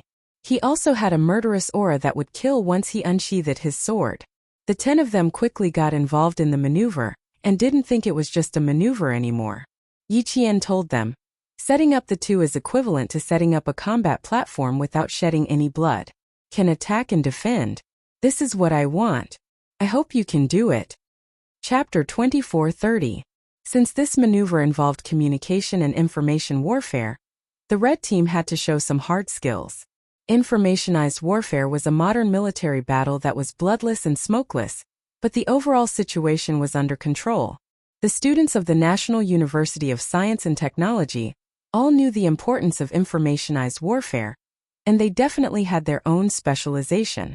Then, as the commander-in-chief, she had to play everyone's strengths and let everyone find their correct position, so that she could achieve the true goal of applying what she had learned. The third-year students were already stunned by Yi Qian. She let everyone know that the person who gave them the orders was their junior sister. She really treated this exercise as a battle. Now that our main server has been established, the red team will continue to move. The main force will march quickly. Next, the assault team will hold back a portion of the blue team's forces. The main server will stabilize the blue team and send out fake signals to confuse the blue team. Meanwhile, you all should seize the time to establish the pseudo base station. This is the most time I can buy for you. 1.5 hours. The maximum amount of time, no more. Yi Qian revealed her entire deployment to the third-year technical students. The speed of her speech, her expression, and her actions all exuded a majestic military might. While the 10 technical students were shocked, they also understood that the influential figure of the National University of Science and Technology, Yi Qian, did not have an undeserved reputation. Leave the establishment of the pseudo-base station to us. Although we have never actually established one on the battlefield, we usually do experiments. 1.5 hours is fine. The senior brother in charge of the overall technical support had a serious expression. Following Yi Qian's orders, the soldiers had to obey the orders of the general. This was a military order, and it was also the responsibility they had to shoulder in this exercise. When Yi Qian saw this, her rose petal-like lips curled up slightly. This was a soldier. They had a noble sense of mission and responsibility. When they wore their military uniforms and stood on the battlefield, they used their towering bodies to carry the weight of the country and its people forward. Even if they died, their heroic fighting spirit would never be erased. It would continue to influence generations of soldiers. When the two sides fought, electronic communications were exchanged. The positive side allowed the enemy to intercept intelligence. When the red team established the pseudo-base station, the blue team's technical students finally broke through the red team's communications and intercepted them. When the sound of small frames of electric current came from the radio waves, other than the radio signal being unstable, there was also radio interference. When Yi Qian heard the TSS sound coming from the small frame of the comms, he knew that there was radio interference. The blue team had begun to take action. Sitting firmly in the command center, she took the military binoculars and walked out of the temporary command center. The rain in the mountains had stopped, but there was a thin mist. After being washed by the water, the trees in the mountains were green and beautiful everywhere. Scanning through the binoculars, there were no red or blue trainees in the maneuver. There were only a few birds flying across the valley, leaving a string of crisp bird cries. Although the rain had stopped, the sky was still gloomy. The weather forecast said that there would be light rain in the next few days. It seemed that they would have to continue the exercise in the rain today. With the wind and rain, they would probably take down a few more people. Last night, there were 4 freshmen who had diarrhea in the middle of the night. The accompanying military doctor didn't even sleep as he checked on the students and gave them intravenous drips and medicine. At this time, it was actually the best time to see if the students' physical fitness was strong. Chapter 24:31. He didn't know how Suwon was doing. She was one of the students who had been knocked out last night. She had a stomachache in the middle of the night and had to go back and forth several times. It wasn't until 3 in the morning that she couldn't take it anymore, and went to the military doctor. With He Jing by her side to take care of her, she was more or less at ease. In addition, she was going with the main group and had a military doctor with her. If she really had any problems, she would be able to get treatment immediately. Hopefully, Miss Zhao's temper wouldn't act up again this time. Just bear with it for a while and it'll be over. Also, let the school leader see how much she had changed. Yi Jian was worried about Suwon, but the people in the general tent were all cheering for her battle strategy. You can never have too many students like this. How great would it be to have more than 10 of them at once? Once the false message is released, even if the blue team is suspicious, they will still be baited by the assault camp she arranged. Although the hook is small and the bait on it isn't very heavy, Yi Qian's genius is that the bait on her hook is a good piece of material. The blue team will think it's the real deal, and will be able to open up a path for the red team if they kill it. The red team's commander has talent, substance, and guts. The blue team will most likely fall for it. Faced with Yi Qian's strategy, the more the leaders in the general tent analyzed it, the more they felt that the layout was quite ingenious. It was simply interlocking, luring the blue team step by step into the trap. The hook that was thrown out was the route that the red team would take. This was a route that would allow them to overtake the blue team and attack the high ground. Once they passed through, it would be equivalent to leaving the blue team's main group behind. Moreover, the most ingenious part was that they might run into the blue team's main group midway. Not only did they have to overtake the blue team, they also had to think about how to safely escape even if they ran into the blue team's main group. The troops sent out should be at least elite. Not only did the troops have to be elite, they also had to have enough troops. Therefore, Yi Qian's false message to confuse the blue team was that she had sent out 3 battalions of troops. In reality, it was just 1 battalion of troops. As for whether or not they were elite, that would have to wait and see. Only when the red team's troops matched up with the blue team's troops would they know whether or not they were elite.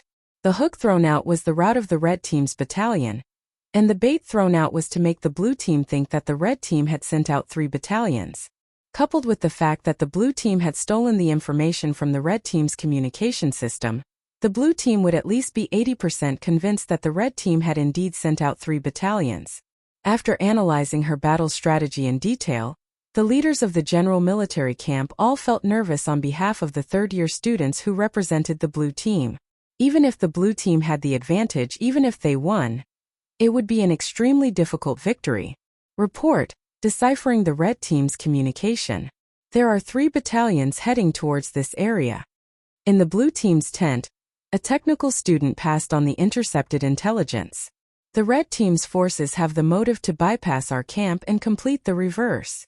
The overall commander of the blue team was a student with outstanding overall results. Hearing this, he immediately cut into the red team's movement direction and looked at the battle map. His gaze was a little nervous. The other 2 students came closer and looked at the map carefully. Their faces were full of suspicion.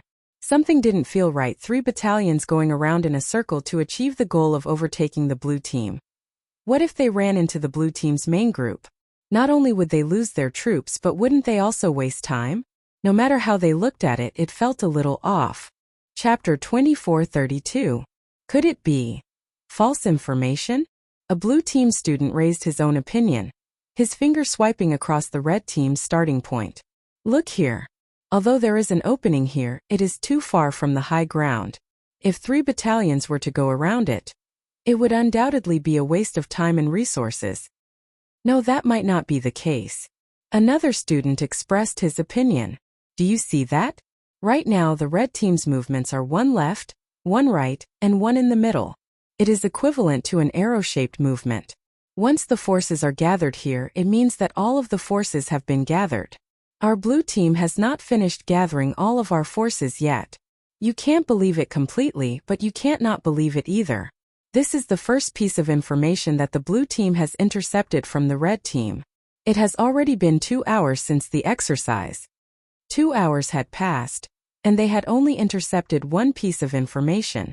It was clear how tight the red team's communications firewall was.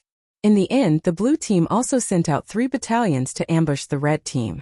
When the leaders in the main tent saw this, they all lightly shook their heads. Even an old horse would stumble. This time it would be painful. They were worried that the blue team had made a mistake, but they were also happy for the red team's arrangements.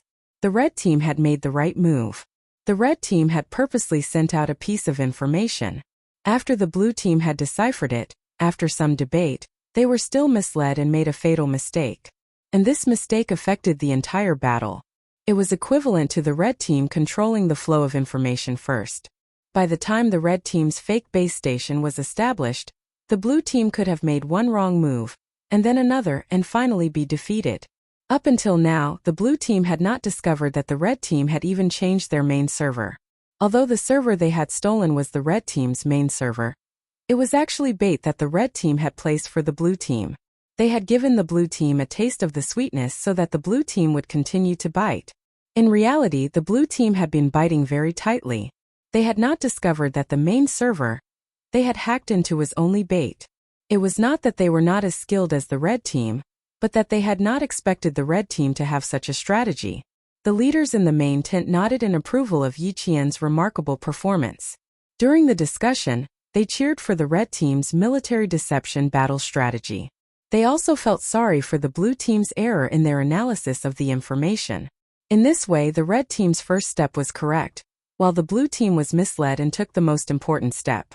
The brigade commander couldn't be more satisfied with Yi Jian now. She could weaken the enemy's command and control ability, and ensure that her own command and control system wouldn't be destroyed by the enemy. She knew how big the gap between the red team and the blue team was, so she tried her best to be one step ahead and control the whole situation.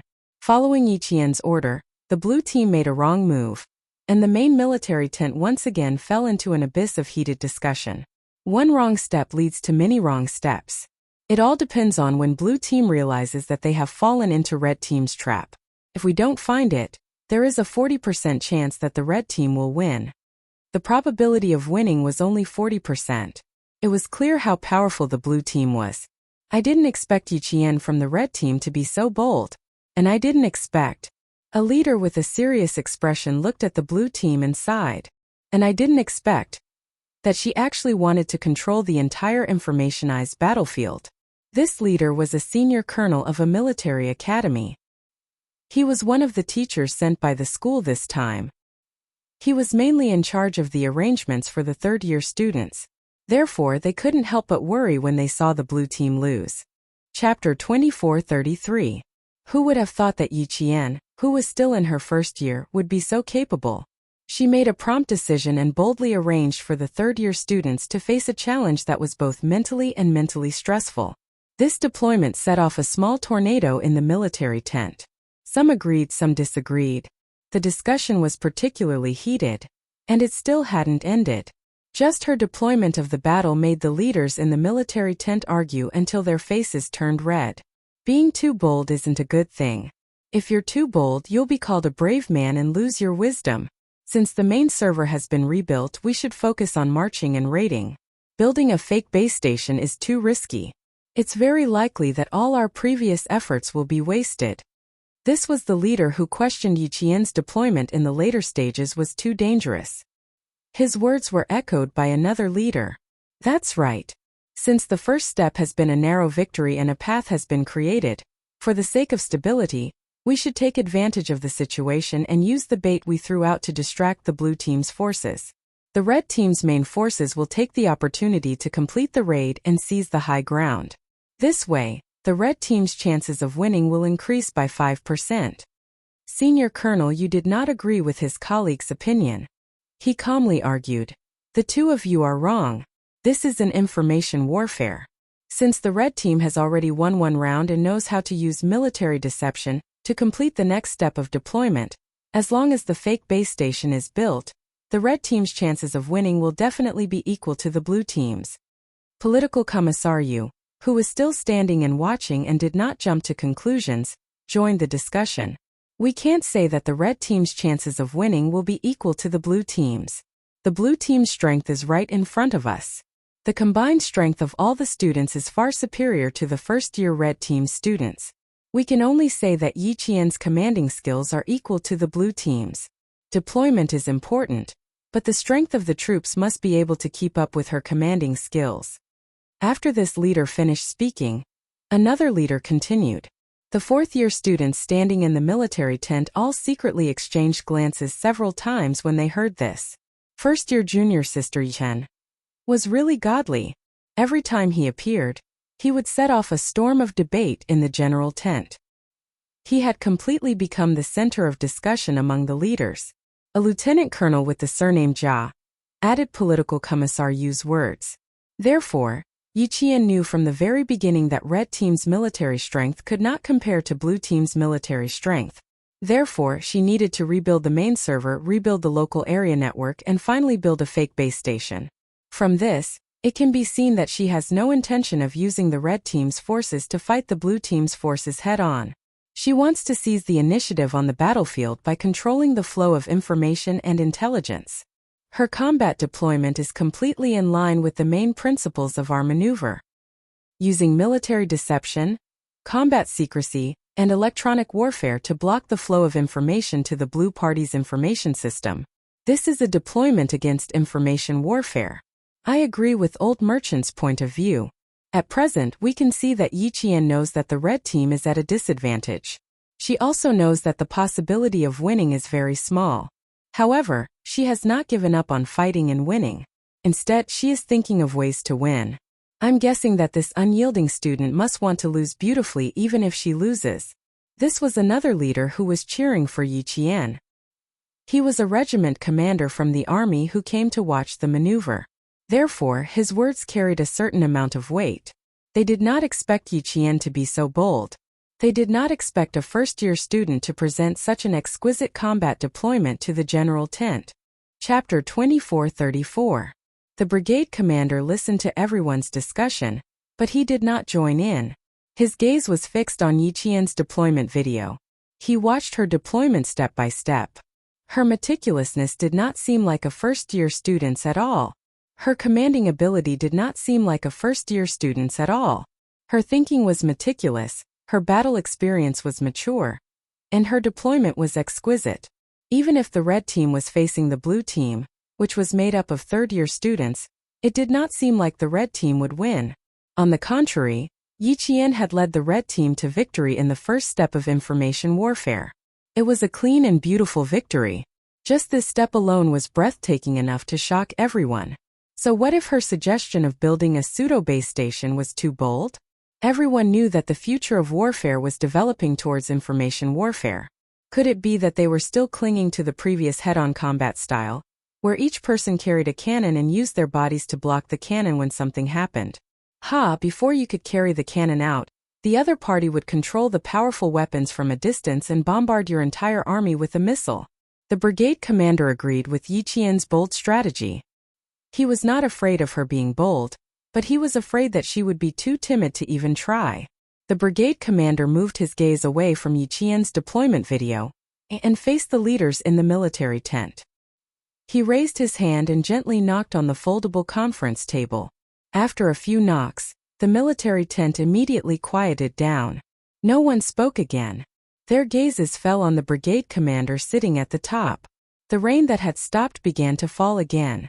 The raindrops hit the top of the tent and made rapid pitter-patter sounds. The brigade commander's deep and cold voice came from the quiet tent. What will the future of warfare be like? Electronic information warfare training is necessary to improve and win information warfare. Digitized troops, digitized battlefields, nonlinear warfare, dimensional warfare, three-dimensional space warfare, information warfare, and finally intelligent warfare. This is the change of the military revolution, and its focus is information warfare. The transformation of a mechanized war into an informationized war is a war without smoke. You can't even see its existence. However, if you make a mistake in your analysis and receive even one wrong piece of information, you will be the one to fall in the end. Just now, the blue team destroyed the red team's information system and was misled by the red team. This is the beginning of the blue team's mistake. When the red team's pseudo-base station is established, the possibility of the blue team walking out of the error circle will be even smaller. Combined with Yi Qian's previous battle deployments, we can see that her focus is on information warfare. It's also not hard to see that she has a deep understanding of information warfare. Just based on this alone, she deserves praise. Although Yi Qian is only a freshman, she's already at the forefront in all aspects. She can think of things that others have never thought of or even dare to think of, and she can do things that others are still waiting for. Her pseudo-base station will give us a brand new information war. You say that she's brave, that she's in danger. In your eyes, is the drill just a drill to win? It's a drill that exists to win. We don't need such a drill. Although he didn't mention it, everyone knew who the brigade commander was referring to. The atmosphere in the general tent suddenly became solemn and dignified. You should reflect on yourselves. Let's see who's the brave one. Who was the real strategist? Although Yi Qian is only a freshman, her awareness is higher than some of you. Chapter 24:35. Speaking up to this point, it was clear that the brigade commander was angry. A drill that existed to win. It was fine to not have it. It only had form and no substance. There was no real innovation or innovation. These were the brigade commander's unfinished words. With the brigade commander's reprimand, the leaders who did not think highly of Yi Qian's pseudo-base station did not say anything else. Even if they had discussions, they did so in private. It was clear that a few of the leaders did not think highly of Yi Qian's move. They felt that it was impossible to build a pseudo-base station in a short period of time, and that they would lose the chance of victory that they had fought so hard for and ultimately fail. But the brigade commander was right. It was fine to not have a drill that existed to win. Yi Qian's courage to challenge was indeed worthy of praise, and was something that the students could learn from. Battle videos and battle reports kept coming in from the front. The main military tent was focused on whether the red team's pseudo-base station could be successfully built. Soon, the brigade commander gave the red and blue teams an additional drill mission. Inform the red and blue teams to find their respective military tents and destroy their base stations. After the mission was given, the blue team's military tent let out a sigh of relief. They had previously sent a scouting team to the red team's hinterland to find the location of the enemy's commander. Now, the additional drill mission was equivalent to them completing it ahead of time. Find the military tents and destroy the base stations. We can complete these two tasks. A blue team student suggested. The red team can also complete it, so we have to be careful here. Indeed, the red team had received technical support from the third-year students. They also had the ability to destroy the base station, so they had to be careful. The red and blue teams had to complete the drill mission given. Inform the scouting team to find the red team's military tents as soon as possible, and tell them that there is no backup, the blue team's commander ordered. Yi Qian did not immediately take action. Even the battalion that she had left behind to be ready to move at any time did not move, finding the blue team's military tents and destroying their base stations. These were not the top priority for Yi Qian. She needed to complete the tasks at hand first. Following the blue team's orders, Yi Qian also received the latest reports from the various battalions and companies at the front. The blue team has increased their speed. We have already split up. Most of our troops will pass through the valley and march vertically towards the highlands. The 5th and 6th battalions were ambushed. The current situation is not optimistic. The comrades of the 2nd Company are on their way to support us. They will arrive in about 10 minutes. The Sharp Knife Battalion has successfully crossed the blue square crouching ground and arrived at the destination. News from the front line came in one after another, some good and some bad. After Yi Qian finished listening, he calmly gave his orders. The Sharp Knife Battalion will head straight for the highlands. Set up an ambush along the way. After 2nd Company reinforcements, the 5th and 6th battalions quickly march to the destination and complete the march. The main server had been moved, and the communication system had been rebuilt. She was no longer afraid that the blue team would overhear the red team's information. The battalions and companies that received her orders responded with resounding voices. There was nothing to be afraid of. No matter if they won or lost, they would continue to fight. They would not back down just because the blue army was stronger. Time passed bit by bit. Yi Qian gently wiped the sweat from her palms. She was also very nervous, several times more nervous than when she was commanding the battle 2 days ago. 2 days ago, the blue team's strength was almost on the same level as the red team. She only needed to arrange the entire battle line, and if there were no accidents midway, she would be able to win. Chapter 24:36. But today was different. Today was the third-year students. Based on yesterday's observation, they were all in a technical battle. This was a condition that the first-year students did not possess. It was fatal for the first-year students. If they wanted to win, they had to attack the enemy's information system. They had to know every step the blue team commander took to control the flow of information. This was her idea. Now, it was up to the 10 third-year technical students to complete the task she gave them. Distress points entered. Communication system virus completed. Test completed. Test passed. Point A completed bridging. Point B accepted virus. Roger. Point B accepted virus. Test completed.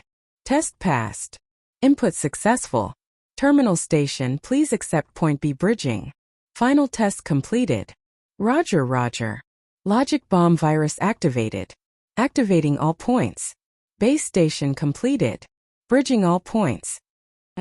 Following the progress of the red team's pseudo-base station, the leaders in the main tent who had been paying attention could not help but clench their fists. There were still 24 minutes left before Yi Qian's 1.5 hour. Now the red team's progress was extremely smooth. They had already entered the debugging stage.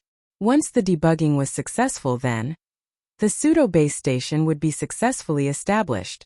The red team would have completed a challenge that some leaders thought was impossible. Even though the new exercise task had already been issued, the red team remained calm. They did not immediately arrange for people to carry out the new exercise task. All the leaders knew that Yi Qian had placed the focus on the establishment of the pseudo-base station. Once it was successfully established, it would be the red team's counterattack. Looks like there's an 80% to 90% chance of success. They've already entered the debugging stage. Once it's successfully established, even if the red team does not win the exercise, they will lose beautifully. Indeed, it will let us all know that nothing is impossible. It just depends on whether you are willing to try and whether you are willing to fail. The leaders who had not been optimistic about Yi Qian's chances heard the whispers of the leaders. They faked a cough in an unnatural manner. This was really awkward. The brigade commander gave another order. Capture the commanders of both sides alive. He wanted to see if Yi Qian, who had remained motionless even after hearing the news, would do anything about his order. He was deliberately testing Yi Qian's ability to remain calm. On the red team, the pseudo-base station entered the final debugging stage. Yi Qian received an order from the main tent. This time he was really stunned. Capture the commander alive? Did this mean that Lan Fang was here to capture her alive? After a moment of shock, Yi Qian smirked. That meant that the Blue Army had sent out to find the red team's tent would also be responsible for capturing her. The commander could not directly join the battle, but since the enemy had already come knocking on her door, she naturally had to fight back. She could also destroy the troops sent by the blue team to capture her alive. The mobile battalion that she had left behind was ready for action. Mobility Battalion, you guys are in charge of attacking the blue team's military tent and capturing the blue team's commander alive. Yi Qian, who was staring at the computer screen, gave the command to the Mobility Battalion, who had been idling all this while. Qian Yanjun, who had been cooped up for a few hours, heard the news and felt energized. His voice came through the rain. Roger that. I promise to complete the mission. Yi Qian nodded encouragingly. Good luck. I look forward to hearing good news from you. This mission was a little difficult, and it was not certain whether or not it could be completed, but he couldn't give up just because he couldn't do it. First he had to have an attitude. Chapter 2437. Less than 5 minutes after the mobile battalion left, the red team's pseudo-base station was finally set up.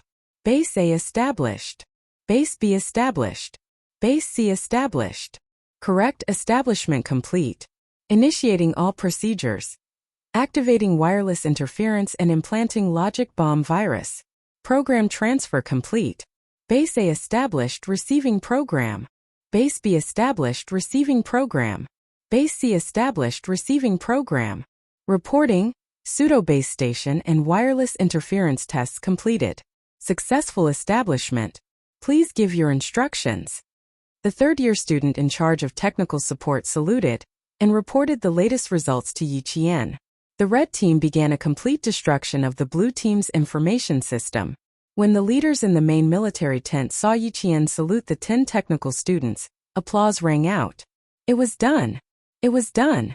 The red team had completed a task that many of the leaders did not think highly of. They had completed the challenge with their strength. Under Yi Qian's command, Yi Qian had opened a new chapter for the future exercises. He made the students participating in the exercise understand that as long as you dared to think and try, the chance of winning was in your hands. Warm applause rang out in the main military tent. The brigade commander personally contacted Yi Qian and said with a smile, "Well done, Yi Qian. You have shown us limitless possibilities. Wonderful, beautiful. Yi Qian, you have won the applause of all of us." She had led her subordinates to challenge, complete, and innovate. Regardless of whether they succeeded or not, they were destined to leave behind a page of precious information for the future students to use as reference. Amazing Yi Qian. Amazing commander. Yi Qian was also very happy about the successful establishment of the pseudo-base station, but he was not so happy that it was as if he had overcome an insurmountable obstacle. After all, she had seen with her own eyes how Z7 Han Zheng had completed the establishment of the pseudo-base station in less than an hour with the strength of one person. And she had only come up with this move because of Han Zheng's inspiration. Therefore, when everyone was happy, Yi Qian's reaction was quite calm. It's not that I did it well. It's all thanks to the efforts of the 10 seniors from the computer science department. If it weren't for their strength, I wouldn't have been able to do anything even if I wanted to. He was not greedy and knew how to share the credit. The smile in the brigade commander's eyes deepened. The leaders who were watching Yi Qian also nodded in satisfaction. The 10 third-year students who were mentioned by her were a little excited. Although they were the founders of the pseudo-base station, it was the commander who made the request and gave the order. When it came to the credit, the commander naturally took the lead. However, Yi Qian had pushed the 10 of them to the front and obtained the greatest merit, while he himself had retreated to the second line and did not fight for it.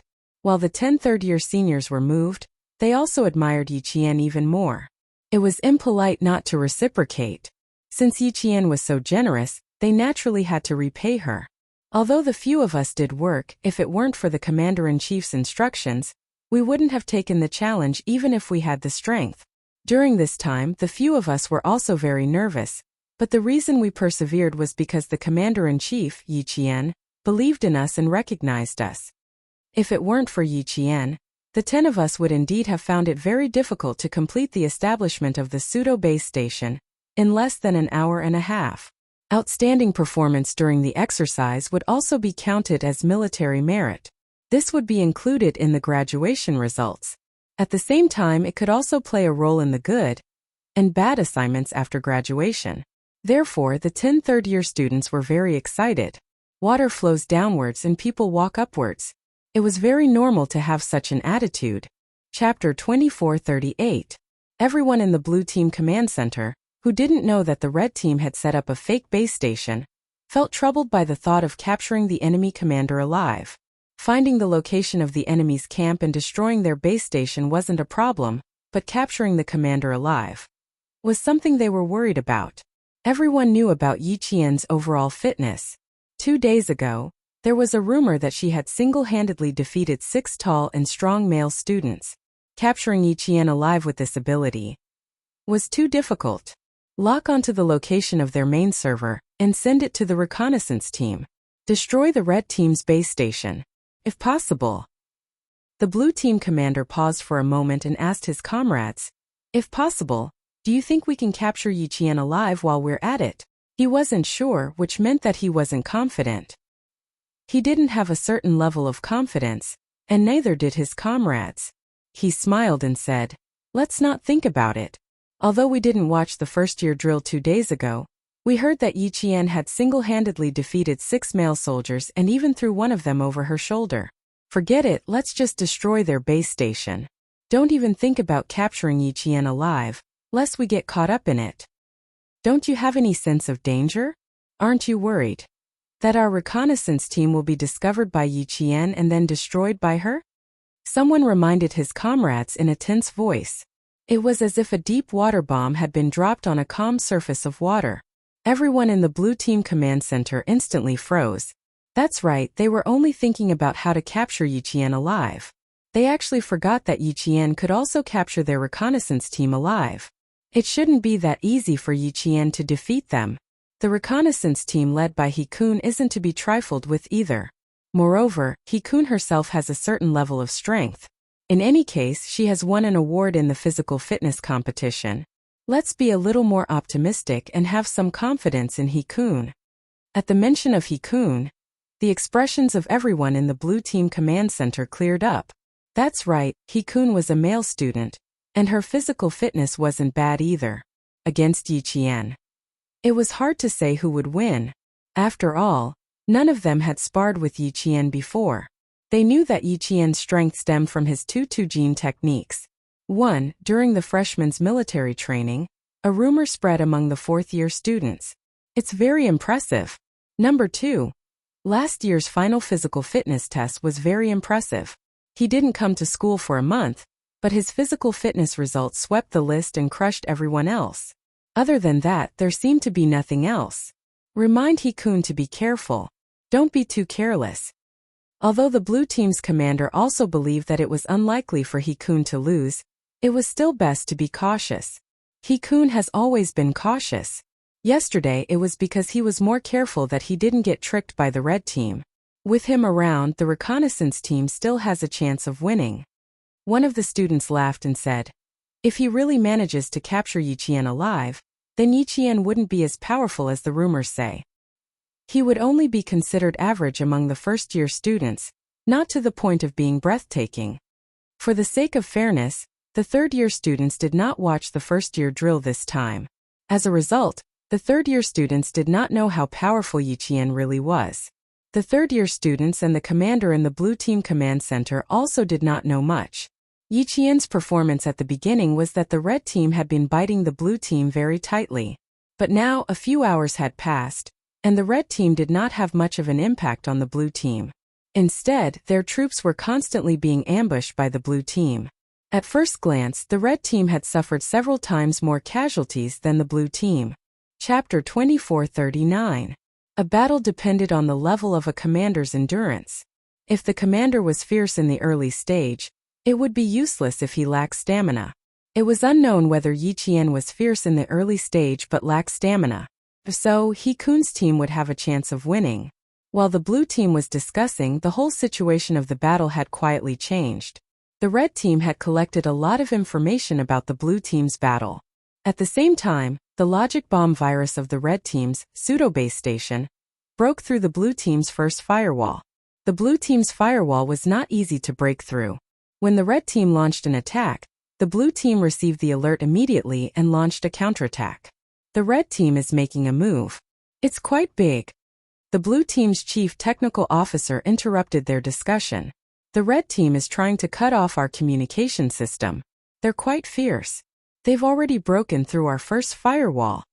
Once several firewalls were broken, the blue team's communication system would be controlled by the red team. Track their main server's location and launch a counterattack. Enter the entire communication system and destroy it. The blue team's chief commander frowned. He was under a lot of pressure. It was said that the blue team had the upper hand.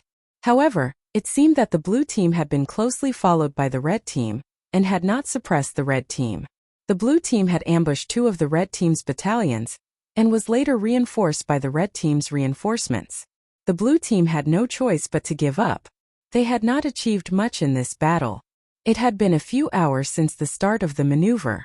It was time to teach the red team a lesson. The blue team stopped discussing the topic of capturing Yiqian alive. The atmosphere in the blue team's military tent became extremely solemn. They began to launch an encirclement and annihilation operation. They wanted to teach the red team a lesson. However, they did not expect that the red team had been waiting for the arrival of this lesson. In the red team, the first-year technical officer guarding the Hookfish main server sent the latest news. "They're tracking the whereabouts of our main server." Just in time. The third-year technical officer guarding the main server said excitedly, "Track them down and implant our virus into the blue team's information control center. Set the time to destroy the information resource. We lost yesterday. We have to win it back today." At the same time, Yiqian sent the latest action order to the red team's battalions through the newly established wireless local area. Song Jiqiu sent the latest news that the 3 battalions of the Blue Party had been successfully controlled by him. 1 battalion had controlled 3 battalions of the Blue Party. Yiqian nodded with satisfaction. "Half an hour. Hold on for another half an hour." A faint smile appeared on Yiqian's cold face. This is the most crucial hour. At this time it was already 1 o'clock in the afternoon. The most crucial hour was when the red team's forces completed their maneuvers. At the same time, the red team destroyed all of the blue team's information systems, causing the various battalions and companies to lose contact with the blue team's command center. The red team would launch a counterattack, and when the blue team's forces were wiped out, they would take the high ground in one fell swoop. The pseudo-base station was successfully established within an hour and a half. As Yiqian issued one order after another, the applause in the general tent grew even louder. At this moment, the applause was for Yiqian and the 10 third-year technical officers. They had completed the commander's order and successfully grasped the main battle situation of this information war. After the order was issued, Yiqian loosened his limbs and said to the sentries who were protecting the 10 technical officers, "You guys guard here well. I'll go back to the military tent to check the situation. The blue team will be here soon. Chapter 2440. Yes, sir. The sentries were all first-year students. Their morale was extremely high, and they had no fear at all. If the blue team really attacked, they would not be afraid. Yi Qian said a few more words to the 10 third-year seniors, then brought the 2 sentries back to their original tent. As for the blue team who had never been weak, they quickly noticed something strange. No, something is wrong here.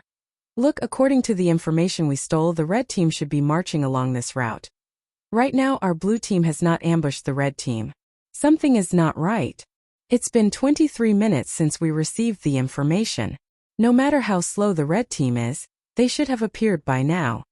This technical student's discovery immediately alerted the blue team's decision-makers. Contact the 2nd, 3rd, and 4th battalions. Have they already ambushed the 3 red team battalions? Yes, sir. Contact the reconnaissance team. I need to know their exact location. Yes, sir. The blue team decision-makers' response made the leaders in the main tent nod slightly. Not bad, they were able to immediately be alert and quickly investigate. If they really lost, at least they would not lose too badly. Very quickly, the blue team's reconnaissance team sent back news that they had already discovered the red team's tent.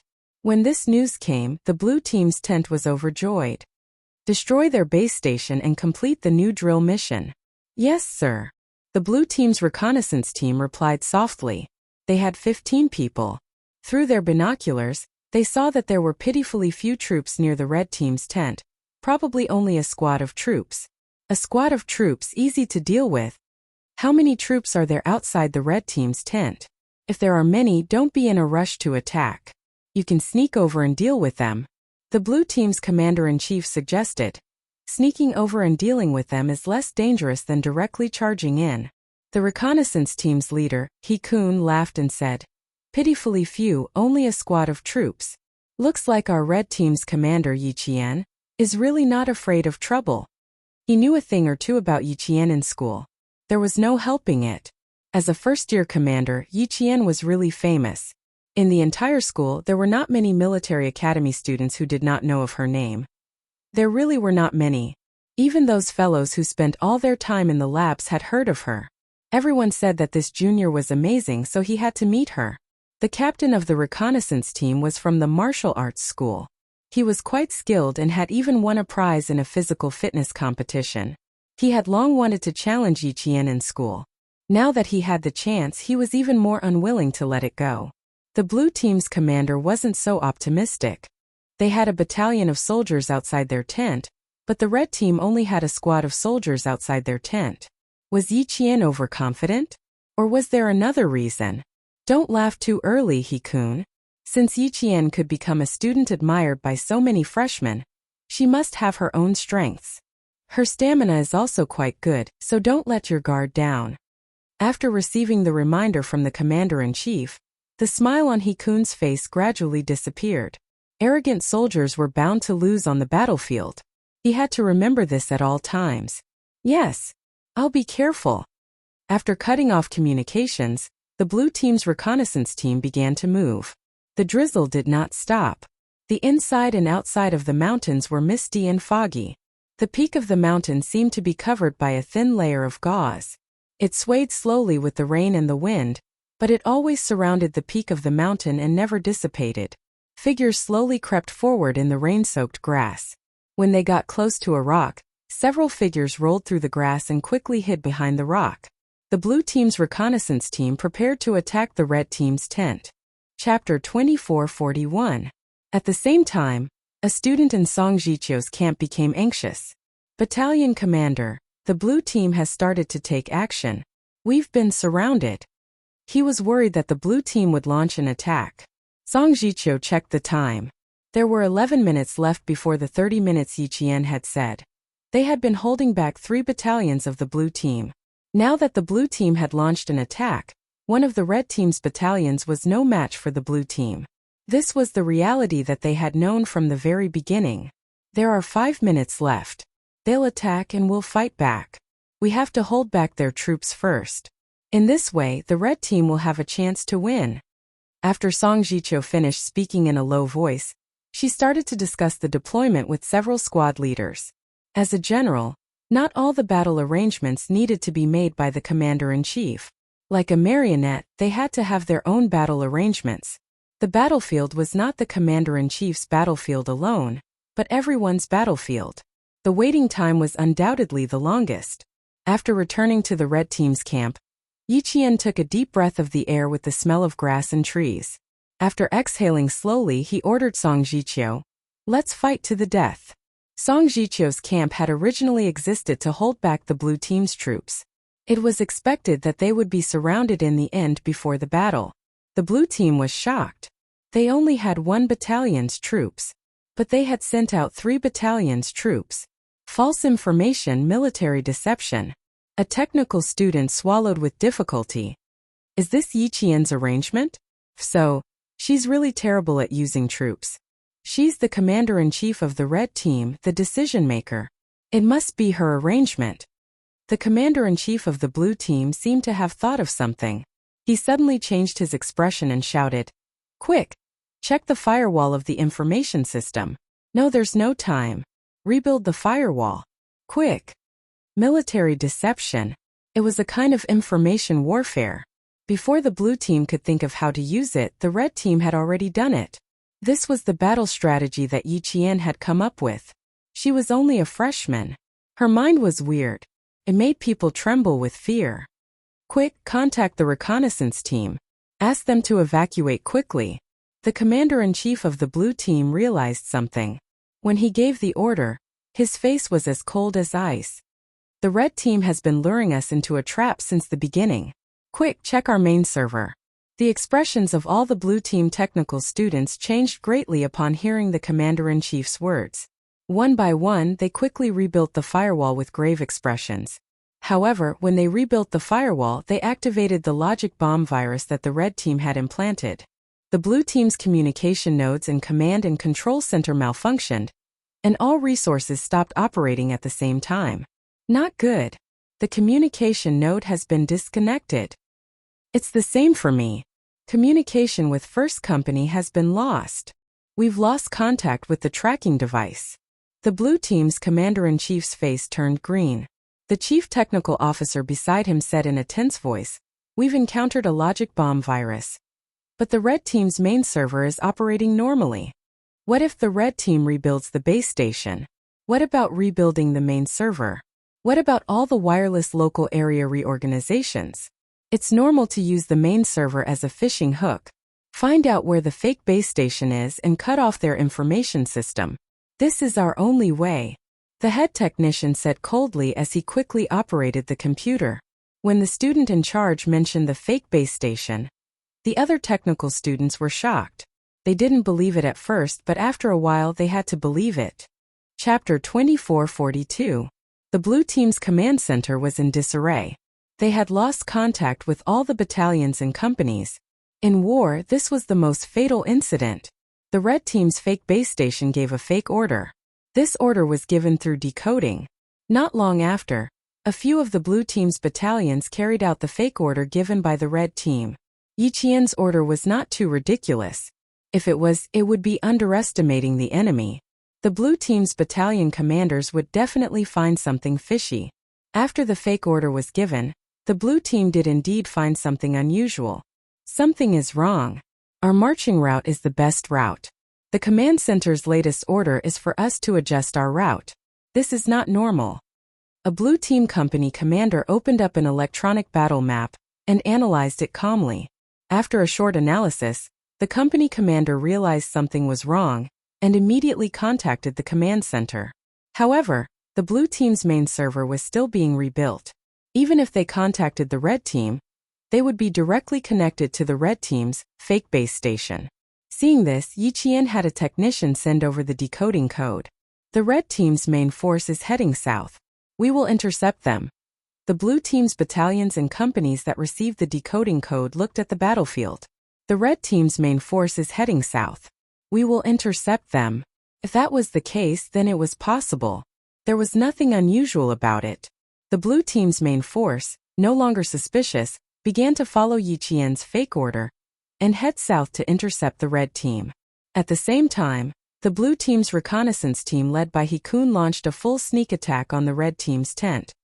Take down all the sentries outside. Move quickly. They're all freshmen. Their reactions aren't as fast as ours. Quickly charge inside. With a few people attacking together, I'm not afraid that we can't capture Yiqian. Hikun, who was lying in the grass, made the final detailed arrangements. After the deployment, they began to move. They followed the blue team's commander's suggestion. They did not charge out directly, but used a sneak attack method. Throw the smoke grenades. Following Hikun's signal, 3 smoke grenades were thrown from different angles near the red team's tent. Sizzle! Sizzle! Sizzle! The detonation of the fuse caused the explosive in the barrel to explode.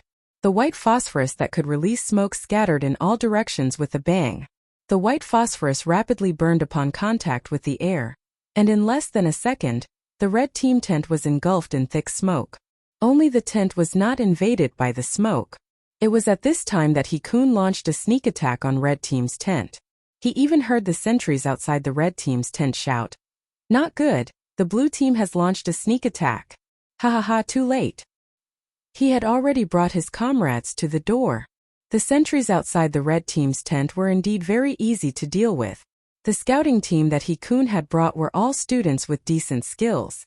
A few of them rushed up and took down one in a few seconds. It didn't take long for all the freshmen outside to be taken care of. Inside, several students guarding the main servers followed Yiqian's orders and cut off the power to all the main servers. They were to prepare for battle as soon as possible. Yiqian was guarding the entrance of the military tent. When the first figure rushed in, she lifted her leg and lightly tripped and hooked it. The third-year student who rushed in did not stabilize himself and fell over. Hold it tight. Draw your cards. A few freshmen who were on guard immediately rushed down and held down the third-year student who was at the front. The other party was still stubbornly resisting, so one of the students simply pressed on top of him, using his weight to completely control the other party. His armband was torn off by the freshman, and at the same time his neck was tightened. This was definitely a death. Chapter 2443. While several freshmen were killed, and a third-year student was killed, Yijian's side took down another person with an imposing manner.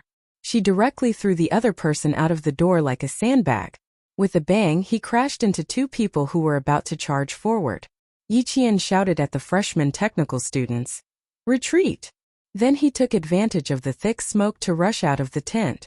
The red team's tent was no longer there after the main server was rebuilt. If it weren't for the mission of capturing the enemy's commander alive during the exercise, Yiqian wouldn't have returned to the tent to avoid being discovered by the blue team's reconnaissance team. Now that he was back, he definitely wouldn't give the blue team's reconnaissance team a chance to leave alive. Out of the 15 people from the blue team, 3 of them were killed in the blink of an eye. This was fast. When the freshman technical students heard Yiqian's order, they immediately rushed out. They knew that their chances of surviving were slim, but Yiqian was still here. She had only brought 2 sentries back with her. For the sake of their commander's safety, they had to give it their all. Even though the freshmen had only been in military training for less than a year, they still had a lot of bravery. Faced with the blue team's sneak attack, they fought tenaciously under the leadership of Yiqian. In the end, 2 of the third-year students were killed. The smoke from the smoke grenades gave the blue team an advantage in concealment. At the same time, it also gave Yiqian an advantage in concealment. The smoke grenades used for the exercise were only made from white phosphorus. There were no other chemicals added to them, not even a choking smell. They were only used for concealment. Yiqian shuttled through the white smoke. A special forces soldier was very decisive and took care of 2 blue team students in an extremely swift and fierce manner. Hikun, who was hiding outside, stared at the white smoke without blinking. When he heard 2 muffled sounds coming from inside the white smoke, his face turned cold. "Don't charge forward. Yiqian is really not easy to deal with." He stopped his comrades who were preparing to charge forward. "Wait for the smoke to disperse. Maybe. Continue to hide." It was impossible to save the comrades who were charging forward now. They had already been taken care of by Yiqian. If the rest of them charged into the smoke, they would just be sending themselves to their deaths. Yi Qian led the 3 students out of the fog and hid in the bushes. Without the cover of the thick fog, Yi Qian got close to them and whispered, "We still don't know how many troops the blue team has sent out. Let's not move for the time being. We have to wait for the blue team to make a move first." "I have a suggestion," a technical student from the red team suggested. Yi Qian's eyes lit up when he heard this. He nodded and said, "Yes, but in the end the 3 of you died together." They planned to rush back to the tent before the smoke dissipated because the blue team had yet to complete their mission of destroying the red team's base station. If the blue team retreated, then the 3 of them would be fine. If the blue team didn't give up and continued to rush into the red team's tent, then the 3 of them would work together to kill as many as they could. In this way, Yi Qian was also relieved of some of the pressure. A few of the dead red and blue team students waved their hands to disperse the thick smoke in front of them as they rushed out. The blue team students sized up the freshmen. With a glance, they knew that their target was still alive and had not been captured alive. "The person who ambushed me just now should be Yi Qian. He attacked me from behind and directly locked my neck. In that second, I really thought I was going to die." A third-year student stood to the side and said to his comrades with lingering fear, "It was very scary. What a strong murderous aura.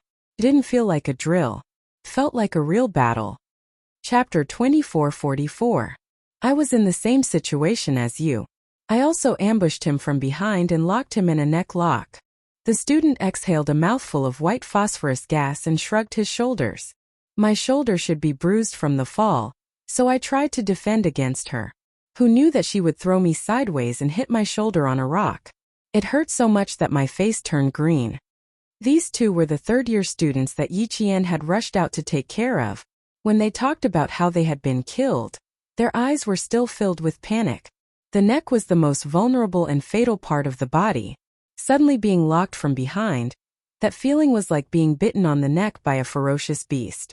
As long as the beast gently closed its mouth, the sharp fangs would pierce deeply into their necks. Then with a forceful bite, gotcha, the cervical vertebrae were bitten off. This feeling was too terrifying. Even now, the trauma was still lingering in their hearts, and they still had lingering fears. Junior Yi Qian. I've seen it for myself. If He-kun were to go up against her, he probably wouldn't have much of a chance of winning. The student who was the first to be knocked out by Yi Qian gently rubbed his comrade's injured shoulder and said worriedly, "I'm afraid our scouting team will fall at the hands of Yi Qian." When the student whose shoulder was injured heard this, he endured the pain and said softly, "Don't scare me. 7 of us have died in battle. We still have 8 people left.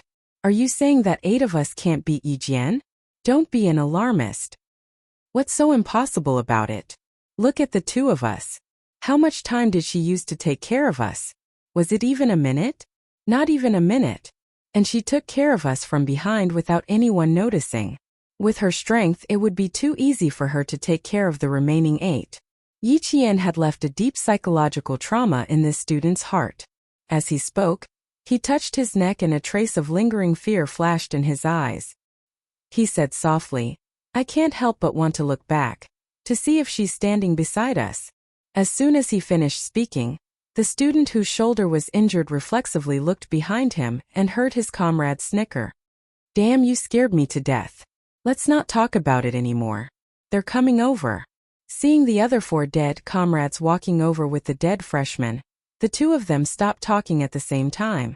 The students who had been killed stood to the side. They maintained the most basic drill rules and did not inform their comrades nearby. They stood to the side and waited quietly. The thick smoke gradually dissipated, and the red team's tent reappeared before everyone's eyes. He-kun looked at the red team's tent, then at the students standing in the distance. Judging from their figures, there were no female soldiers in the tent. This meant that their 7 comrades had not finished off Yi Qian. What should we do? Are we just going to drag things out? The blue team student asked He-kun. Dragging things out isn't a solution. Either we attack or we retreat. We can't retreat. We've already made it this far. But we haven't destroyed their base nor captured Red Team's commander-in-chief, Yi Qian. If we retreat like this, wouldn't our brothers at the front have died for nothing? I don't agree with retreating. They found it hard to accept that 7 of their brothers had been killed in an instant. Hikun looked around and pursed her lips. If we don't retreat, we should at least destroy Red Team's base and capture Yiqian alive. Leave it to me. You guys go and destroy the base. Sure. Red Team doesn't have many soldiers left. Split into groups of 4. The 4 of us will charge in and destroy the base. The 4 of you will deal with Yiqian. Chapter 24:45. Everyone agreed with his suggestion. If they couldn't retreat or delay, then they had to charge out and fight. Later on, Hikun couldn't figure out how Yiqian had found their hiding spot. The brothers who had rushed out to destroy the Red Team base station had clearly avoided his hiding spot, but Yiqian had accurately found his position and attacked him. Yiqian's attacks had always been fast, accurate, and ruthless. As long as she attacked, she wouldn't leave empty-handed. Out of the 4 blue team scouts, 2 of them had been taken care of by her. Hearing the commotion behind her, Hikun turned her head and saw a scene that made her heart skip a beat. Her body reacted far faster than her brain. With a loud roar, she raised her leg and swept it towards Yiqian. When Yiqian saw the wind from the kick, she knew she was up against a powerful third-year student. She grabbed the student's right arm with one hand and locked it behind his back. At the same time, she used one hand to support herself on the student's back and lifted her whole body into the air. She also raised her leg and swept it back with an even fiercer stance. Hand. My hand is broken, my hand is broken. This move of hers was very painful for the student whose right arm was locked behind his back. The huge twist almost dislocated his arm and shoulder. The pain was so intense that he couldn't help but scream out in pain. It was probably not just any pain. Yiqian kicked away Hikun's attacking left leg. Furthermore, she kicked the other party's calf. When the student who was locked down with one arm screamed out in pain, Hikun's back was covered in cold sweat from the pain. Her calf was trembling from the pain. Her strength wasn't just any normal amount. She wouldn't break his calf, would she? Hikun resisted the urge to bend over and grab his leg to rub it. Her heart was screaming in pain. Only her forehead was tense. She couldn't break her technique. She definitely couldn't break her technique. She had to hold on. Yiqian, on the other hand, knew how hard she had kicked him. Seeing the corner of his mouth twitching a few times, she let go of the student in her hand and asked, "It hurts, right? Do you want to rub it first?" Hikun would remember this sentence clearly even after a long time. He wanted to attack again, but because of her words he really hugged her leg and rubbed it first. Yiqian did not expect him to really hug her leg and massage it. She had only mentioned it casually and did not really want him to massage it. The third-year student who had his arm twisted and was screaming in pain was thrown aside by Yiqian. The dead student quickly ran to the side and was several meters away from Yiqian. He had to run a few meters away. Yiqian was already fighting Hikun, using his fists and kicks. When he saw Yiqian raise his leg high up and chop down like a sword, hitting Hikun's shoulder, he couldn't help but cry out "Io!" for Hikun. Although that kick didn't land on him, he felt pain for Hikun. Even the roots of his teeth were sore. Ouch! The dead student rubbed his shoulder and slowly turned it around. He was also in pain, but fortunately, his shoulder was not dislocated. Hikun was forced to kneel on one knee by Yiqian. He was in so much pain that he was about to cry. How could a woman be so strong? Hikun, who came from a martial arts background, was strong. In a one-on-one fight, he was also an elite soldier. Although he was in so much pain that he was about to cry, the ferocity in his bones was also aroused. When Yiqian pulled back his leg, he rushed over like a leopard. The dead student couldn't bear to watch the fight. He covered his face with his hands, but he didn't want to miss the excitement, so he stood in a safe area to watch the whole thing. Chapter 24:46. He saw Hikun, who had won an award for physical fitness, get beaten up by Yiqian again and again. The process was brutal, and every move was fatal. Hikun had won an award for physical fitness, but in front of Yiqian, it was nothing. It gave him the illusion that Hikun was a first-year student. In the end, he saw Yiqian make a move. She suddenly lifted her foot and stepped on Hikun's foot. Her whole body went around Hikun's back. Plop! Hikun was thrown to the ground by her, while she stood to the side and scathed. Damn. How did she do it? How did she do it? like this, like that. She went around Hikun's back like a monkey, her feet not touching the ground, her hands locked onto Hikun's shoulders. When her feet touched the ground, Hikun fell to the ground with her back facing the sky. He saw the entire process but he didn't see it at all. He didn't see how she threw Hikun to the ground. The students closest to her didn't see it clearly, and the students further away didn't see it clearly either. After Yi Qian finished off his opponent, she turned around to look. There wasn't a single student left on the red team. Even the 2 sentinels she brought with her had died in the fight against the other 2 third-year students. Seeing that the third-year student she had thrown to the ground didn't get up, Yi Qian took a step forward, bent down on one knee, and said with a smile, "I'm sorry, senior, but time was tight. You were a difficult opponent, so I had to end it quickly." Hikun, whose head was still buried in the grass, waved her hand to indicate that she was fine and just wanted to lie down for a while. Yi Qian looked at the grass that was so thick that it could bury her face, then thought about the sound she made when she threw the third-year student over. She pursed her lips and smiled. Now she understood why he didn't want to raise his head. After Yi Qian left, the third-year student who was watching the fight patted Hikun's shoulder, who was still in the grass, and sighed. "Brother, you didn't lose too badly. Junior Yi Qian is very skilled. We still have to practice a little more." This time they finally understood why the group of first-year students admired Yi Qian so much. After today they had no choice but to admire him. They were convinced. Hikun, who had a mouthful of grass in her mouth, silently spat out the mouthful of grass foam. When she raised her head and opened her mouth, the corners of her mouth were stained with green grass paste, and there were also bits of grass stuck between her teeth. Yi Qian heard the sound of laughter. Then he heard the male student who had been thrown to the ground and chewed on the grass say angrily, "What's there to laugh about? I just ate a mouthful of grass. What's so funny?" It was still a little funny. At least she wanted to laugh. Yi Qian, with a slight smile, didn't stay in the red team's abandoned tent any longer. He quickly left alone. The sentries she had brought with her had all been killed, so she could only return alone. A report came from the rear through her earpiece. "The blue team has already begun to enter. The fake orders we issued have most likely been seen through. The third-year student in charge of technical support told us that the blue team's technical students have already analyzed that we have built a fake base station and will immediately rebuild their own servers. With the blue team's strength, it won't take them too long to cut off our fake base station and stop our fake orders. A conservative estimate is about an hour." Listening to the report, Yi Qian ran all the way back to the command center, which was 5 kilometers away. It took her about 40 minutes to get back. 5 kilometers wasn't a long distance, so it wouldn't take much time to run back. Chapter 2447. She also did not expect the fake orders to last for a long time. After all, the blue team's strength was there for all to see.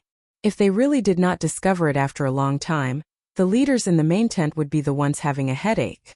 Time seemed to pass very slowly. When the main tent saw that the blue team had finally cut off the red team's fake base station, the leaders all breathed a sigh of relief. Although there was a bad result, they did not lose their sense of direction. After reacting, they calmly carried out the next step. It was clear that they also had excellent military discipline. The blue team's technical students were very strong. After cutting off the red team's fake base station, the red team had no way to issue fake orders to the blue team's battalions and companies.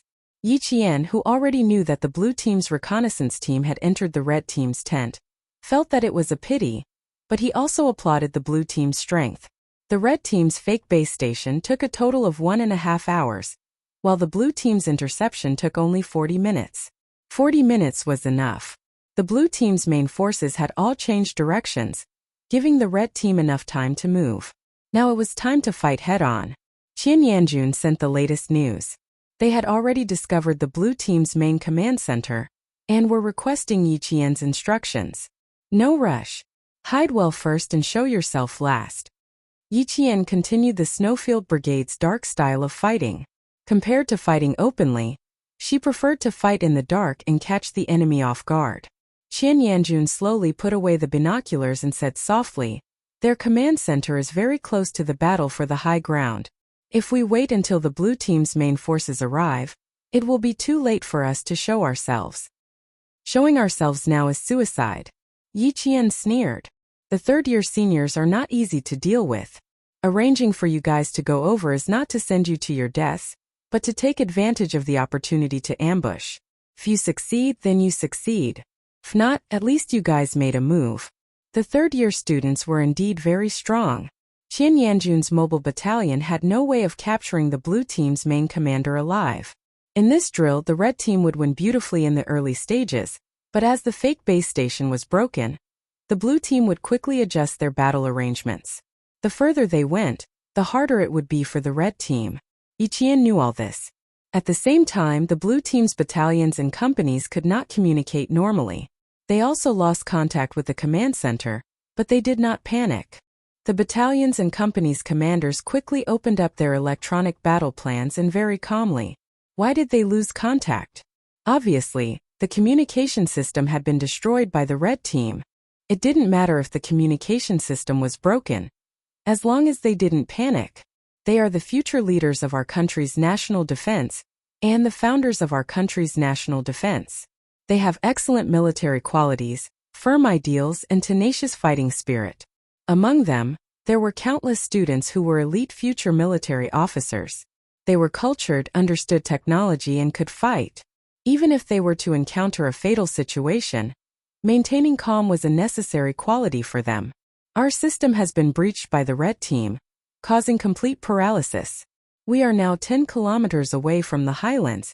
The end of the exercise is less than 3 hours away. Within an hour, we must conserve our forces and gather here. This is the rendezvous point for our forces. The other battalions and companies will arrive soon. Now that we have seen it, although the red team is a freshman, their strength is not to be underestimated. Remember, if you encounter the red team, it is best to eliminate them first.